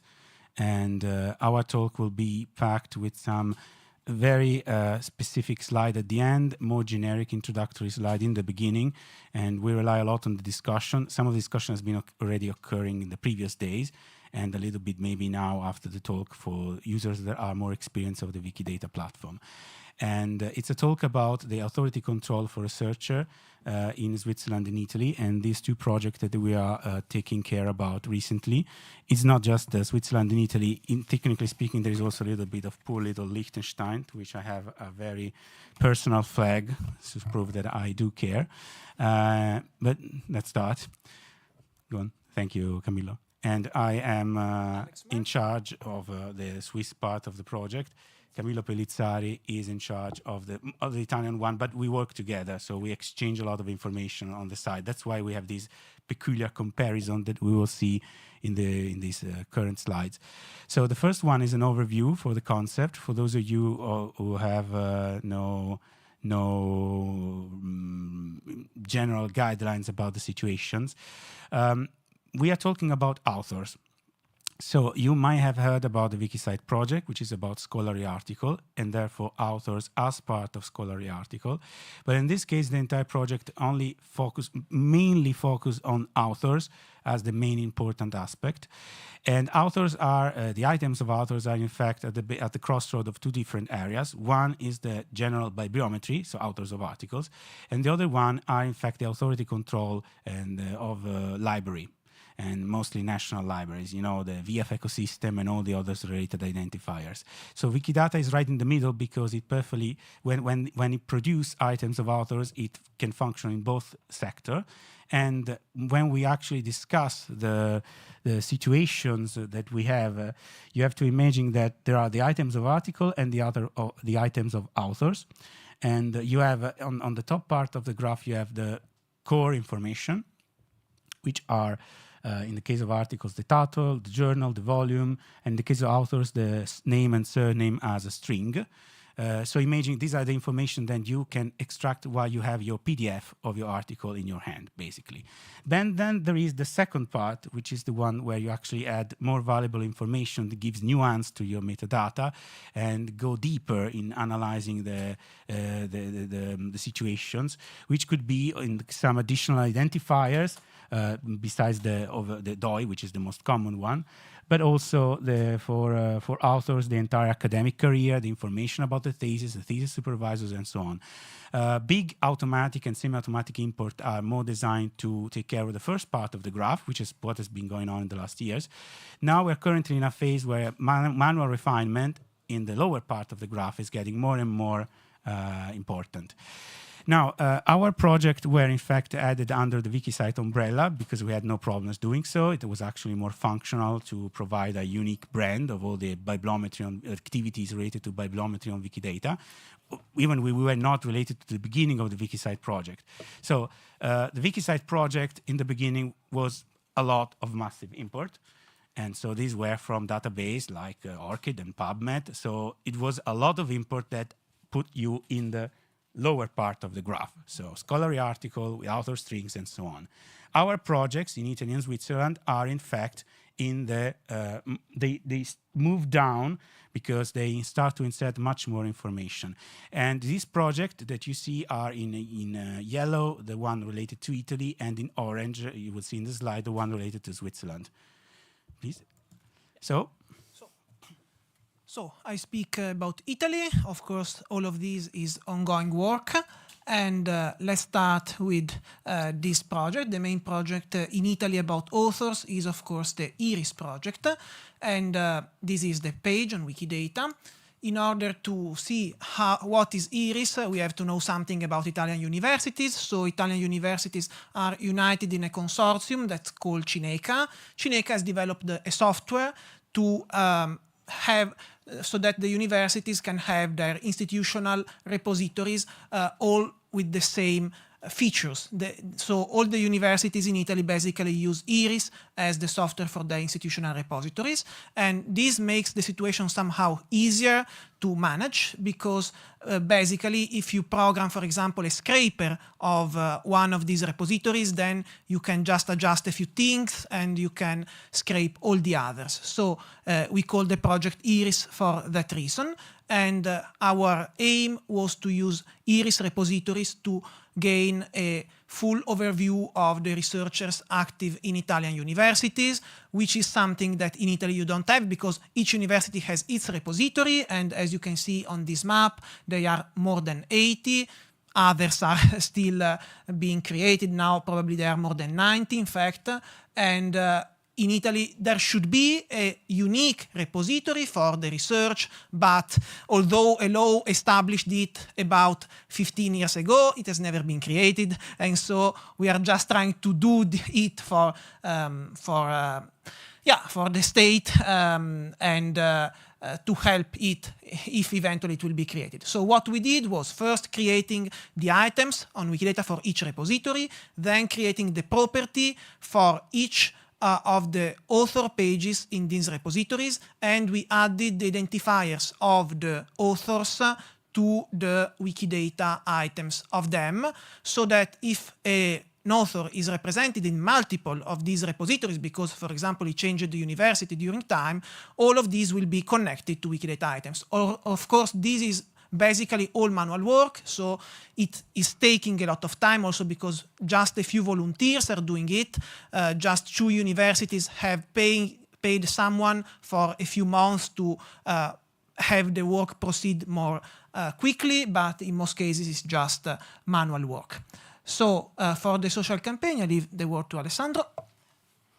So yes, one of the peculiar aspects of the Italian project is that it was associated with a very dedicated social media campaign. We have community channel about Wikidata, so we prepare a precise graphics that every month updated the public about the advancement of the project, and also tagged the different institutions, which also gave us a little bit of feedback about their activity. There is also the second part of a social media campaign, which when Action University is completed, which of course we cannot put here because it's lack of time. There's only 3 of them so far, if I remember. But in any case, the campaign is ready and set up. So as you can see, it was really a very structured situation. And another test that we did was for the university press. So this is another test. Remember that you will see at the end of the talk, but this is a country-level initiatives. So that means one of the things that we can do in a country is to see if there are published journals that are published in that country or owned by publisher in that country. In this case, for example, University of Florence has its university press and published 2 journals. And this is one of the cases where we actually not only took care of the authors, which could be also international, but many of them statistically are also related to Italy, but also the information of the article, just to prove that we care about the article. Actually, we did a great work there about keywords and metadata to define the concept inside the article that were missing and that have been heavily used later. Unfortunately, this is a very compressed talk, and we cannot deep too much in details. We have now to switch to the part about Switzerland. I hope you understand that you are seeing many different cases all together, all packed, just to show you how these 2 years have been very dense. In Switzerland, I was mostly in charge. I made another research. Actually, this is just the part about researchers. There are other aspects of the project, but this aspect about researcher was very intense, and we basically starting in 2021, November, that's the month of WikiScience competition, because the entire project was, in this case, a spin-off of the photo competition, which might sound strange, but the photo competition requires to send thousands of emails to researchers to be informed about the competition, which basically created an archive of contact of the researcher. We basically started to recycle that archive to double check if all those researchers were already on Wikidata. It's a strange way to start, very different from Italy, but again, in details it would be much fun. And here you can see that if you try to get a metric, so if you look at all the people that are employed by a company, whose nationality is actually of the company stated, and you calculate how many of them are employed by a Swiss one, which is a rough indicator, you could see that over time this percentage starts to rise. So in the first 2 years it was mostly set up. Then we arrived to 2023 when the project in Switzerland is finally approved as funding. They were mostly like test, and that the graph starts climbing up because now thousands of researchers are being inserted inside Wikidata. Now, The Swiss system basically is very different from the Italian one. Forget to have a lot of IDs. What you have is few sparse ID. One national one is the one in white, is the National Science Foundation. So actually there is an ID for grants, which is something that Italy does not have. And that covers a lot of research, and it would take a lot of time to integrate on Wikidata. And then there are very tiny, small local IDs, which are much more easy to handle, and we're handling one by one. Plus, we have now maybe a first attempt to work with a university, which means a university doesn't have an ID, but wants to know more and have the data on Wikidata and see if that maybe might help to structure their ID. So as you can see, while in Italy, you have a lot of fragmented ID and Wikidata might help unify them. In Switzerland, sometimes you don't have even IDs, and you have a very different fragmented cantonal situation. So Wikidata might help to raise the issues of the quality, which is in Switzerland is a little bit lower compared to other countries, despite the huge amount of money and financing that they have. So, sorry if everything is a little bit compressed. Now, you have seen for approximately 12 minutes or something, you basically have seen a lot of different examples. Why we show this example and where does it pour down? In this slide, we want to stress the fact that working in Italy and Switzerland together on situations that were at the same time similar and different made us realize that probably the models that we are trying to standardize can probably be adapted to other countries. We already know from preliminary discussion for people working in other countries. That means that that's why maybe we can export them. Could you please go to the next slide? Basically, it means that we know that the national dimension is a very crucial factor. So far, most of the import that we had about researchers on Wikidata are related either to big transnational database, or there are very nice field initiatives. So people that basically in a certain sector are improving the metadata for that sector for specific use. It's perfectly fine. But if you think about it, the great impact in the science is done by policy, and most of the policy are national, both in terms of funding and in terms of career. That means the process where people can get academic title. So we wanted to be sure to test if we can create an ecosystem that is compatible with country-level initiatives. That means if another country wants to do so, and share our expertise so they can do so, because in our opinion, that's where you can get to the bureaucrat in charge. And if you can change their mind, or you can make them more flexible, showing you can do things, they might trickle down these to the research sector as a whole in that specific country. Because again, they handle the money, which is something researchers care a lot. It might work partially, it depends on the country, but it's something that can be done. And basically, the entire comparison of Italy and Switzerland, which we're not going to see here in its many different aspects, is something that if you take another random country, you will see that certain aspect might apply to one country or another. So if you want to work on this sort of project in a multilingual country, certain aspect of Switzerland that is convincing the national level that Wikidata as a multilingual platform is in fact more flexible, then when it kick in. In the case of Italy, it could be basically the lack of resources, the fact that the system is completely underfunded. So having free data already available might be a plus. When in Switzerland, they have no problem sometimes to pay people to do things from scratch. So what we have basically learned is that country, from the point of metadata of research, and in this case, the metadata of author, as we started from that point first, is basically influenced by 4 different types of activities. And in Italy and Switzerland, we saw 3 of them, while in other countries, sometimes there is a 4th one, which is a little bit stronger.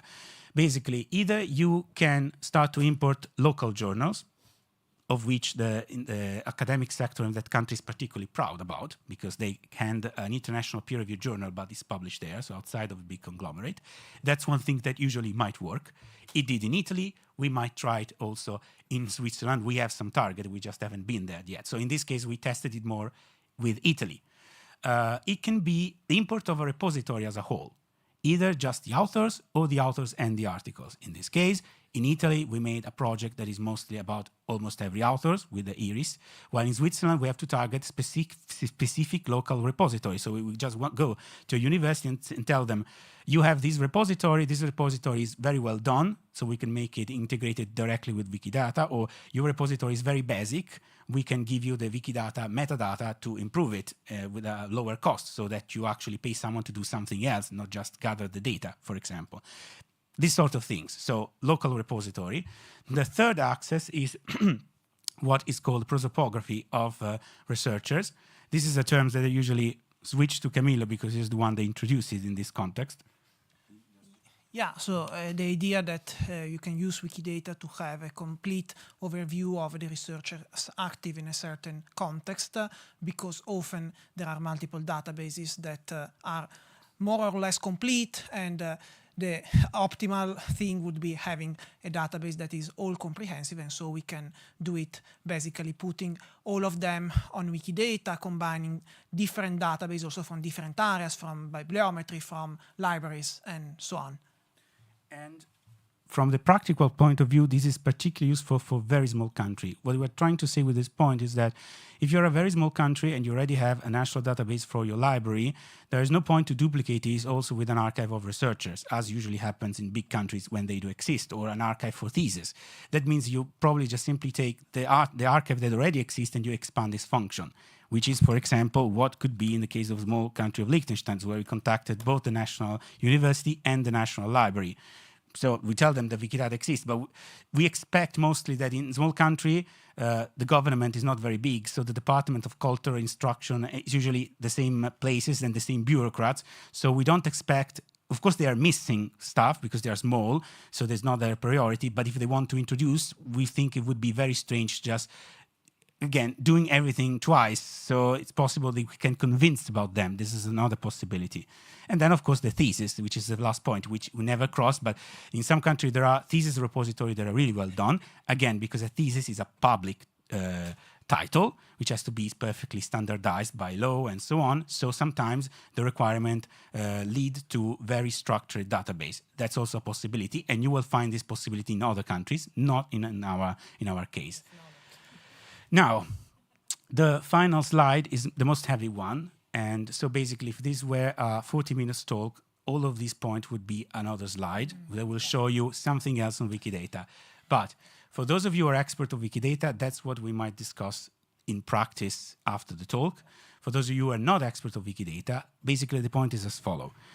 We see when we import things that there are a lot of things that are missing at the level of a general culture, at the level of defined guidelines, of agreement about how things should be done properly.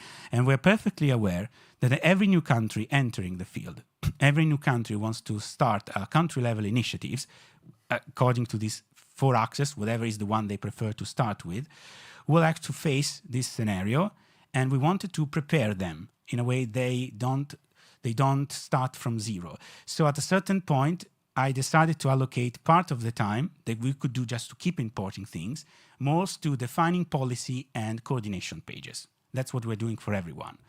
So, for example, one thing that you can probably get, sometimes the Wikidata items have model pages. So there are pages where it's a little bit more discussed how a good item should be.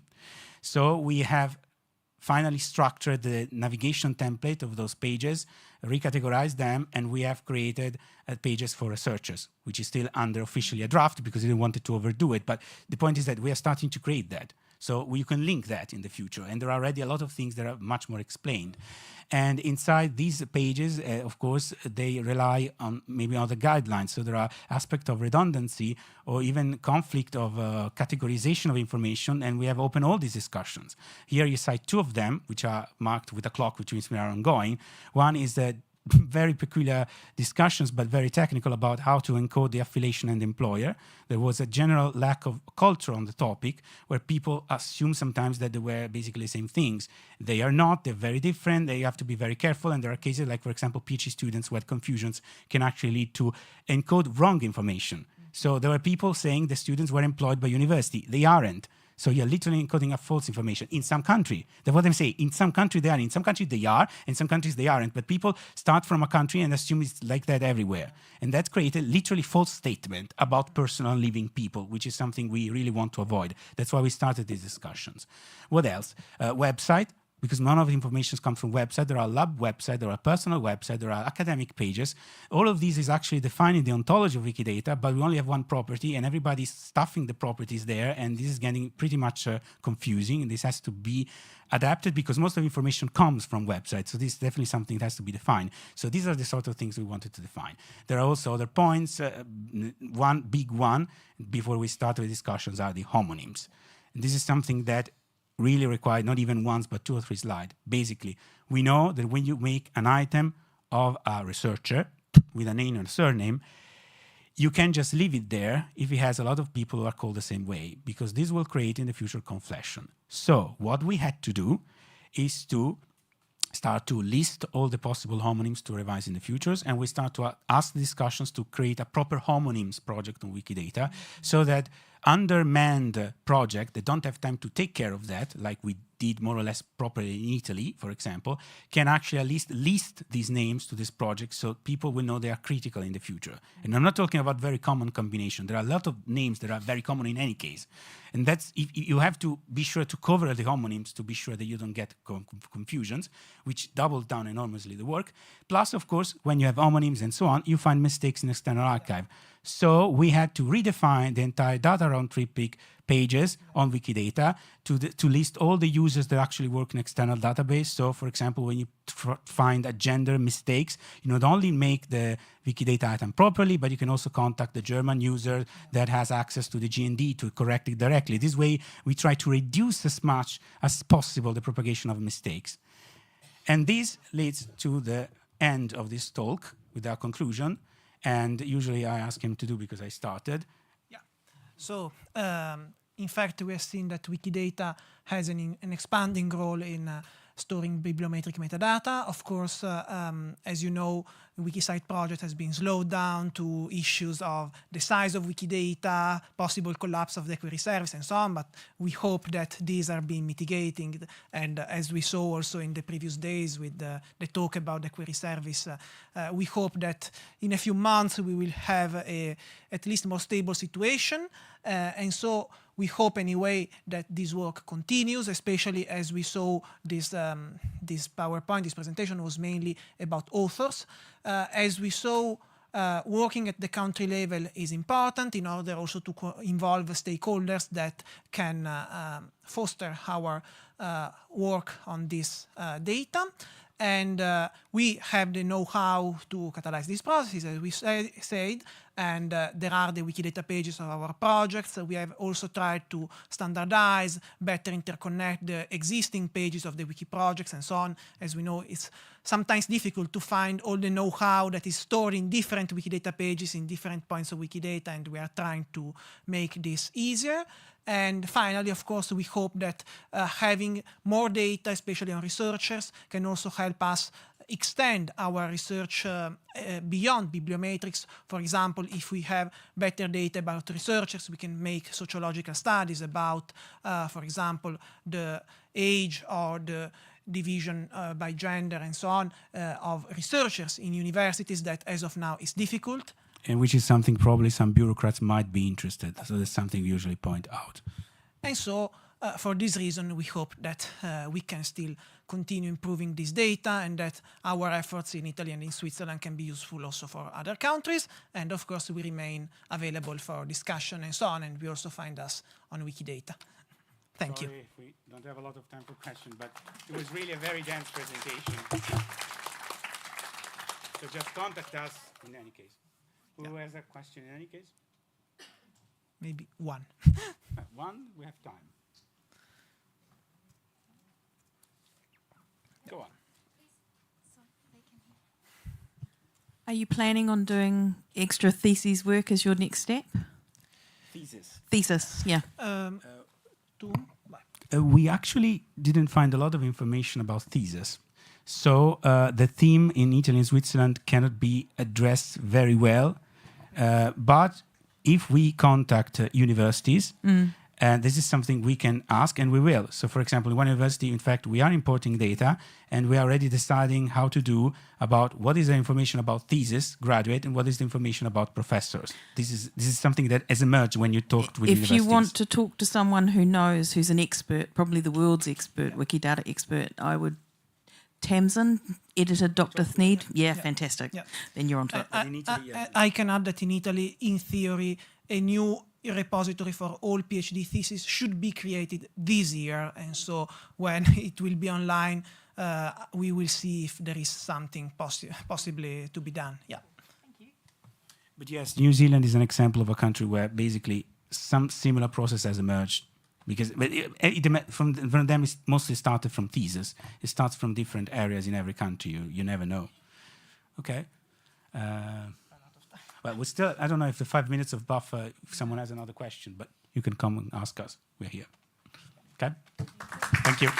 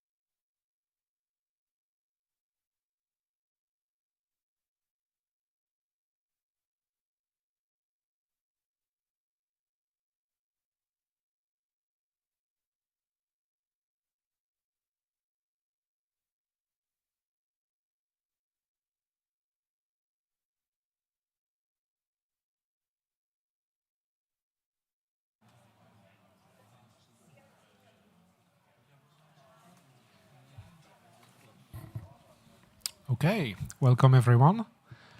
I'm really happy to see you all for a session that was scheduled like this morning. And yes, I hope, well, thank you. So yeah, I hope this will be okay. I didn't add time, to rehearsal. So yes, I really count on your support if I'm, struggling and finding my words. So I'd like to focus, and we believed that it was important to have a session to keep people up to date about what's going on when people create an account on wikis. I see a lot of faces. I've seen so many Wikimanias there that you created your account like decades ago, and I'm not sure that everyone is aware of what's behind creating an account nowadays. So I will give you a tour of newcomers' experience when they join Wikipedia. First of all, quick introduction. I'm Benoit. I've been a volunteer for 16 years. I'm a Wikimedia Foundation staff. I work in movement communication, and I help the growth team in charge of creating tools for newcomers, and the editing team in charge of all the editors to communicate with the communities. So you might have seen me on wikis with my username Trizek. The agenda today will be to go through 6 features we offer. And first, a quick reminder about improving newcomers' first step. It might not be obvious for the ones who started and naturally succeeded at editing Wikipedia that, entering Wikipedia is quite complicated. Editing Wikipedia is difficult. We all know that in theory. You have a lot of rules, a lot of regulations. You have some concepts that are sometimes not written. It's just the habit of the wiki. You have a lot of things to proceed. It's very difficult to find someone to help you sometimes. And I'm saying this just for experienced users. So imagine how difficult it is for newcomers. You arrive on the wiki, and then what? So the first step that was created by the growth team is to have a welcome survey. This is deployed at all Wikipedias. You can find it at special column welcome survey. And it has a double benefit. For the user, it tells them, well, we will provide you an experience that is aligned with what you want to do. And for communities, we can provide you the data, aggregated data, of course, about what newcomers decided to select during the survey. So I'm going to share with you the 2022 aggregated numbers for all wikis. And sometimes it's quite interesting to discover the answers. Most people come to create an article, which seems to be natural. And we have the third line, which is quite interesting because for almost 20% of people, they join us to read Wikipedia.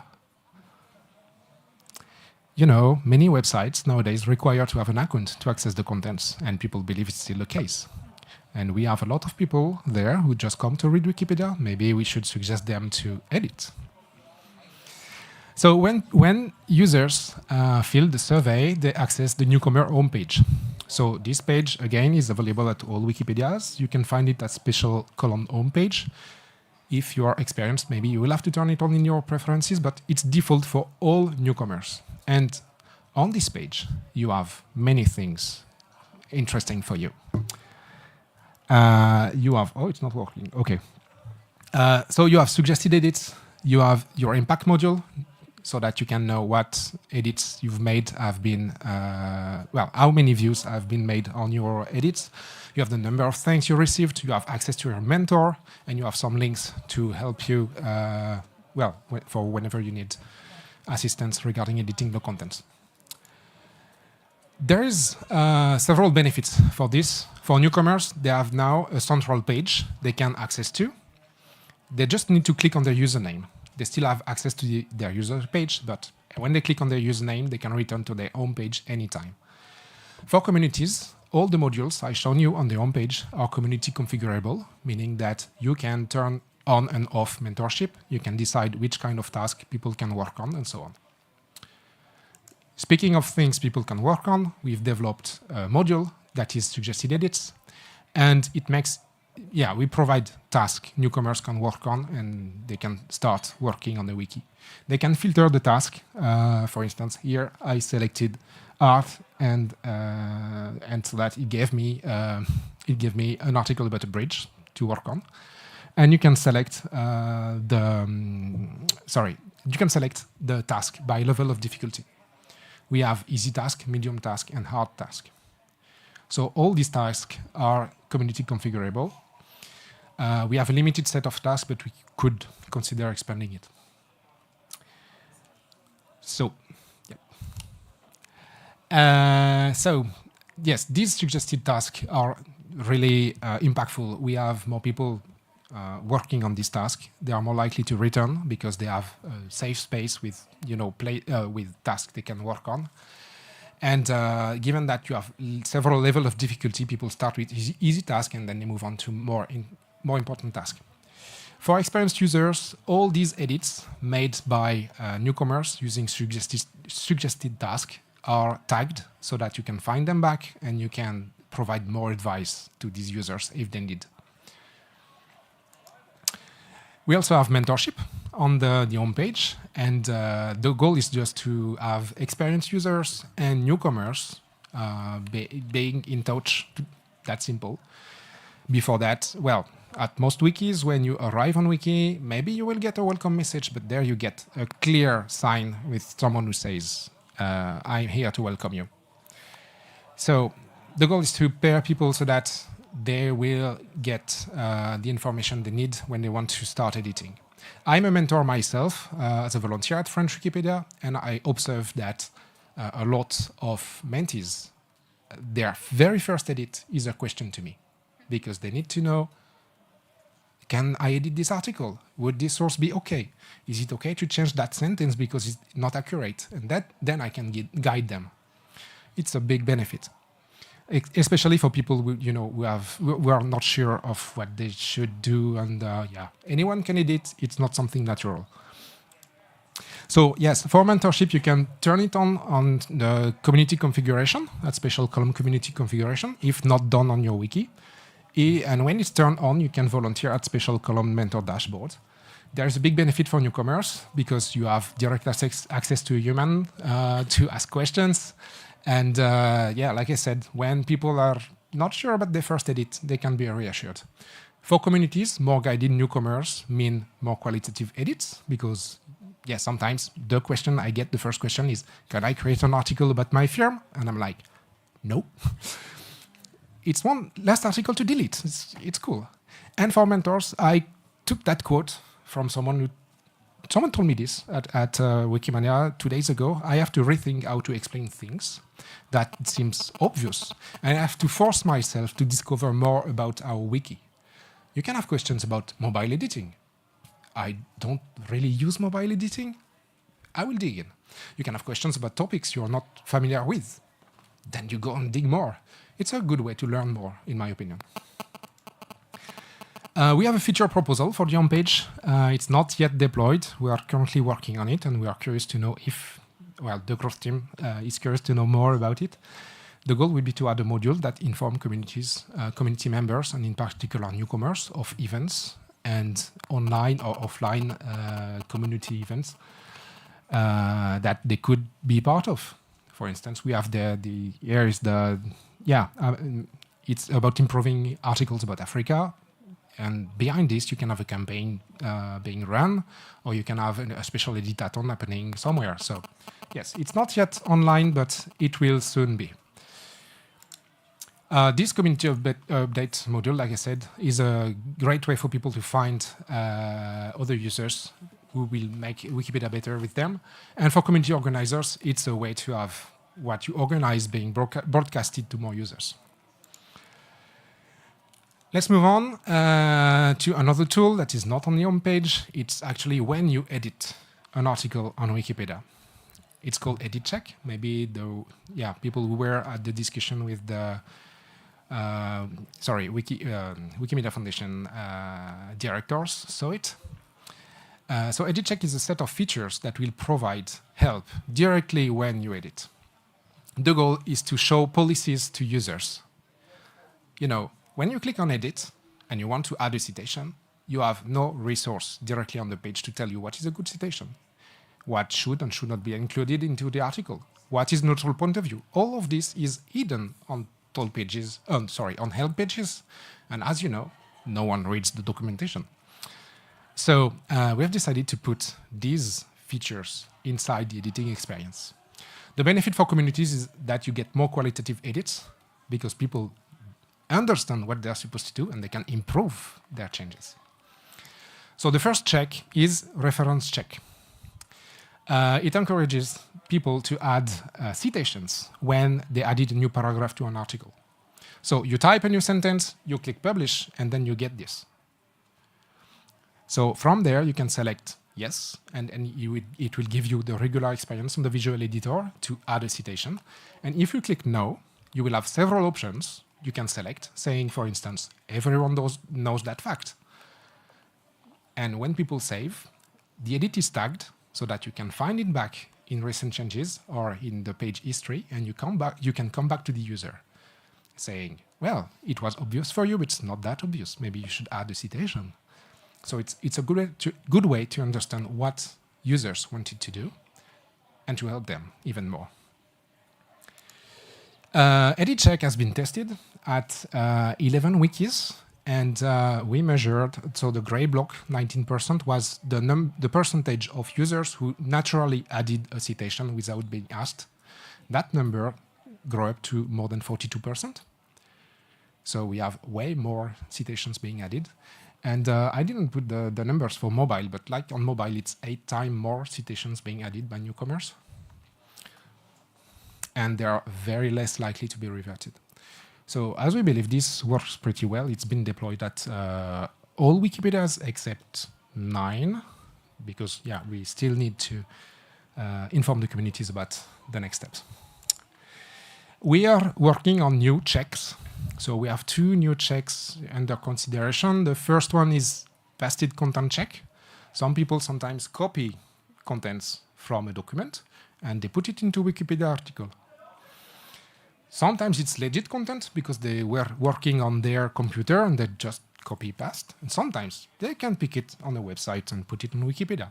So we will ask them where this content is coming from, and from there we can invite them to add a citation if it's legit content. And we also have the goal of having multi-checks. So the goal would be to, while you edit, you get checks that will be triggered depending on what you are doing. The goal is to improve the experience for the newcomers so that they will learn the different policies we have on Wikipedia and make way better edits so that we will have less work to do on patrolling. All of this will be powered by community configuration, which is a new page we have released I think 2 weeks ago at all Wikipedias, and on which you can already configure the home page I shown you and everything around newcomers first step, but we will add way more things to it very soon. Okay, so yes, these are tools for your communities. This is why we are providing local community configuration so that you can turn features on and off and add the right template, the link to the right page, and so on. It will improve the experience for local Wikimedians. Okay, so it's time for questions. We will have 10 minutes for questions. If you want to know more, I listed some links. The slides are online. You can click on the links online. If you want to contact me, you have my username. You have also my email. I will be off 2 weeks after Wikimania, so if I'm not responding, don't panic, okay? But yeah, I will try to answer the first question with the 10 minutes we have.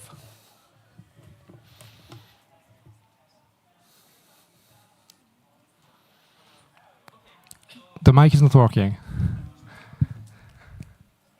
Now? Yes. It's working now. So yeah, my question is, will there be a different kind of behavior between the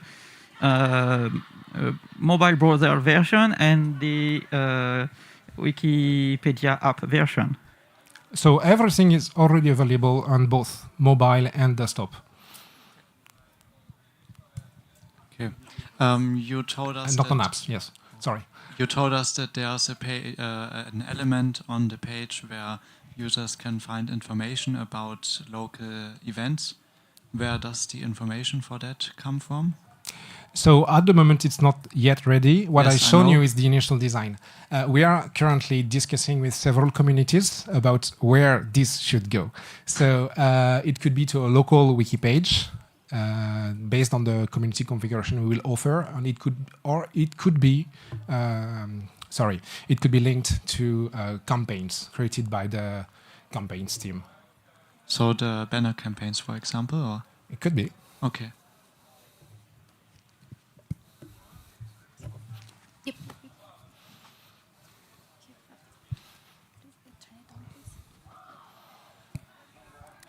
Hi.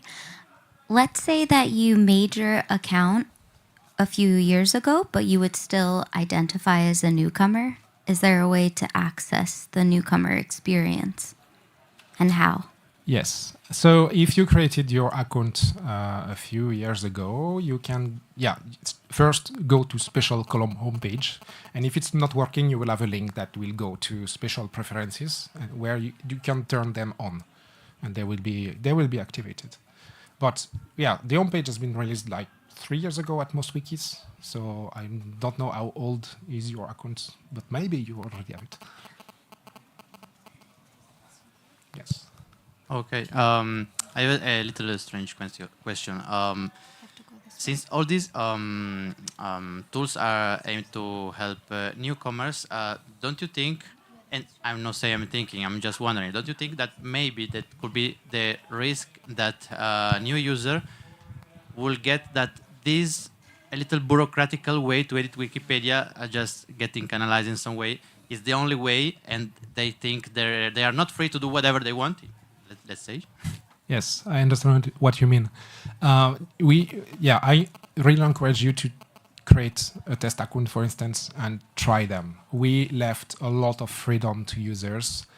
We encourage them to work on these articles, but they are free to discover others. We sometimes, after they have finished a certain type of task, they are invited to try a new one or just to edit the article because there are still things to improve. So I have a sub-question. So this inviting to be free, let's say, is sort of like automatic with automatic message and templates, or there is some tutor that say, oh, you can do as you want? How is? Both. Okay. Thank you. Thank you.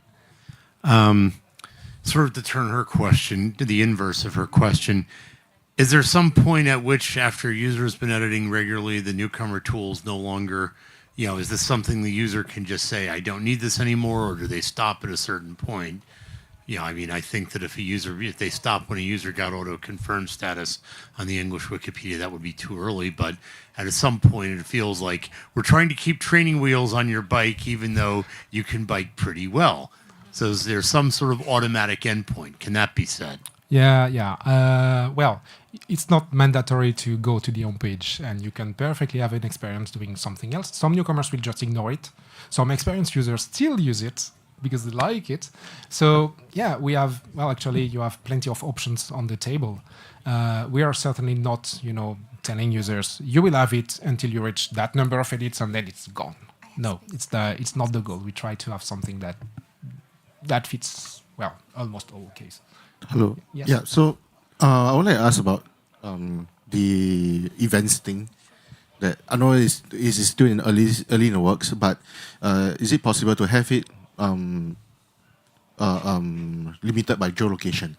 Because workshops are inherently in person, so we wouldn't want to show a workshop that's held in Poland or in Katowice shown to a user that is in Berlin, right? Yes. First, it was a little box because I show you the mobile version, but it will be a little bit bigger on desktop. I'm not sure about the work done by the campaigns team, but I believe they want to have located a way to find the right event next door. This raises a little bit of privacy issues.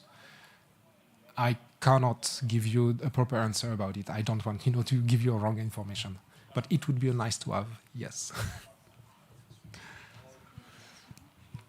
How do you create these tasks? Sorry, could you repeat? How do you create the tasks on the site for the newbies? Yes, so the tasks have been designed by the growth team. We identify some tasks that were considered as useful. So we created these through community conversation and work with our pilot wikis.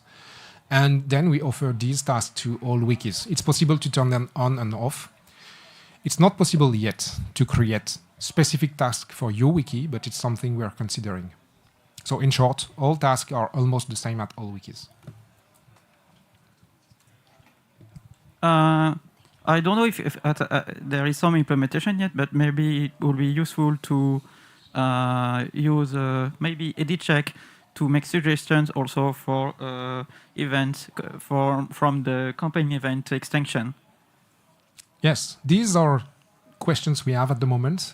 We are regrouping the forces of 4 teams: growth, editing, moderator tools, and campaigns in order to create a more cohesive experience.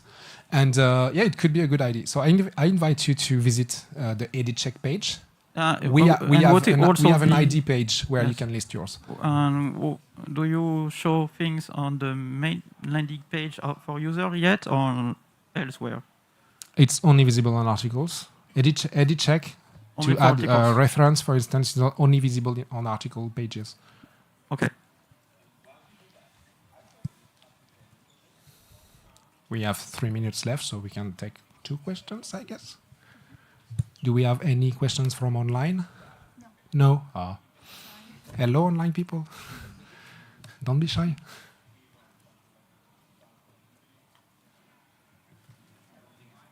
Yeah. Wow. Thank you. Yeah, thank you. Cool. Thank you very much.